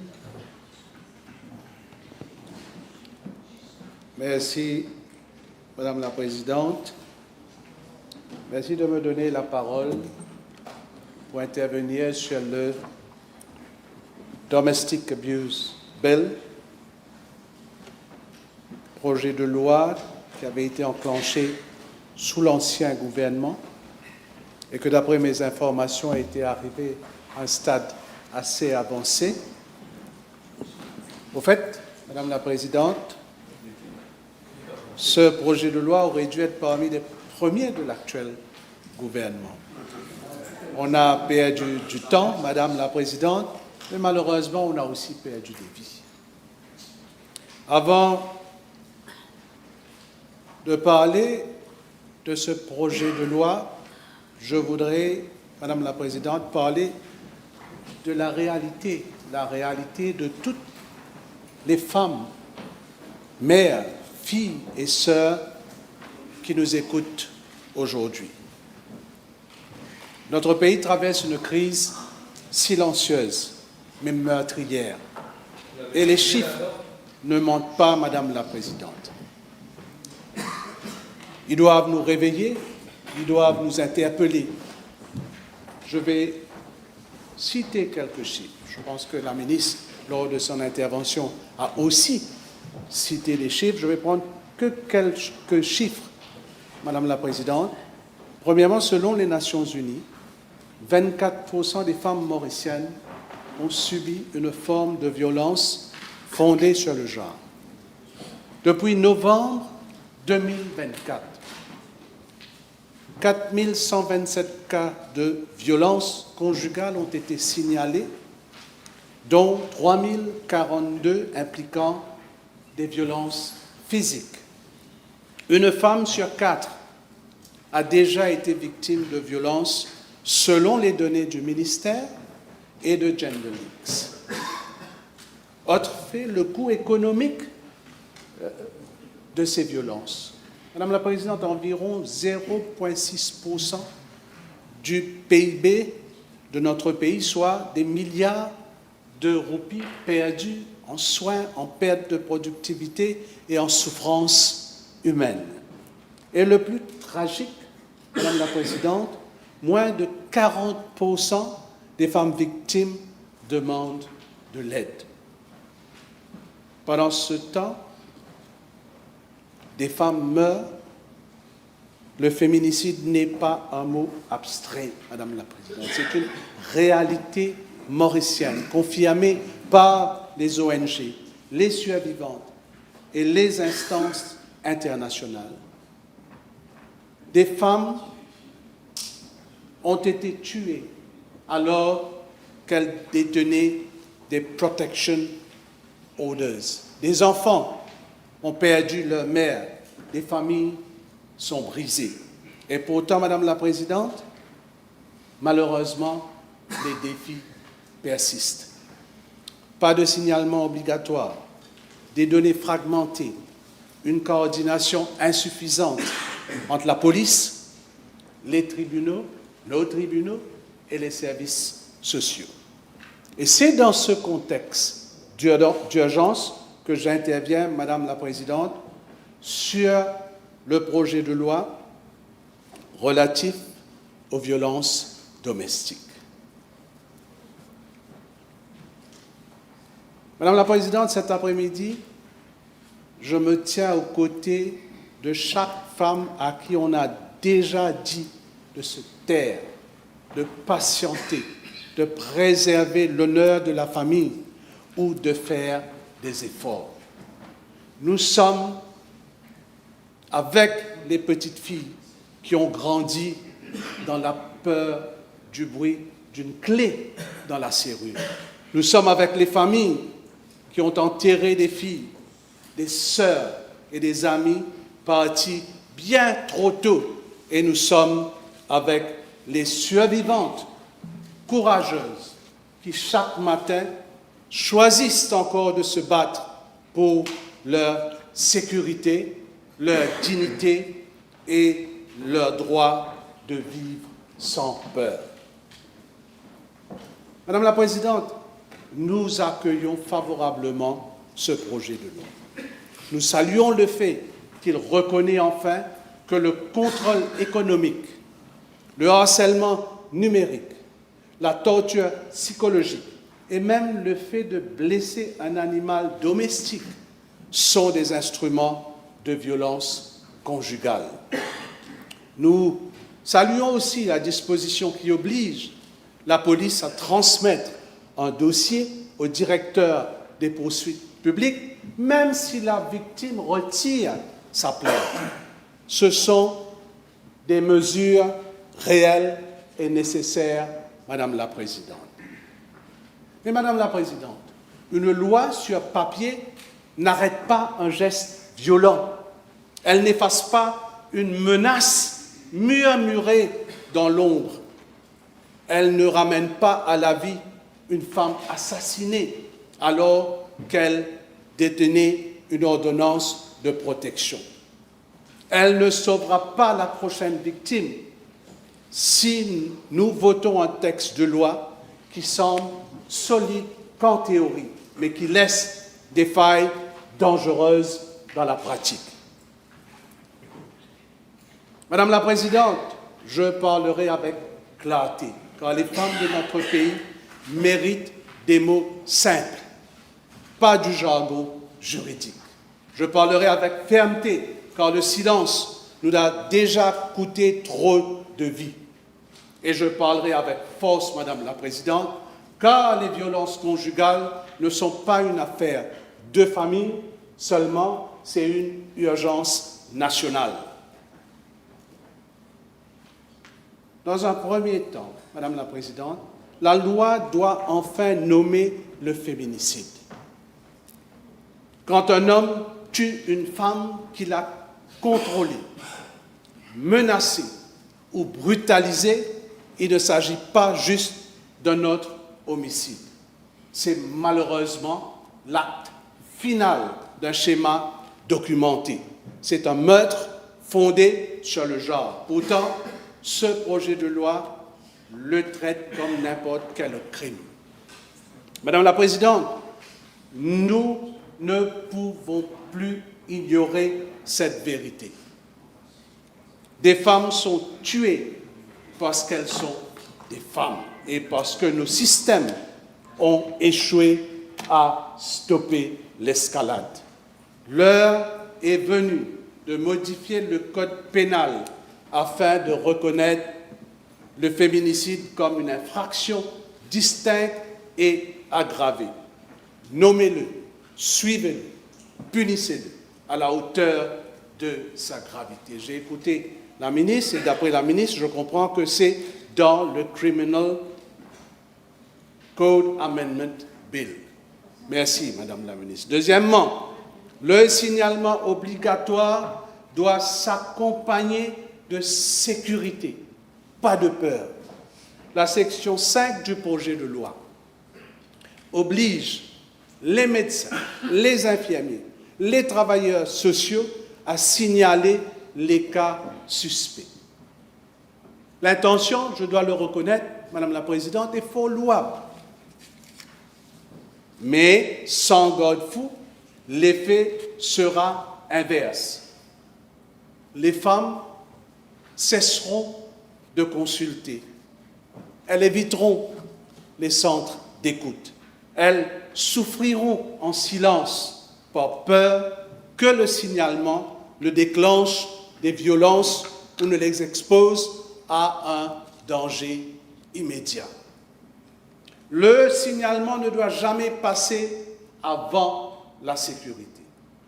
Alors je demanderai à Madame la ministre d'apporter des amendements clairs à cette section, afin d'inclure consentement lorsque cela est possible sans risque, évaluation des dangers par du personnel formé avant tout signalement et protection des professionnels qui retardent raisonnablement un rapport pour éviter un préjudice immédiat. Madame la Présidente, les séances de conseil ne remplacent pas la justice. La section 40 permet aux juges, dans des cas exceptionnels, de remplacer la peine par un suivi psychologique. Madame la Présidente, les violences conjugales ne sont pas un conflit de couple. Ce n'est pas non plus un problème de colère. Madame la Présidente, c'est un crime de pouvoir, de contrôle et de violation répétée. Proposer un accompagnement à la place d'une vraie peine envoie, à mon avis, je le dis, un message dangereux aux agresseurs, car ils seront pardonnés. Cela dit aux victimes que leur traumatisme est négociable. La réhabilitation doit faire partie d'une condamnation, jamais si substituer, Madame la Présidente. Supprimer cet échappatoire, malheureusement, Madame la Présidente, n'aura pas les résultats qu'on attend. Madame la Présidente, la coordination ne peut pas attendre. Elle doit fonctionner. Et je note que dans ce projet de loi à la section 23, on va créer un panel de coordination qui peut-être, d'après ce qui est dit dans le projet de loi, va se rencontrer que 2 fois par an et des comités régionaux qui vont se réunir chaque trimestre. Madame la Présidente, les femmes en crise n'ont pas des mois à attendre. La sécurité est urgente. Et je note, et j'attire l'attention de la ministre là-dessus, je note, Madame la Présidente, que ces instances ne sont composées que des représentants de l'État. Où sont les refuges pour femmes? Où sont les ONG qui répondent aux 139 chaque jour? Où sont les survivantes qui savent exactement où le système flanche? Madame la Présidente, la coordination multi-institutionnelle ne fonctionne que si elle inclut celles qui vivent cette réalité au quotidien. Pourquoi pas imposer, Madame la Présidente, un rapport public trimestriel? Et pourquoi ne pas aussi inclure des représentants d'ONG accrédités et des survivantes avec droit de vote dans ces comités de coordination, Madame la Présidente. Madame la Présidente, on ne peut pas corriger ce qu'on refuse de mesurer. Le projet de loi à la section 36 demande aux tribunaux de tenir des registres, mais n'exige ni collecte centralisée, ni rapport public, ni même pas un contrôle parlementaire. Et on est en droit de se poser cette série de questions. Combien d'ordonnances de protection sont ignorées dans ce pays, Madame la Présidente? Combien de refuges sont saturés? Combien de dossiers tombent dans les failles entre police, tribunaux et services sociaux? Et si nous ne les comptons pas, Madame la Présidente, nous les abandonnons. Je demande aussi qu'on amende la section concernée pour obliger le ministère de déposer chaque année à l'Assemblée nationale un rapport public sur les violences conjugales, avec données par catégorie, taux de respect des ordonnances, capacité d'accueil, exécution budgétaire et des recommandations claires. La transparence, Madame la Présidente, sauve des vies. Madame la Présidente, des femmes meurent aujourd'hui. Les ordonnances de protection ont besoin d'être appliquées. Les agents de terrain ont besoin de formation. Les tribunaux ont besoin de salles d'attente sécurisées. Les refuges ont besoin d'une capacité 24 heures. Surtout, et je le dis, dans les zones qui sont isolées, mais aussi, je peux prendre en considération dans ce que j'ai dit, notre petite île Rodrigues. Les psychologues et les programmes de réhabilitation ont besoin de budget. Il nous faut une bonne feuille de route et les moyens financiers nécessaires afin de lutter contre la violence domestique. Madame la Présidente, le temps de faire des beaux discours est terminé maintenant. Et à Madame la Ministre, et je le dis avec beaucoup de respect, mais sans compromis, nous ne voterons pas une loi qui semble progressiste sur papier, mais qui lâche la femme qui appelle au secours à 2 heures du matin. Nous ne célébrerons pas la procédure pendant que des femmes continuent de payer le prix ultime. Nous sommes prêts à donner tout support dans cette lutte contre la violence domestique.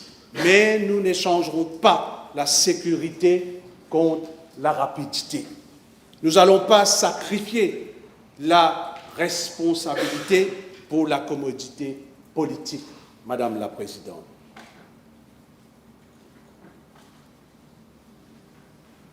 Madame la Présidente, permettez-moi de conclure maintenant en m'adressant directement aux femmes de ces pays. Vous n'êtes la propriété de personne. Votre nom n'est pas une négociation. Votre survie n'est pas un secret de famille. Votre vie est la priorité absolue que ce Parlement doit protéger. Nous vous entendons, nous vous voyons, et nous ne nous arrêterons pas tant que la loi n'égalera pas le courage qu'il faut pour parler. Ce projet de loi est une fondation. Ce n'est pas une ligne d'arrivée. Construisons-le ensemble. Construisons-le correctement. Finançons-le intégralement. Appliquons-le sans excuse, parce que la justice ne peut pas attendre. La sécurité ne peut pas être reportée, Madame la Présidente. Et les femmes de ce pays ne méritent rien de moins qu'une loi qui sauve réellement des vies. J'en ai dit, Madame la Présidente, merci. Je vous remercie. Minister of Education. Thank you very much, Madam Speaker. After listening to the Leader of the Opposition, I think there are many Mauritians, men and women outside, listening to him, who must have said that their work has gone unnoticed. There are thousands of them. And to begin with, let me start by commending the DPM. Let me commend the Attorney-General for coming with this piece of legislation. Let me commend one of my colleagues. For the past 5 years, when we were in the opposition, Honourable Stephanie Anctil has been militating for the cause of women, for every woman who has been suffering out there. And like her, there are many others, including men, who have been militating, including you and others. The family support services, all those officers working there, Brigade pour la protection de la famille, NGOs, which work relentlessly, Community Child Watch, the Parliamentary Gender Caucus, the Law Society, and we can go on and on. Sometimes this is the problem in this country. Sometimes we don't see the essential. Like in Le Petit Prince, Antoine de Saint-Exupéry would have said, l'essentiel, souvent, est invisible aux yeux. On ne voit bien qu'avec le cœur. Essayez de regarder l'honorable leader de l'opposition. Vous allez voir des Mauriciens, des Mauriciennes qui s'engagent au quotidien, pas seulement à 2 heures du matin, 24 sur 24, pour la protection des enfants, des hommes et des femmes. Ici, j'ai en tête, Madame la Présidente, j'ai en tête les policiers qui reçoivent souvent ces victimes. J'ai en tête ces hommes de loi. J'ai en tête ces médecins, ces nursing officers. Mais aujourd'hui, je vais prendre une perspective d'un enseignant. Parce que nous, les enseignants, nous, les éducateurs, nous recevons dans nos établissements broken kids, broken children who come from these homes where domestic abuse, domestic violence is practiced very often. For example, I can quote so many anecdotes. I have this little girl who is in Form 2. And we always find a girl, her eyes are red, systematically red. And I ask the form teacher to go and investigate why that girl's eyes are red. The form teacher met the girl and the girl said, "Pas n'arrive, non, rien, monsieur. Nothing has happened, sir." I said, "Go and investigate, you are going to find something." He went, kept on asking, and here is the story. When she was in Form 1, one night, the drunk father comes home. He starts quarreling with the mother. And the mother at that time, what she was doing in the kitchen, she was grinding red chilies. The father, ill-treating, abusing the mother, telling the mother that that child is an illegitimate child. Out of frustration, out of anger, what does the mother do? She takes hold of all the crushed chilies and brush them on the face of that child. And that child, today an adolescent, tomorrow an adult, will grow with a pair of red eyes. This is domestic abuse. This is domestic violence. For us, it is not only a debate, Honourable Leader of Opposition. C'est du vécu. Thousands of teachers, rectors, headmasters there in schools, we receive in the morning children in tears. Children who have not changed their clothes. Why? Sometimes the father has expelled, let me use the word, expelled the mother and the kids from home. And where do they live the whole night? They look for a bus shelter. They spend the night there. And then in the morning, that child comes to your school. Mocked by classmates, school friends, because they do not know the suffering of those kids. Domestic abuse bill, I think it is still one step in the right direction to support children. We are talking about bullying. Where do kids learn? Neurologically speaking, Madam Speaker, there is internalizing and externalizing behaviors and habits learnt from our immediate surrounding. Children learn a lot from their immediate surrounding. And what happens? Michael Harrington, a great American sociologist, anthropologist, what does he say? We tend to replicate whatever we have lived. These kids, these men and women, these are the people we are trying to bring a ray of hope through this bill. You can complain, Honourable Leader of Opposition, it is coming too late. What did you do? That is the other question we have to ask you. But, Madam Speaker,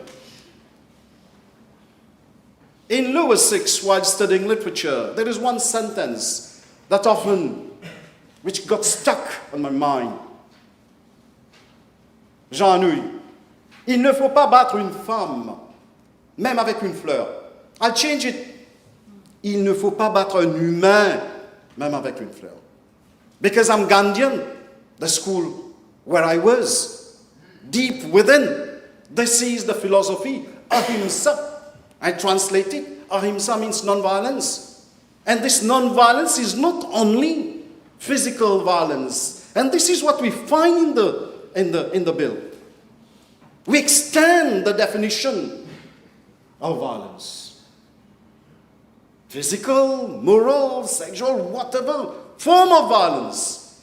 Sometimes the worst violence are the invisible wounds we inflict.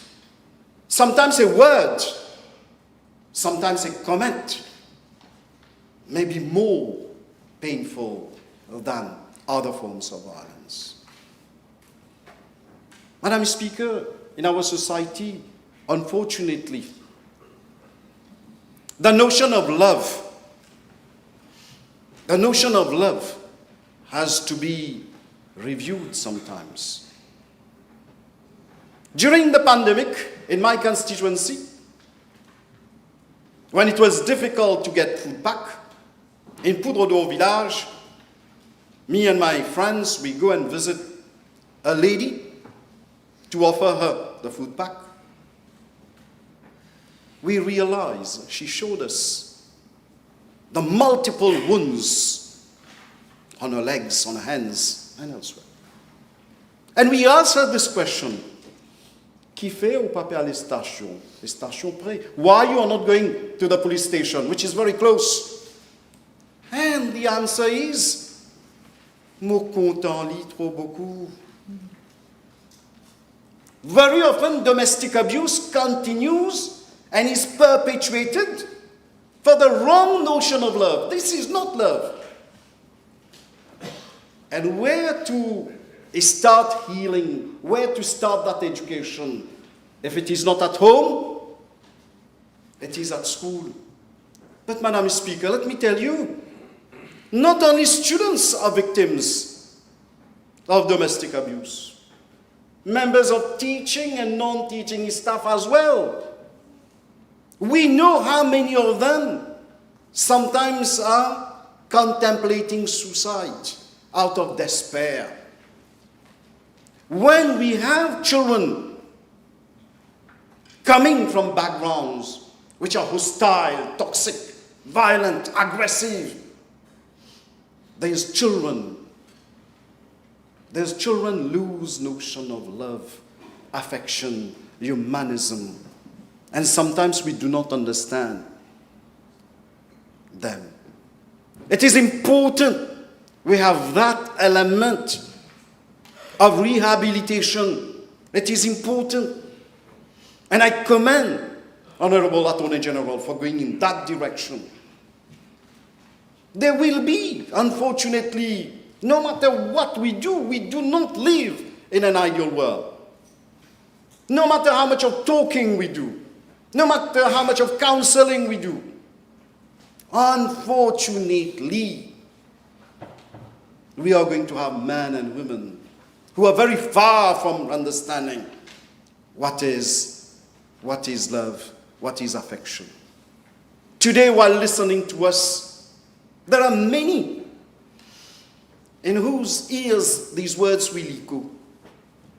C'est quoi une famille qui est protectrice, une famille qui nous protège? Malheureusement, nous avons des femmes battues, nous avons des hommes battus, nous avons des enfants battus.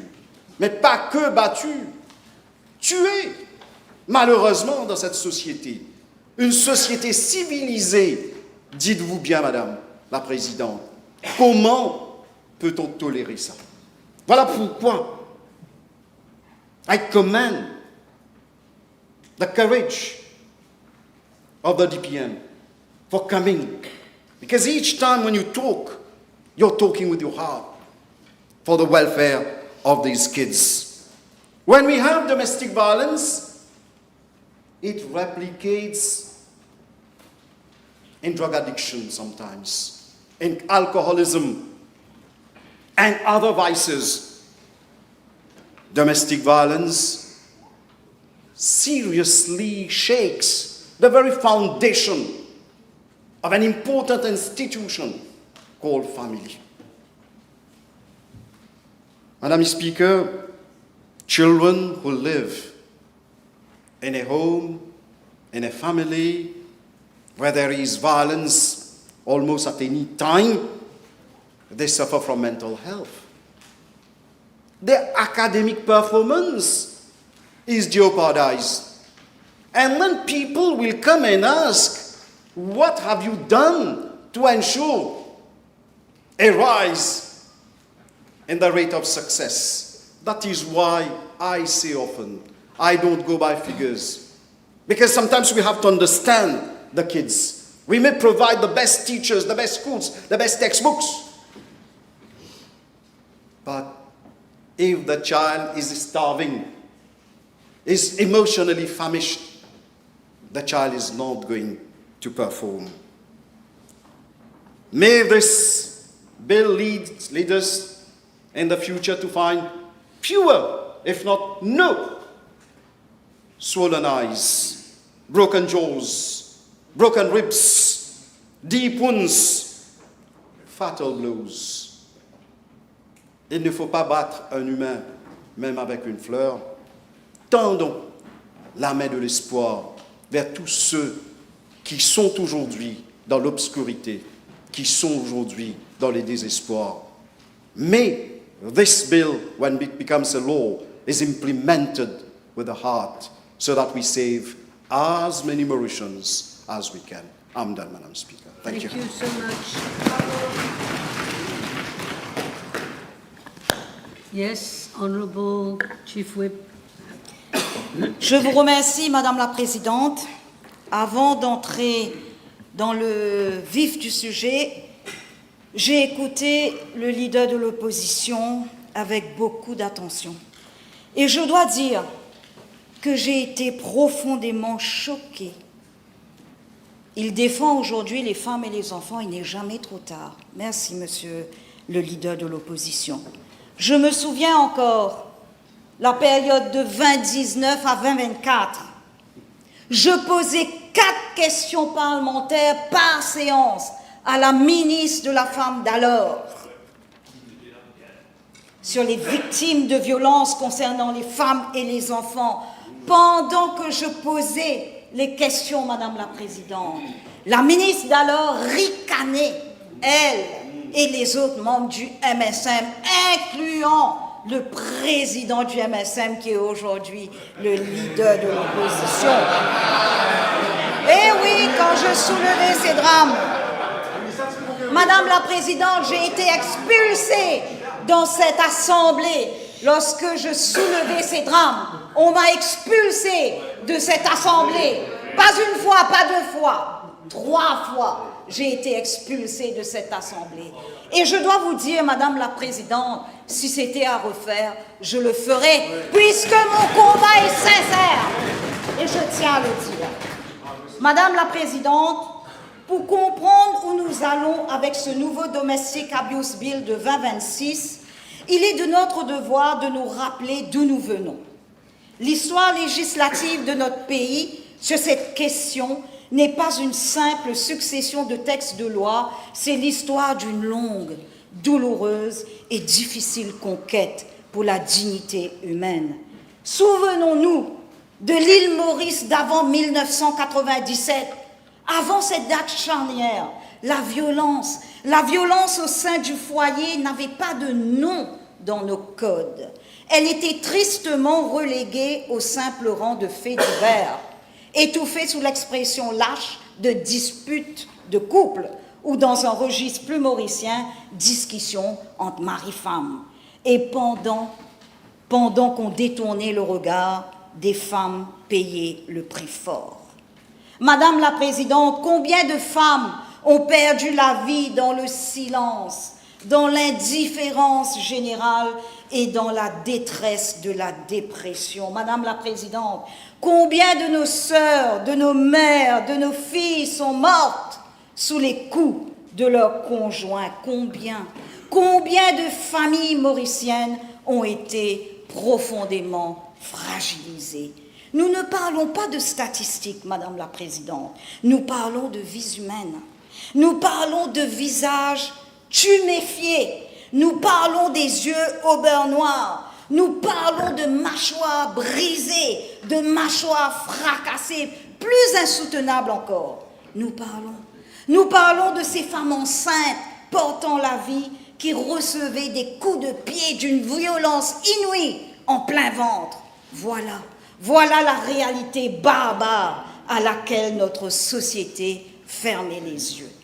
En 1997, il a fallu un courage politique immense pour briser cette omerta, porté par un gouvernement travailliste MMM, sous la direction du Premier ministre, l'honorable Dr Navin Ramgoolam, faisant de Maurice un pays pionnier dans la région en matière de protection juridique des victimes. C'est la ministre de la Femme et du Développement de la Famille d'alors, Madame Indira Thakur Sidaya, qui a bravé les tabous, les moqueries, les préjugés et les résistances d'une société patriarcale pour présenter devant cette auguste assemblée, c'était le 29 avril 1997, la toute première loi cadre de notre histoire, la Protection from Domestic Violence Act de 1997. Et c'est cette loi qui, la première, brisa le silence. Madame la Présidente, les débats furent passionnés. Ceux qui étaient présents en 1997 le savent, dans cet hémicycle. Car certains craignaient encore que l'État ne s'immisce dans la sphère privée de la famille. Mais ce jour-là, l'État mauricien franchit enfin le seuil des foyers pour dire ce qui se passe derrière les portes closes n'est plus une affaire privée, c'est un crime. Madame la Présidente, il convient de rappeler que les conclusions de la 4e conférence mondiale sur les femmes tenue à Beijing en 1995 ont identifié la violence à l'égard des femmes comme l'un des 12 domaines critiques exigeant une action prioritaire de la communauté internationale. Mais une loi pionnière doit respirer au rythme des réalités de son époque. Depuis ce texte fondateur de 1997, la loi a été amendée à 4 reprises, comme l'a si bien dit l'adjointe au Premier ministre. Elle a été amendée en 2004, en 2007, en 2011, en 2016, 4 étapes majeures qui raconte l'évolution de notre prise de conscience nationale. En 2004 et 2007, nous avons élargi la protection à toutes les personnes vivant sous le même toit et alors alourdi les peines pour non-respect des ordres de la Cour.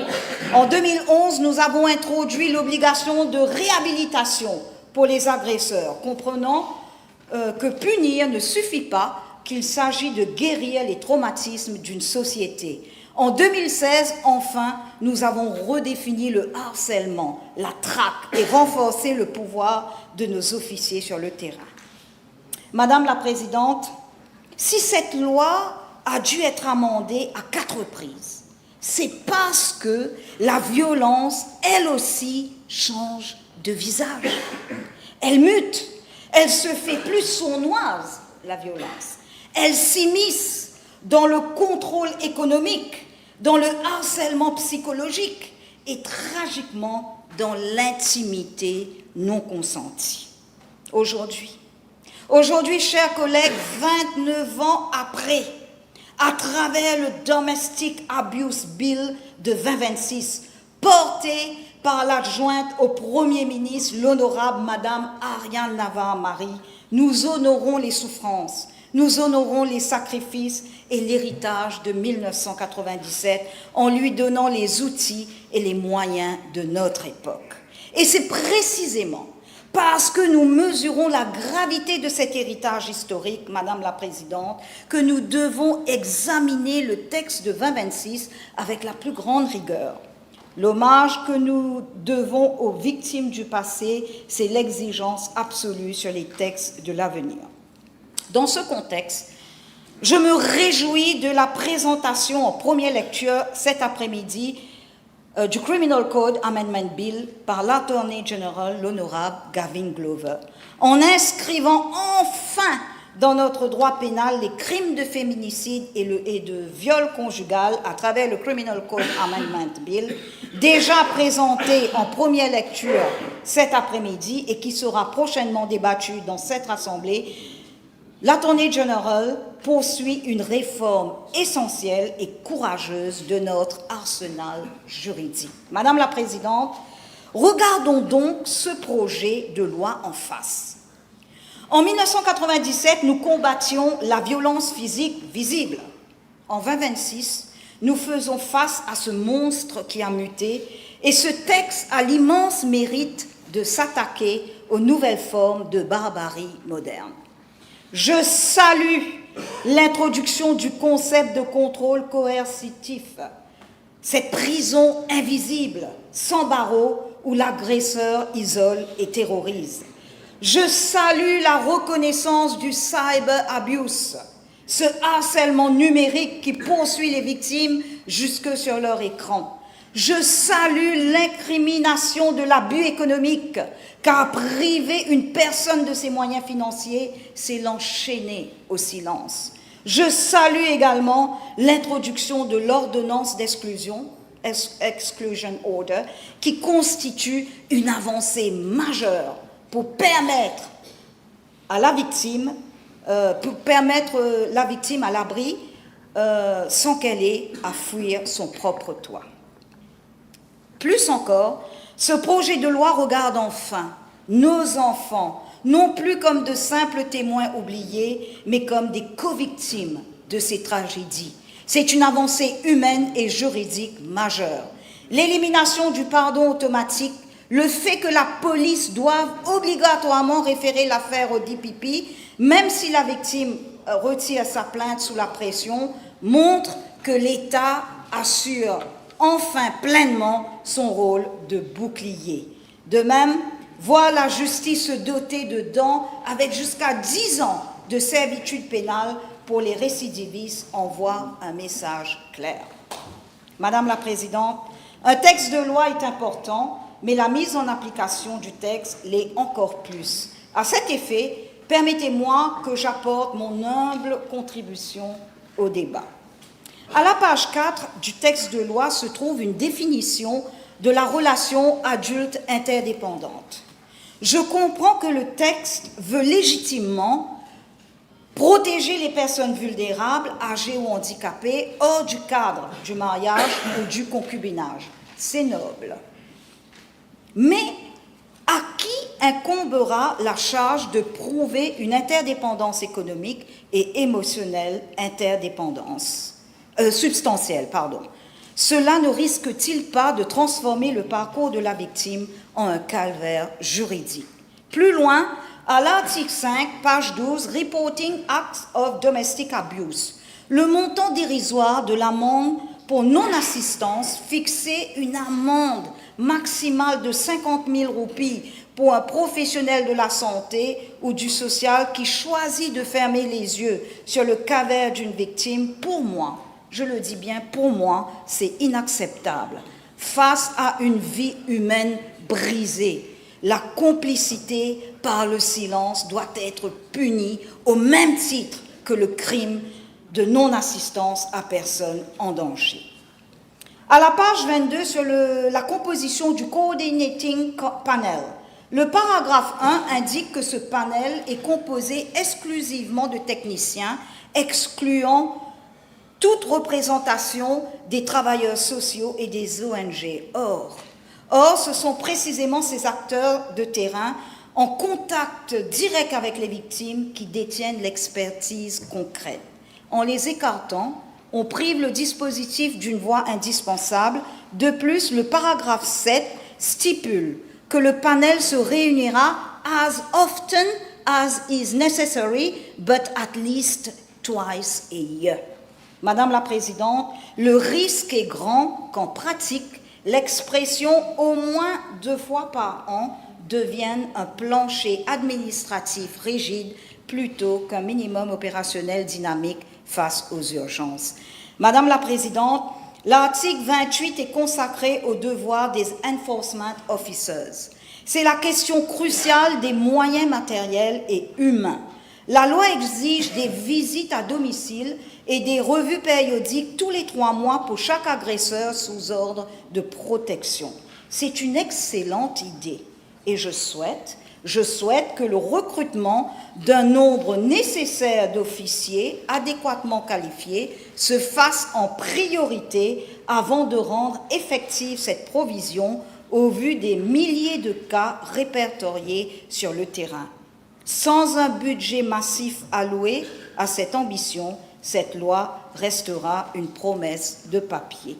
Madame la Présidente, j'observe que l'article 32, Proceeding in Camera or Remote, prévoit que seules les demandes d'ordonnance de protection relevant du Domestic Abuse Act seront entendues à huis clos ou à distance. En revanche, cette disposition ne semble pas s'étendre aux procédures pénales pour violences domestiques. Selon l'article 40, le texte prévoit que dans des cas exceptionnels, un magistrat peut envoyer l'agresseur en thérapie au lieu de lui infliger de la prison ou une amende. Madame la Présidente, quels sont les critères exceptionnels et qui déterminera qui le sont? Le suivi psychologique ne doit jamais devenir une porte de sortie facile pour éviter le casier judiciaire. La thérapie doit être un complément à la peine, mais pas un substitut à la justice. Madame la Présidente, avant de conclure, permettez-moi de faire quelques remarques d'ordre général. Il est impératif de durcir les sanctions applicables aux fausses déclarations. Nous devons punir sévèrement ceux qui déposent des déclarations écrites malveillantes. Ces fausses allégations doivent faire l'objet d'une enquête diligente car elles sont trop souvent utilisées pour instrumentaliser la justice et priver l'autre parent de son droit d'accès aux enfants. Les affaires relevant du Domestic Violence Act sont actuellement entendues à partir de 13h30 dans les tribunaux du district. Je souhaite insister sur un point fondamental. Une femme déjà traumatisée ne devrait pas être contrainte de passer des heures entières dans les couloirs d'un tribunal à attendre son audience, au milieu du public, après avoir dû s'absenter de son travail. Notre système judiciaire doit garantir un environnement d'audience digne, sécurisé et profondément humain. Lorsqu'une affaire nécessite un procès complet qui s'étend trop souvent sur 1 ou 2 années en raison de renvois successifs, je propose la désignation dans chaque tribunal de district d'un magistrat spécifiquement affecté aux affaires de violence domestique afin que ces dossiers soient appelés dès le matin et traités en priorité. Plus fondamentalement encore, la violence domestique ne peut continuer à être diluée dans le fonctionnement ordinaire de la justice. Elle doit être traitée comme une priorité nationale. C'est pourquoi je propose la création d'une cour spécialisée exclusivement dédiée à ces affaires. Pour conclure, Madame la Présidente, permettez-moi de porter à l'attention de cette Chambre une comparaison qui mérite notre réflexion à tous ici présents. Sommes-nous conscients, je vous pose une question, sommes-nous conscients qu'en matière de justice pénale, une personne qui commet un vol, par exemple le vol d'une poule ou d'un objet de faible valeur, cette personne est rapidement traduite en cour, rapidement jugée et rapidement condamnée dans des délais très courts. Or, dans le même temps, les affaires de violence domestique qui touchent pourtant la dignité humaine et à l'intégrité des victimes prennent des années avant d'aboutir, avec un nombre de condamnations encore largement insuffisant. Il existe malheureusement un déséquilibre préoccupant que nous devons collectivement corriger. Madame la Présidente, aujourd'hui en 2026, soit 29 ans après les premières fondations de 1997, avec le gouvernement de l'Alliance du Changement, nous sommes prêts à bâtir un édifice juridique moderne et inviolable. Mais assurons-nous que les fondations soient solides, que les budgets suivent les textes et qu'aucune faille ne vienne trahir la mémoire de ces 3 femmes tombées sous les coups de leurs conjoints depuis le début de l'année. Donnons à cette loi les moyens de ses ambitions pour qu'enfin la peur change de camp. Ce qui est en jeu ici, chers collègues, ce sont des vies humaines, la dignité des femmes, d'hommes et d'enfants qui attendent de l'État une protection réelle, rapide et efficace. Notre devoir, à la fois moral et politique, est de faire en sorte que chaque victime puisse bénéficier d'une protection accessible, effective et immédiate.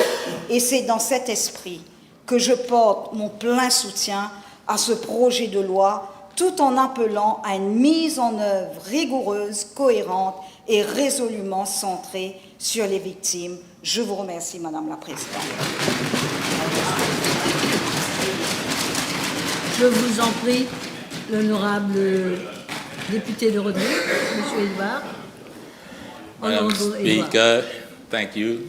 Thank you for giving me the floor to talk about this very important bill. Madame la Présidente, Speaker. vous m'excuserez, vous me pardonnerez si je tremble parce qu'il fait si froid de ce côté de la Chambre cet après-midi. Je ne sais pas si je suis malade, mais il fait très froid. Oui. Madame la Présidente, ce texte législatif marque un tournant décisif étant avant-gardiste dans l'histoire de notre République. Pendant des décennies, notre cadre juridique a traité la violence domestique comme une simple affaire privée et physique. Aujourd'hui, nous mettons enfin cette crise en pleine lumière, en la reconnaissant pour ce qu'elle est réellement, une violation systémique des droits humains et un frein majeur à notre développement. Madame la Présidente, Je m'adresse à cette Chambre, non seulement en tant que législateur, mais avec la double responsabilité qui est la mienne, celle de député de l'île Rodrigues, portant la voix de nos concitoyens insulaires, et celle de membres activement engagés au sein des instances de la SADC. C'est sous ce prisme, à la fois ultra-local et résolument régional, que je souhaite analyser ce texte. Ce projet de loi ne se contente pas de modifier d'anciennes dispositions. Il démantèle complètement l'ancienne loi obsolète de 1997, Protection from Domestic Violence Act.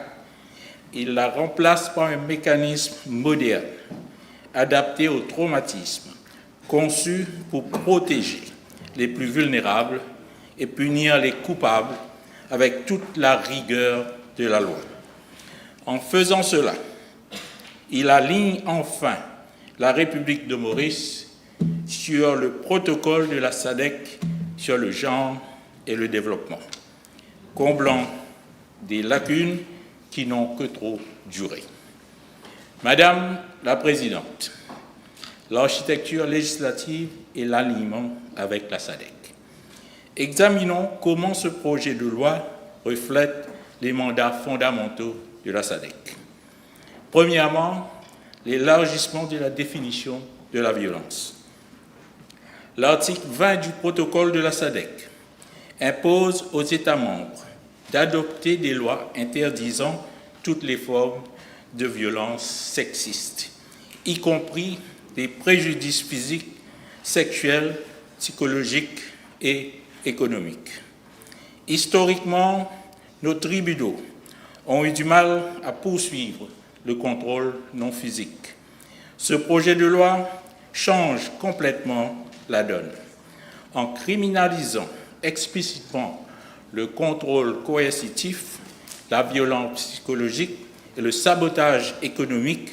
Nous répondons directement au mandat de la SADC. Nous reconnaissons qu'un partenaire qui contrôle chaque roupie et qui isole une victime de sa famille commet un acte de violence tout aussi destructeur qu'un coup physique. Deuxièmement, l'harmonisation avec le Code pénal concernant les violences sexuelles et mortelles. L'article 21 du protocole de la SADC exige que les États membres criminalisent le viol conjugal et éradiquent les immunités juridiques profondément enracinées. Ce projet de loi, parallèlement aux amendements pénaux qui l'accompagnent, abolit définitivement cette immunité. Le viol conjugal est un viol purement et simplement. De plus, en codifiant le féminicide comme une infraction spécifique et aggravée dans le Code pénal, Maurice s'aligne sur la directive régionale urgente de la SADC visant à éliminer les homicides fondés sur le genre. Madame la Présidente, le coût économique de la violence est la réalité rodriguaise. La violence domestique n'est pas qu'un drame intime, c'est un gouffre financier pour notre économie. Les études du secrétariat de la SADC et du PNUD démontrent que la violence basée sur le genre coûte en moyenne entre 1% et 2% du PIB aux pays de l'Afrique australe. Pour notre République, le coût direct et indirect avoisine les 0,6% de notre PIB. Nous parlons de milliards de roupies qui s'envolent chaque année en soins de santé, en frais judiciaires et en perte de productivité. L'article 15 du protocole de la SADC exige l'autonomisation économique des femmes. Or, comment réaliser cette autonomie quand la violence détruit la force de travail de la moitié de notre population? En tant que député de Rodrigues, je refuse que l'on ignore l'impact démultiplié de ce coût sur notre communauté insulaire. L'effondrement de la productivité locale. À Rodrigues, où le tissu économique est plus fragile, lorsqu'une femme est victime de violence, c'est toute la microéconomie locale qui vacille. Qu'elle soit agricultrice, artisane ou employée dans l'administration, l'absentéisme lié au traumatisme se traduit par une perte de revenus immédiate pour sa famille. Le fardeau du silence. Les rapports d'ONG comme Gender Links révèlent que moins de 1% des victimes osent porter plainte à Rodrigues par peur de la stigmatisation sociale dans de petites communautés. Ce silence forcé pousse des mères de famille à fuir leur foyer sans aucune ressource, plongeant leurs enfants dans une trappe à pauvreté que l'Assemblée régionale doit ensuite subventionner par des aides sociales. Le coût de l'insularité pour les soins. L'absence d'infrastructures médicales hyper spécialisées ou de centres de prise en charge psychologique à long terme à Rodrigues nécessite parfois des transferts lourds et coûteux vers l'île principale, un fardeau financier insoutenable pour les familles et les États. Et l'État. Madame la Présidente, les défis de la mise en œuvre à Rodrigues. Une loi ne vaut que par son application sur l'ensemble du territoire de la République. L'article 25 du protocole de la SADC exige que les États membres offrent aux victimes des recours juridiques accessibles, rapides et efficaces. L'introduction de la compétence universelle dans ce projet de loi de 2026 est une révolution pour Rodrigues. Une victime fuyant un environnement toxique à Port-Maturin ou dans les Hauts de Saint-Gabriel n'aura plus à subir la pression de son village. Elle peut désormais pousser la porte de n'importe quel poste de police de l'île pour être protégée immédiatement. Dans ce contexte, peut-être faudrait-il le préciser dans la section 2 en remplaçant Mauritius par Republic of Mauritius. Et aussi d'ajouter Commission concerned at the Rodrigues Regional Assembly, là où est mentionné Ministry dans ce projet de loi. Deux défis majeurs se dressent devant nous à Rodrigues. L'insuffisance criante des infrastructures. Le projet de loi donne la priorité aux ordonnances de résidence, Occupation Orders, forçant l'agresseur à quitter le domicile. Mais en cas d'urgence absolue, où vont les victimes? À Maurice, il existe un réseau de bureaux de soutien familial. À Rodrigues, l'essentiel de la réponse repose sur l'unique Integrated Family Center de Malabar, géré par l'Assemblée régionale de Rodrigues. Rodrigues souffre d'un manque cruel de refuges d'État sécurisés et anonymes. La spécificité de la formation policière locale. Nous ne pouvons pas calquer la formation des forces de l'ordre sur un modèle purement mauricien. Les officiers de la Family Protection Unit basés à Rodrigues font face à des dynamiques familiales de très grande proximité géographique. Ils doivent impérativement recevoir une formation intensive, continue et spécifique aux approches sensibles au traumatisme en milieu insulaire clos. Si une victime se heurte au scepticisme ou au jugement à l'accueil d'un poste de police rodriguais, tout ce cadre législatif s'effondrera. Madame la Présidente, appel à l'action et mécanismes financiers. Pour que cette loi ne soit pas une législation purement port-louisienne, nous devons y associer les moyens de nos ambitions. L'inaction nous coûte plus cher que l'action. Financer les délais judiciaires de 3 jours et créer des refuges à Rodrigues n'est pas une dépense budgétaire. C'est un investissement économique vital. Je demande solennellement au gouvernement d'étudier la possibilité d'allouer un budget décentralisé spécifique à l'Assemblée régionale de Rodrigues pour l'application de cette loi de 2026, de solliciter activement les mécanismes de financement spéciaux de la SADC et les fonds de coopération régionale dédiés à l'alignement des genres, d'accueil d'urgence et de transition à Rodrigues, pour cofinancer la construction de nouveaux centres d'accueil d'urgence et de transition à Rodrigues. De veiller à ce que le nouveau Domestic Abuse Coordinating Panel intègre un représentant officiel de Rodrigues pour s'assurer que les programmes de réhabilitation obligatoires des agresseurs soient adaptés à la réalité de notre île. En conclusion, Madame la Présidente, en votant cette loi, la République de Maurice prouve à ses partenaires régionaux et plus encore à ses propres citoyens qu'elle ne tolérera plus la terreur domestique.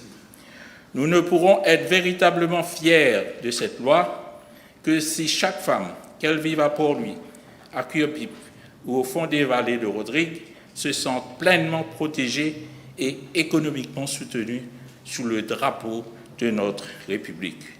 Je recommande ce projet de loi à la Chambre et j'exhorte tous les membres de tous les côtés de cet hémicycle à lui apporter leur soutien total, unanime et indéfectible. Madame la Présidente, je vous remercie. Je vous remercie. Honourable Vacqua-Fleuria. Madame la Présidente, au mois de mars, notre pays a fait honneur à Natasha Pana. Fille du sol, la romancière a reçu l'une de nos plus hautes distinctions, le grade de Grand Officer of the Star and Key of the Indian Ocean, pour son œuvre qui aujourd'hui porte Maurice au sommet des lettres francophones. La nuit au cœur, prix féminin, prix concours des lycéens, est un témoignage bouleversant sur le féminicide et la violence contre les femmes. Il est basé sur des faits réels, survenus notamment à Maurice. Permettez-moi de poser d'emblée une question. Avons-nous décerné cette décoration pour notre propre satisfaction, pour une opération de com', pour le prestige d'une Mauricienne célébrée à Paris, ou l'avons-nous fait parce que nous croyons vraiment à ce que ce livre nous crie? Je ne tranche pas encore.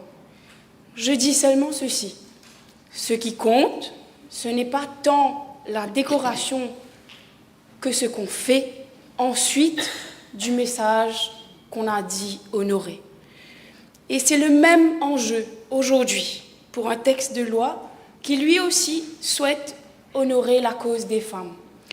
Je dis les femmes car elles sont les victimes dans près de 9 cas sur 10 de violences domestiques et c'est sous cet angle que j'aborderai le Domestic Abuse Bill. Je veux lui appliquer la même épreuve de vérité. Derrière les intentions, quelle réalité pour les femmes? Quand ce texte fait bien, je dirai sans détour, car il fait de bonnes choses et il faut commencer par là. Le premier mérite de ce bill est dans les mots qu'il ose. Notre loi, déjà, ne limitait pas l'abus au coup. Elle parlait d'intimidation, de harcèlement, de privation, mais elle le disait dans des termes assez vagues pour qu'on puisse, en pratique, les contourner ou faire mine de les ignorer. Ce projet de loi, lui, est précis. Il décrit les mécanismes de l'emprise. Il décrit la violence économique. Il décrit la violence psychologique. Il décrit précisément ce qu'est le contrôle d'une vie. Désormais, une femme dont le compagnon confisque chaque roupie de son salaire est une victime clairement nommée comme telle. Il faut mesurer ce que cela change, car ce qui est écrit en toutes lettres dans une loi devient beaucoup plus difficile à balayer d'un revers de main. La loi actuelle n'ignorait pas ces questions, mais à la station de police, trop souvent, on l'a réduisé à ce qui se voyait. Ou Pénamoc, ou l'écho, pas pour capable gagner Forme 58, pas de statement non plus. En nommant l'invisible, ce texte enlève toute excuse à l'indifférence. Et pour cela, je le salue franchement. Son deuxième mérite est de regarder enfin la vie des victimes telle qu'elle est. La loi actuelle pense d'abord aux couples mariés ou vivant sous un même toit. La nouvelle définition de related persons élargit la protection à ceux et celles que l'on oubliait. La compagne qui a déménagé, la fiancée, l'ex-partenaire que l'on harcèle longtemps après la rupture, là où le compagnon homosexuel. Il reconnaît les liens de dépendance où une personne âgée, vulnérable, se trouve à la merci de qui la soigne. C'est bien que l'on protège la victime pour ce qu'elle subit et non pour l'étiquette de sa relation. Mais voici déjà le réel. Détailler l'emprise dans une loi est une chose, la faire reconnaître par l'officier de service un samedi soir au poste de police en est une autre. Et nous y reviendrons puisqu'elle est là toute la question. Nulle part cette question n'est plus brûlante que sur les protection orders. Depuis des années, les Mauriciennes peuvent obtenir un protection order. Sur le papier, elles sont protégées.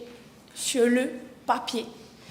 Or, dans cette assemblée même, le 14 avril, nous avons entendu ce que vaut ce papier. Sur les 10 femmes tuées par leur conjoint dans notre pays depuis janvier 2025, 7 détenaient un protection order. Ce chiffre a été confirmé ici même par la ministre. Et arrêtons-nous dessus un instant. Ces femmes avaient alerté les autorités. Elles avaient signalé les harcèlements, les coups, les menaces. Elles avaient fait tout ce qu'on leur demandait de faire. Elles tenaient dans leurs mains le papier censé les garder en vie. Et pourtant, elles ont été tuées. Interrogée sur ces protection orders qui ne protègent pas, la ministre nous a répondu que les femmes les retirent, que l'on ne peut forcer personne. C'est vrai, mais comprenons bien ce que veut dire retirer sa plainte. Une femme ne retire pas un protection order par caprice. Elle le retire sous l'emprise. Elle le retire parce qu'elle dépend pour nourrir ses enfants et payer son loyer de l'homme qu'elle accuse. Elle le retire par peur. Elle le retire parce que, quelque part, sur son chemin, on l'a déjà renvoyée chez elle. Faire peser sur la victime la responsabilité de ce retrait, c'est demander à celle qui se noie pourquoi elle n'a pas mieux nagé. Et il y a pire encore, les affaires traînent. Elles traînent tellement que l'interim order lui-même expire avant que justice ne soit rendue. 2 ans passent, le protection order tombe, le dossier s'éteint, sans jugement, sans remède, et la lenteur ici peut être fatale. Et puis, il y a ce que la loi permet déjà et que l'on accorde presque jamais. Depuis longtemps, le magistrat peut ordonner que ce soit l'agresseur qui quitte le domicile avec l'occupation order. En 2024, sur 398 protection orders, un seul occupation order a été accordé. En 2023, 0 sur 376. Pour cette année, vendredi dernier, au comité au supply, la ministre nous a indiqué qu'elle allait circuler les chiffres des occupation orders émis pour la dernière année, mais nous attendons toujours. Mais à la lumière des chiffres que nous avons déjà, autrement dit, dans notre pays, c'est encore presque toujours la femme qui fait sa valise et l'homme qui reste dans la maison. Alors ce bill répond-il à tout cela? En partie, oui. Et sur le dernier point, il traite la question de la résidence avec un nouveau exclusion order dont il reconnaît ce problème et tente d'y répondre. C'est positif. Mais un autre qui n'est pas applicable, c'est une promesse non tenue. La France l'a compris, le Royaume-Uni l'a compris. Il surveille l'agresseur par un bracelet électronique anti-rapprochement. Ce bill, lui, ne le prévoit pas. On peut aisément comprendre que c'est une mesure qui serait coûteuse. Mais c'est surtout une question de priorité politique. Parce qu'en fin de compte, Madame la Présidente, la vie d'une femme a-t-elle un coût? Le véritable obstacle n'est pas dans les textes, il est dans les têtes. Car les bouts de papier ne sont rien si les approches ne suivent pas. Nous l'avons lu, avoué publiquement par la police elle-même. Elle essaye parfois de jouer, je cite, la carte de la médiation pour préserver la cellule familiale. Pesons cette phrase. Préserver la cellule familiale avant la sécurité de la femme. Réconcilier, c'est la remettre encore une fois en face de lui. Et il faut dire pourquoi, dans ces affaires-là, la médiation est un danger. La médiation suppose deux parties égales, assises à la même table, libres de négocier. Mais entre une femme sous emprise et l'homme qui la terrifie, il n'y a pas deux parties égales. Il y a celle qui a peur et celui qu'elle craint. Lui demander de trouver un terrain d'entente, c'est lui demander de négocier sa propre sécurité avec son bourreau. C'est trop souvent la renvoyer chez elle avec une promesse de plus. Le reste du monde l'a compris et l'a gravé dans le marbre. La Convention d'Istanbul oblige les États européens qui la ratifient à proscrire toute médiation imposée dans des cas de violence domestique. La France, en 2020, est allée jusqu'à interdire par la loi la médiation dans ces affaires de violence domestique.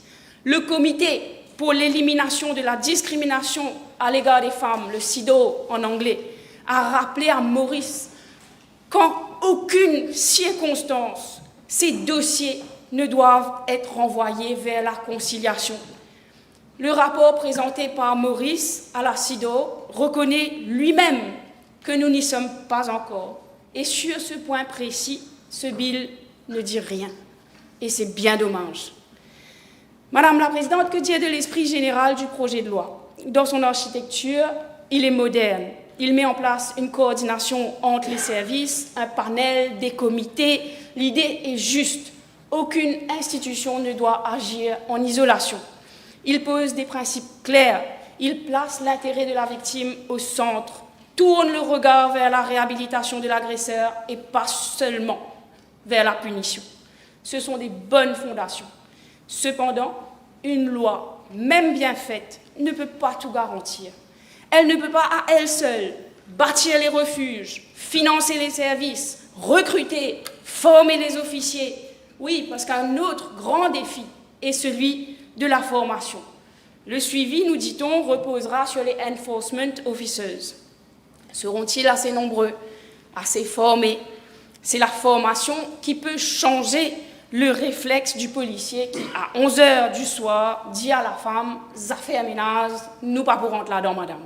C'est la formation qui peut changer ces réflexes. C'est donc au gouvernement d'accompagner ce texte d'action et de moyens. Et c'est précisément là qu'est le risque. Car un texte que la volonté politique abandonne une fois les applaudissements éteints, ce texte-là ne protège pas. Il rassure ceux qui l'ont voté et il laisse seuls celles qu'il est supposé défendre et protéger. Je ne dis pas cela pour condamner d'avance. Je le dis pour qu'on ne se contente pas, cette fois, d'avoir juste bien écrit. Il faudra aller jusqu'au bout. Et si nous voulons aller jusqu'au bout, élevons le regard. Le féminicide ne tombe pas du ciel. C'est un résultat extrême qui ronge, d'un mal qui ronge notre société. Ce mal comprend tout ce que nous tolérons trop souvent.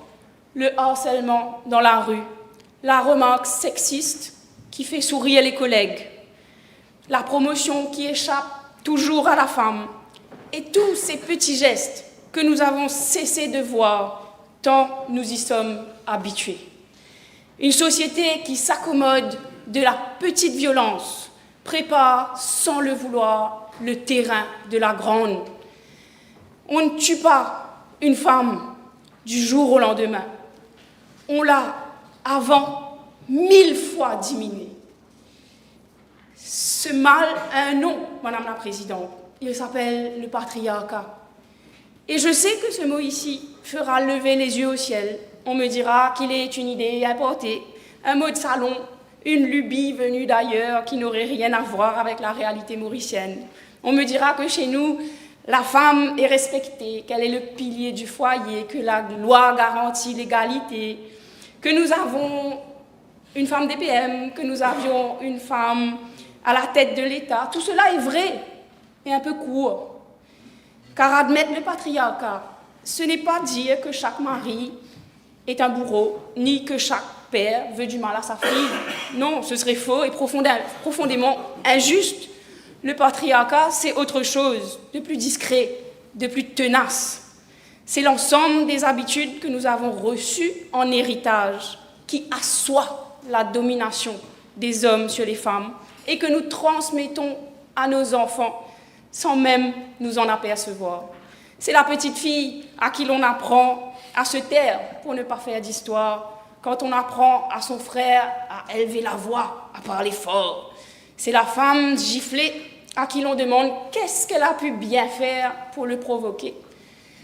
C'est la femme violée à qui l'on reproche d'avoir mis une jupe trop courte. C'est à elle de s'habiller pour ne pas tenter. C'est Kidimoun Poudir qui pèse sur ses épaules à elle, la honte, toujours dans son camp. C'est comment on apprend à nos fils qu'un homme doit toujours s'imposer. Le patriarcat, c'est comment certains finissent par se dire que leurs femmes sont leur propriété. Voilà le patriarcat. Et ce n'est pas une abstraction, c'est une réalité que des femmes, tous les ans, paient de leur vie à Maurice.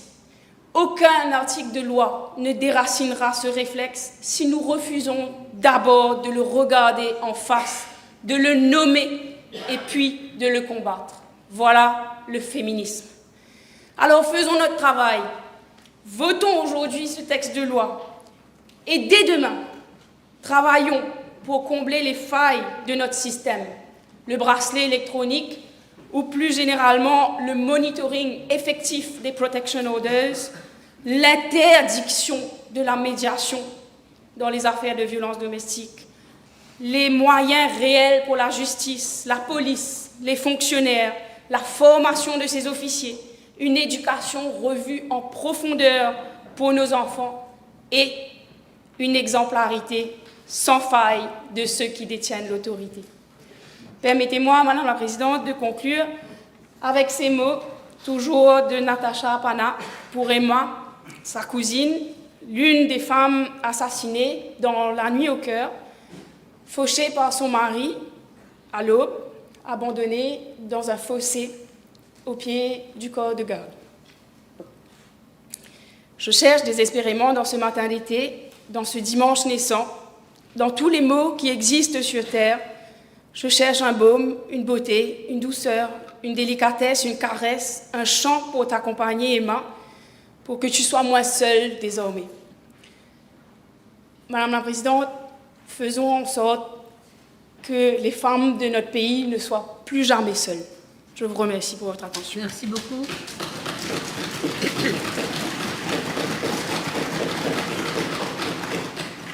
Honourable member from Rodrigues, Miss Colette. Merci beaucoup, Madame la Présidente.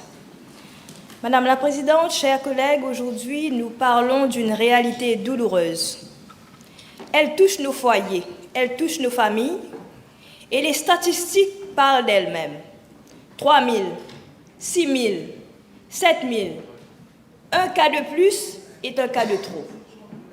Des femmes, des hommes, des enfants vulnérables qui subissent des abus qui détruisent leur dignité, qui détruisent leur sécurité, qui brisent leurs rêves et leur enlèvent leur vie. Et d'ailleurs, nous présentons nos plus vives condoléances à toutes les familles qui ont perdu un proche à travers des abus.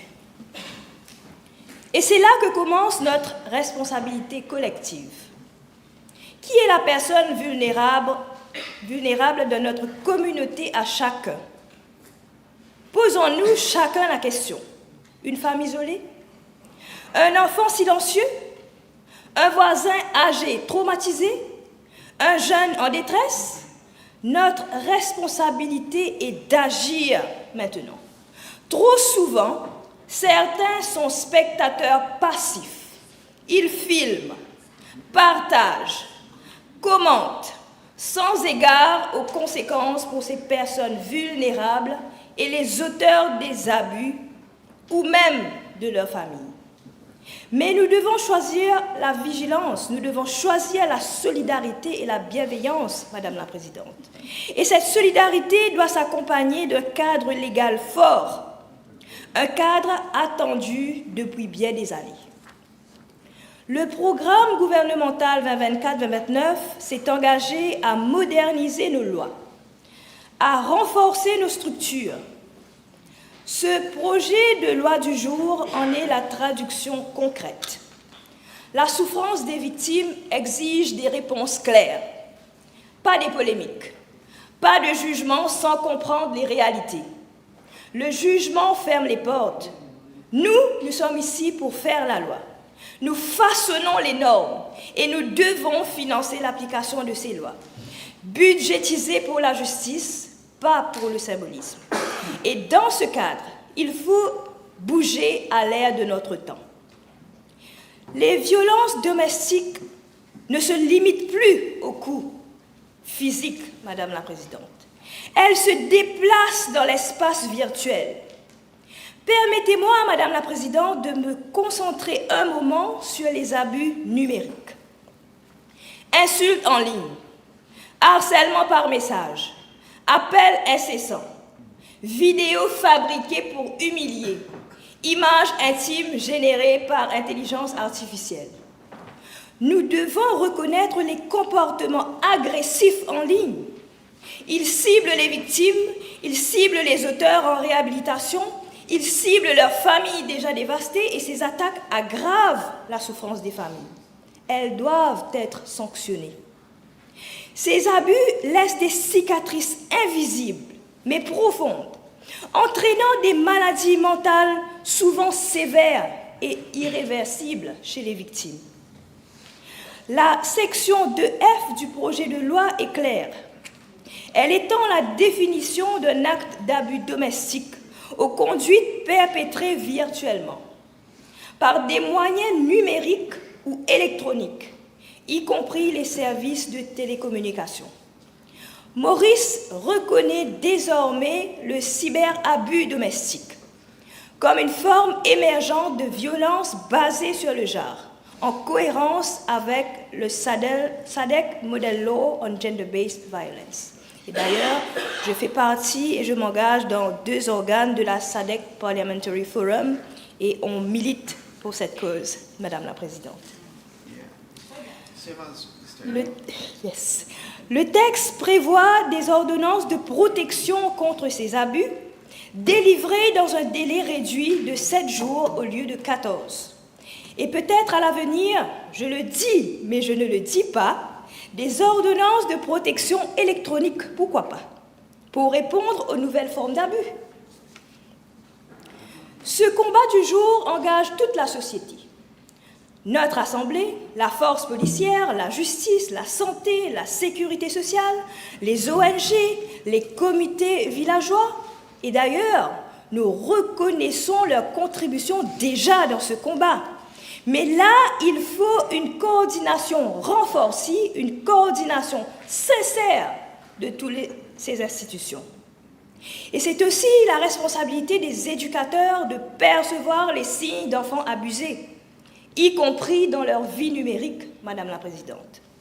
Ce projet de loi devrait aussi engager la presse, informer avec responsabilité, protéger l'intégrité des familles, donner une voix aux victimes, oui, mais sans sensationnalisme. Préserver la confidentialité des procédures en cours.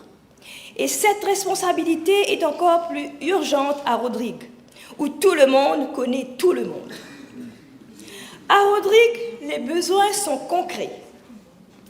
Un grand besoin de structures de refuge sécurisées pour les victimes, de soutien psychologique et aide juridique, hébergement temporaire et assistance médicale, psychologique, parfois psychiatrique, réinsertion professionnelle, suivi éducatif pour les enfants, et nous devons élargir le mandat des refuges, inclure la sécurité numérique, reconnaître les preuves digitales devant les tribunaux, tenir les plateformes responsables des abus en ligne. Je les propose pour des amendements dans un futur proche, Madame la Présidente. Protéger les victimes ne suffit pas. Il faut transformer les comportements des auteurs. Et le projet de loi prévoit des évaluations psychologiques, des programmes de réhabilitation sous contrôle judiciaire, et c'est louable. Un auteur responsabilisé et réinséré peut devenir un membre respectueux de sa famille et de notre société, et montrer que le changement est possible. Croyons en chaque humain, Madame la Présidente. La question de la confidentialité est essentielle pour protéger les victimes, protéger aussi les auteurs, protéger les enfants. Ce projet de loi prévoit des audiences à huis clos, comme cela se pratique déjà d'ailleurs dans les pays tels que le Royaume-Uni, Danemark, Jamaïque, Serbie. Et les victimes ont besoin de soutien, de dignité. Les auteurs ne doivent pas seulement être responsabilisés, mais être accompagnés durablement pour changer. Et l'accompagnement ouvrira des chemins de transformation. Nous devons, Madame la Présidente, vérifier que les promesses d'aujourd'hui deviennent réalité. Suivre les statistiques, mesurer les progrès, constater si les refuges sont construits, si les victimes sont accompagnées, si les auteurs sont réhabilités. La balle est dans le camp de notre Assemblée régionale aussi à Rodrigues, en collaboration avec les ministères de tutelle ici à Maurice. Et d'autres pays de la SADC ont déjà franchi cette étape. Ils ont modernisé leurs lois, affirmé que la dignité humaine est non négociable. Et à notre République de faire ce pas aussi pour protéger chaque citoyen sur chaque île.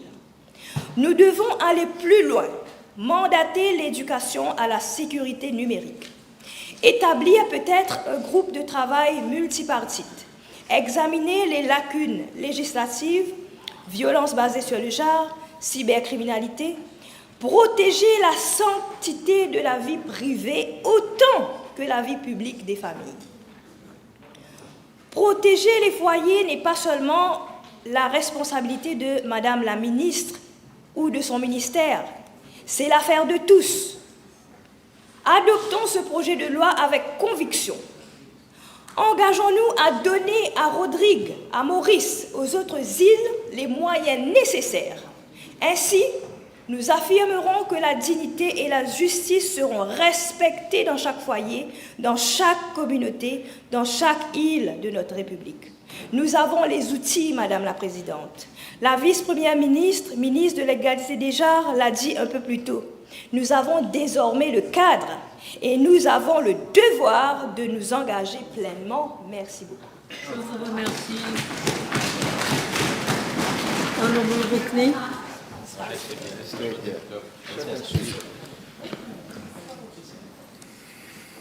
Madam Speaker, there is one question that victims of domestic abuse have been asked for generations. If it was so bad, why didn't you leave? It sounds like a perfectly reasonable question.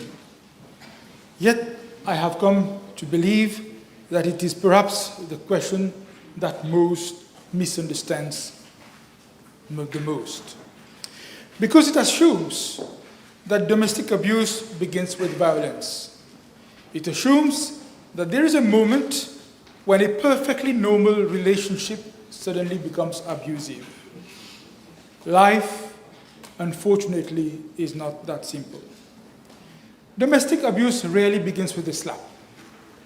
It begins with something much less visible, an imbalance of power. And that imbalance grows so gradually that neither the victim nor those around them always recognize it until it is too late. Madam Speaker, every human relationship involves power. A parent has power over a child, a teacher has power over a student, an employer has power over an employee. Even within a marriage, power constantly shifts. Sometimes one spouse earns more. Sometimes one sacrifices a career to raise children. Sometimes illness changes everything, and one partner becomes completely dependent on the other. Power in itself is not the problem. Power can be used to protect, to support, to encourage, to uplift. The true test of character is what we choose to do with power that life entrusts us with. Domestic abuse begins when power ceases to be a responsibility and becomes an instrument of control. The opposite of love is not always hate. In many homes, the opposite of love is control. Control over another person's movements, control over friendships, control over money, control over confidence, control over choices. And that is precisely what makes domestic abuse so difficult to recognize. Because the most dangerous abuse is often the abuse that no longer looks like abuse. It hides behind concern. I'm only asking because I care about you. It hides behind jealousy.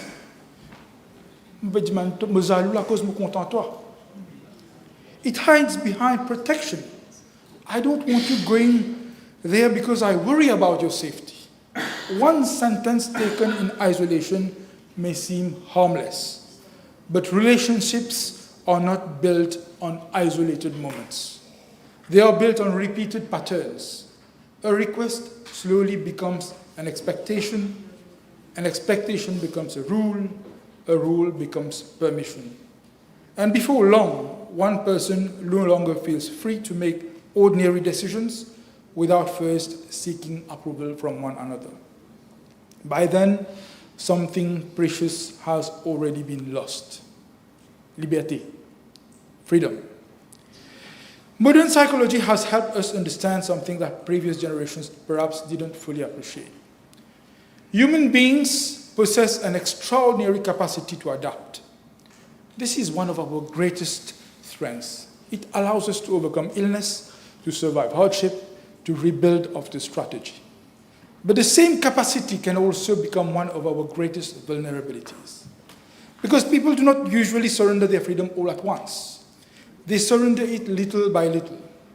One compromise a day, another tomorrow, a friendship quietly abandoned, a career opportunity declined, a bank account handed over parce qu'il est plus facile. A growing reluctance to disagree simply pour éviter l'emmerdement. None of those decisions appear dramatic on its own, yet taken together, they gradually reshape an entire life. This is why I believe we should be careful before asking someone why they remained in an abusive relationship. We should perhaps ask, how did another human being gradually lose the freedom to live as themselves without anyone noticing? Madam Speaker, Parliament should not diagnose personalities. This is neither our role nor our expertise. The law is not interested in labels. The law is interested with conduct. What matters is not whether someone fits a psychological diagnosis. What matters is behavior. Do they isolate another person? Do they constantly humiliate them? Do they manipulate reality until the victim begins to doubt their own judgment? Do they control through fear? Do they reduce another person's confidence until dependence replaces independence? Those behaviors may arise in different personalities and for different reasons, but the harm they produce is remarkably familiar. That is where the law must intervene. Madam Speaker, one of the reasons I welcome this debate is because our understanding of domestic abuse has evolved. 30 years ago, many people thought almost exclusively of physical violence. If there was no bruise, many assumed there was no abuse. Today, we understand something much deeper. A person may never be struck and still live every single day in fear.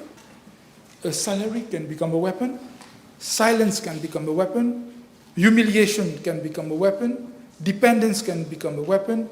The first thing domestic abuse steals is not safety, it is freedom.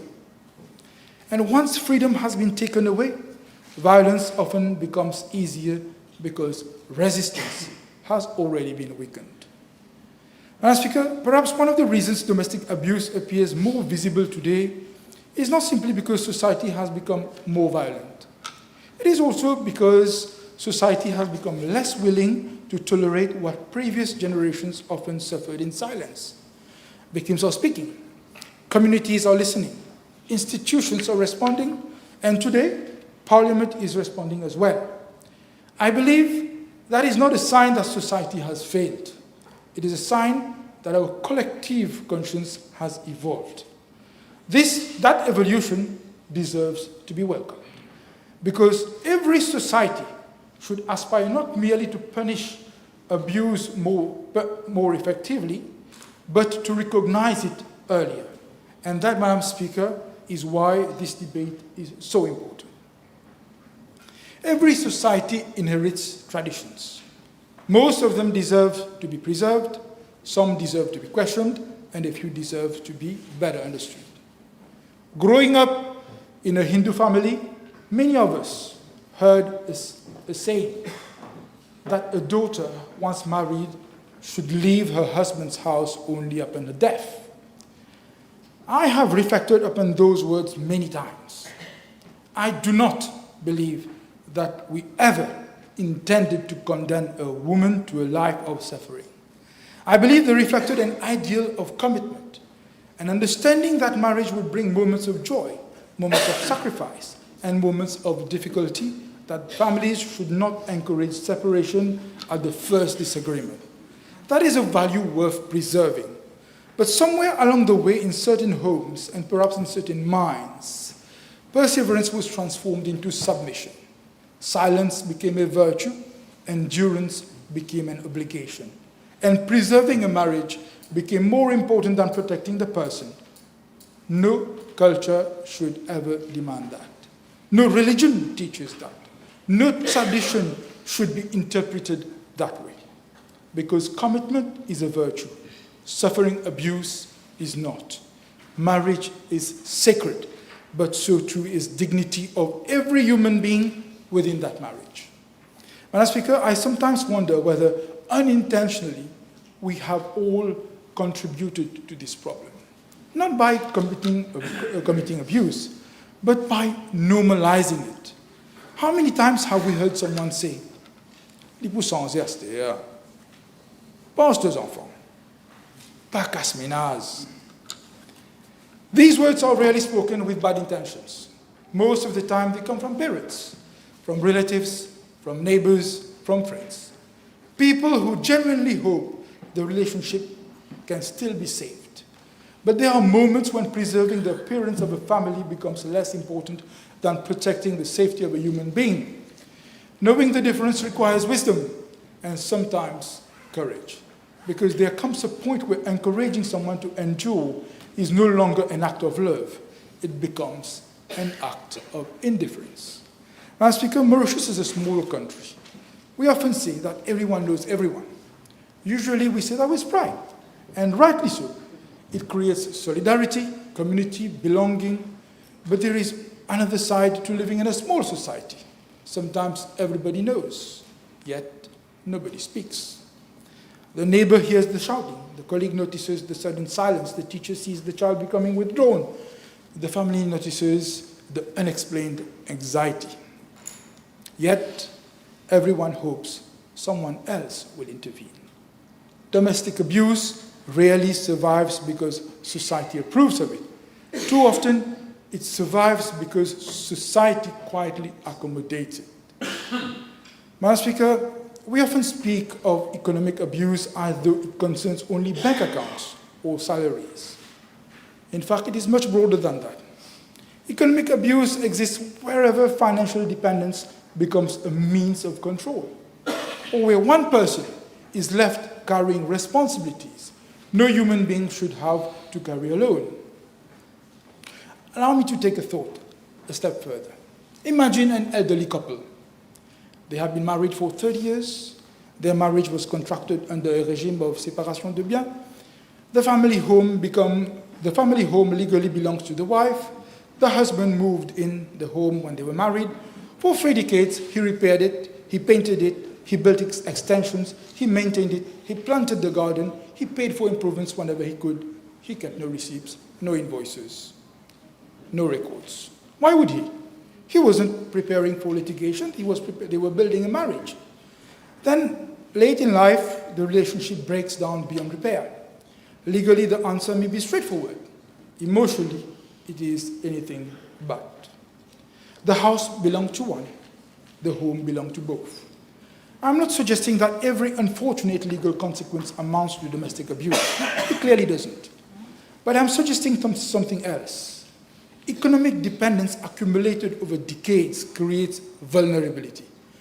And wherever the vulnerability is deliberately exploited, where one spouse says, you have nowhere to go, you have nothing left, you will live with nothing, that is no longer simply a property dispute.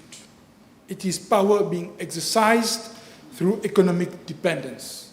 And that, in my humble view, is one of the most significant developments reflected in this legislation. Because it recognizes that power is not exercised only with fists. Sometimes it is exercised with finances, sometimes with property, sometimes with fear. Madam Speaker, the greatest inequalities in life are not always inequalities of wealth. Sometimes they are inequalities of choice. One person can live, the other cannot. One person can rebuild, the other no longer has the years to do so. One person still has opportunities, the other has only memories. That is why vulnerability deserves the protection of law. Not because the law can erase suffering, it cannot, but because the law should never allow vulnerability to become an instrument of domination. Madam Speaker, every now and then Parliament passes a law that tells us something about the evolution of society. I believe this is one of those laws. 30 years ago, we asked one principal question: has violence occurred? Today we ask a different question: has someone been deprived of the freedom to live with dignity? That is a profound evolution. It tells us that Parliament is no longer waiting for visible injury before recognizing invisible suffering. And I believe history will judge that to have been the correct direction. Madam Speaker, one of the strengths of this bill is that it acknowledges something which practitioners, psychologists, social workers, and our own courts have increasingly recognized over the years. Abuse is rarely confined to one act. It is usually a pattern. Sometimes the individual acts insignificant, a sarcastic remark, a humiliating comment, control over a bank account. The law has now evolved to recognize that reality. I welcome that evolution. Madam Speaker, our own courts have also taught us valuable lessons. Judges and magistrates have repeatedly reminded us that domestic abuse cases are among the most complex that come before our justice system. Not because the law is unclear, but because human relationships are. The person seeking protection may still love the person against whom protection is sought. Children are involved. Families are divided. Evidence is not always straightforward. Victims sometimes withdraw complaints. Sometimes they return. Sometimes they are simply afraid. This is why legislation alone can never be enough. In truth, victims do not experience legislation. They experience institutions.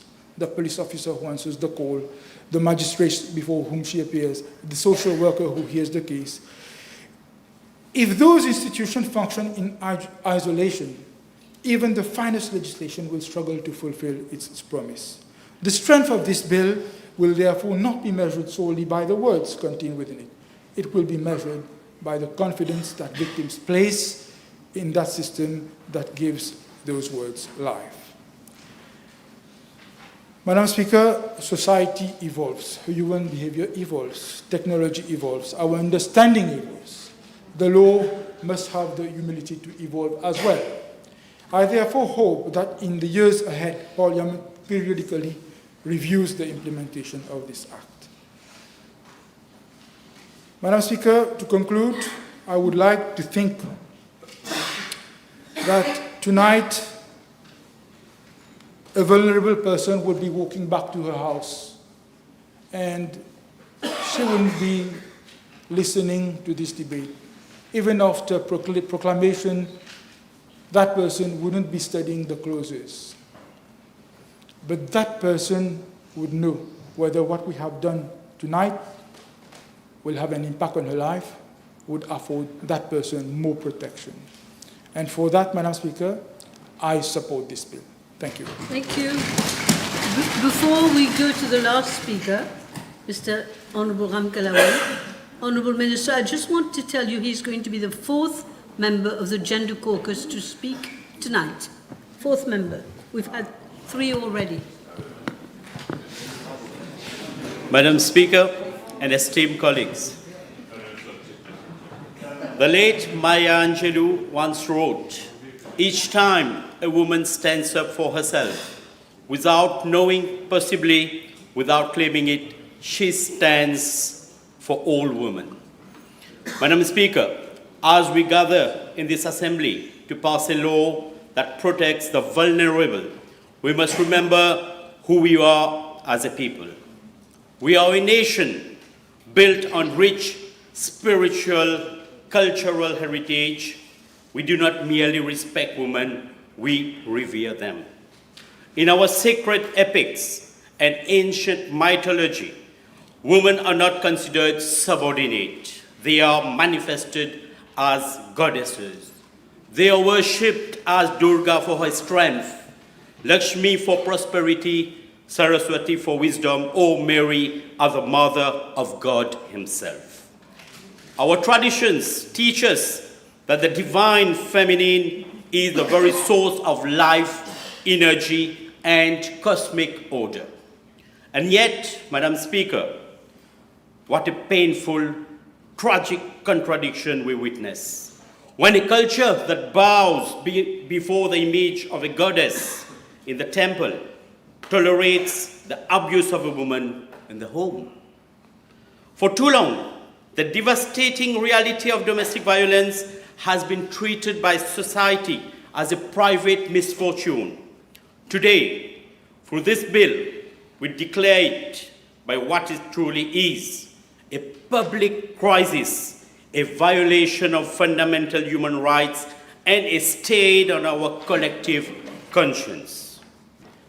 Behind the statistics we will debate today are real lives, parents, children, neighbors who live in a perpetuate state of terror in the one place they should feel safest, their own homes. The bruises we can see are horrific, but it is the invisible erosion of self-worth, the systematic isolation, and the constant fear that truly tears apart the fabric of our communities. Madam Speaker, we cannot legislate love, nor can we mandate respect, but we can legislate protection. We can mandate accountability. This bill is not merely a collection of legal clauses and penalties.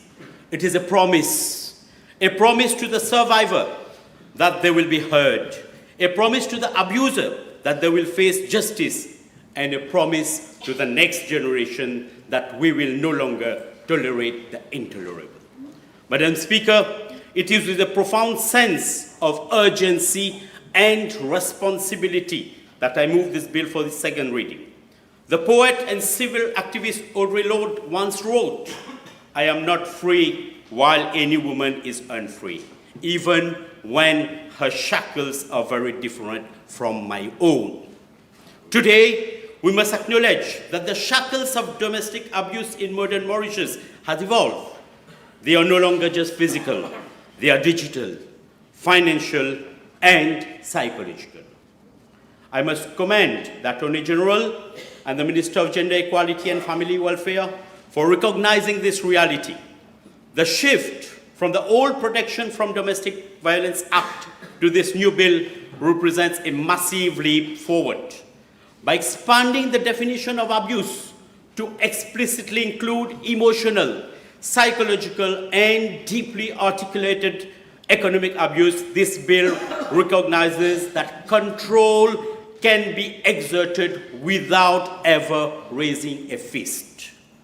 To trap a partner in financial dependency, to sabotage their employment, to use digital platforms to stalk or blackmail them. These are acts of violence, and it is a triumph of this bill that they are finally being named and criminalized as such. Furthermore, Madam Speaker, the introduction of exclusion orders that keep victims and children in their homes while removing the perpetrator, along mandatory rehabilitation programs and technological accommodations for court hearings, shows a deeply compassionate, victim-centric approach.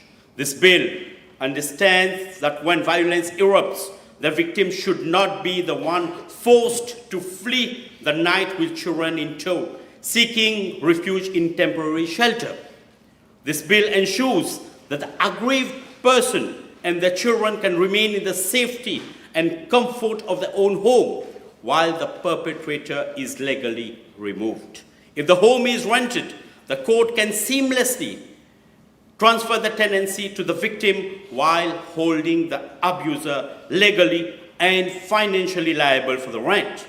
This keeps the victim's life stable, keeps children in their schools, and ensures that the financial burden of the crime falls squarely on the abuser, not the victim. However, as parliamentarians, our sacred duty is not just to uphold intention, but to rigorously stress test execution. If we pass a law that looks flawless on paper but crumbles under the weight of implementation, we do our people a grave disservice. Therefore, I must bring several critical considerations to the attention of this House. Madam Speaker, as a society, we often ask ourselves a painful question whenever another woman dies. Why didn't she leave? But perhaps another question should be asked: why was she forced to live in fear for so long? Many women remain in abusive relationships because they have children to protect. Others have nowhere to go. Some have no income of their own. Some fear retaliation. Others believe that the violence will stop. Sadly, we know that in Mauritius, several domestic violence cases have ended in tragedy. We all have read heartbreaking news reports where women were killed by their husbands, partners, or former partners after months or even years of abuse. Almost every Mauritian remembers these tragedies because they shocked the entire country. In many of these cases, neighbors later said they had heard arguments. Family members said they knew there were problems. Yet the violence continued until it became fatal. Every one of those deaths reminds us that domestic abuse is not a private family matter. It is a public issue. It affects the whole society.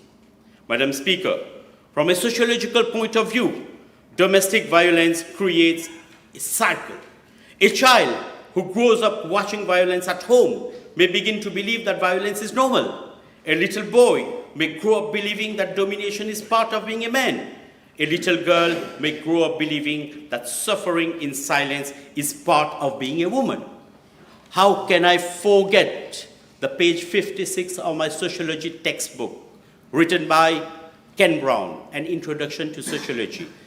The scene is in a kitchen where the mother is preparing food for the whole family. The daughter holds the hand and says, Mom, when am I going to get that swollen black eye?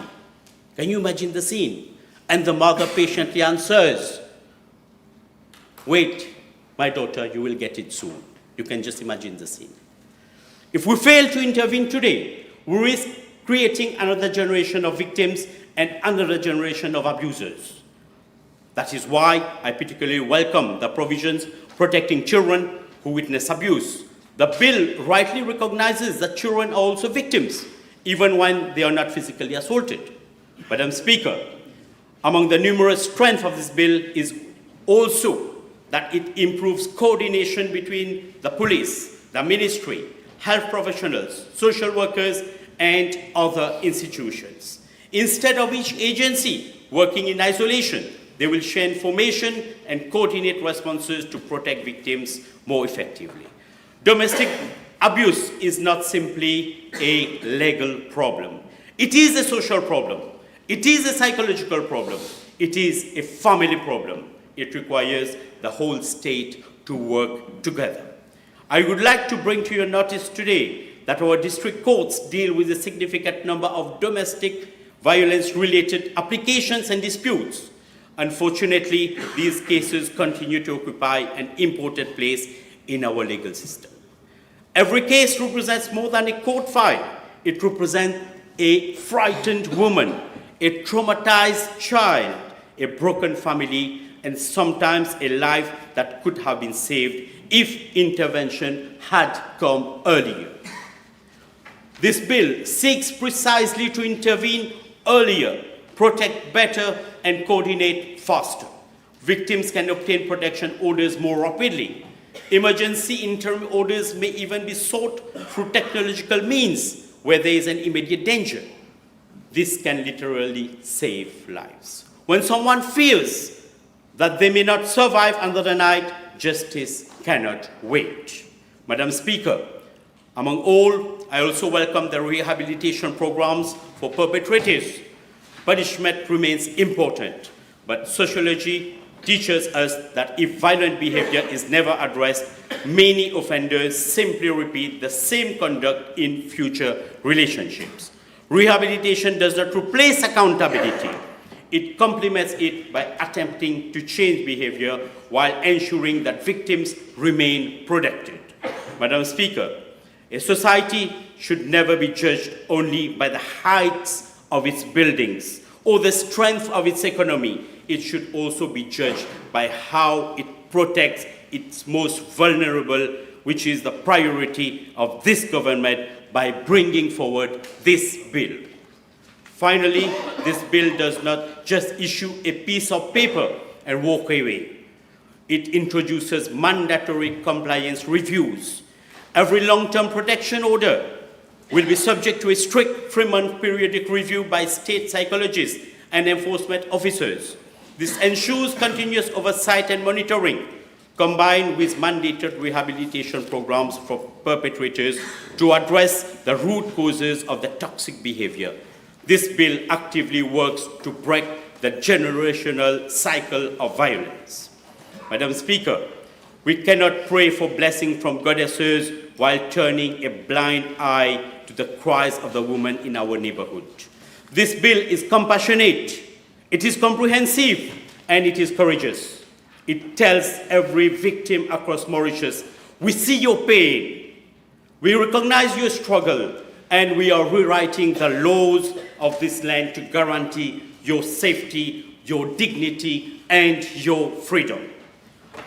I would today end up this speech by the profound spiritual teacher Swami Vivekananda once perfectly captured this essence when he said, "That country and that nation which does not respect women have never become great, nor will ever be in the future. There is no chance for the welfare of the world unless the condition of women is improved. It is not possible for a bird to fly on only one wing." As part of a new man, I proudly cast my vote in favor of this bill. Thank you. Thank you very much, everyone. Very interesting debates. Honourable Omir? Madam Speaker, I beg to move for the adjournment of the debates. Yes, it is seconded. Who is seconding the motion? Honourable Jaman. The question is that the debate be now adjourned. Those in favour say aye. Those against say no. The ayes have it. Adjournment. Prime Minister. Yes, Madam Speaker, I move for the adjournment of the House to Tuesday next, the 7th of July at 11:30 a.m. The House stands adjourned. Yes. Pardon. Yes. Merci. Ma requête s'adresse à l'honorable ministre des Transports. Oh, I'm being told it's closed today. Non, la Chief Whip m'avait informé un peu plus tôt que c'était ouvert aujourd'hui. Ah ben alors, allez-y, allez-y. Merci. Donc ma requête s'adresse au ministre des Transports terrestres. Elle concerne la ligne 81 qui vient de Cuepi, passe par Allée-Briand et s'arrête à côté du club hippique. La requête est que cette ligne, qui avait déjà été faite dans le passé d'ailleurs, la requête est que cette ligne puisse continuer tout le long de l'Allée-Briand en rajoutant un arrêt vers la fin de l'Allée-Briand pour rejoindre l'avenue Sivananda, et ensuite redescendre vers la gare de Vakwa. Ce n'est pas un changement compliqué, mais qui soulagerait énormément les habitants de la région de Sadali, Granum, Mangalkan, qui doivent souvent payer un taxi pour se rendre dans le centre de Vakwa. Je lui demanderai de bien vouloir reconsidérer la requête. Merci. Monsieur le ministre. Thank you, Madam Speaker. It will involve bringing a variation to that line. I will certainly raise up the matter with the NLTA for consideration. Thank you so much. We're okay now? So now we can leave peacefully.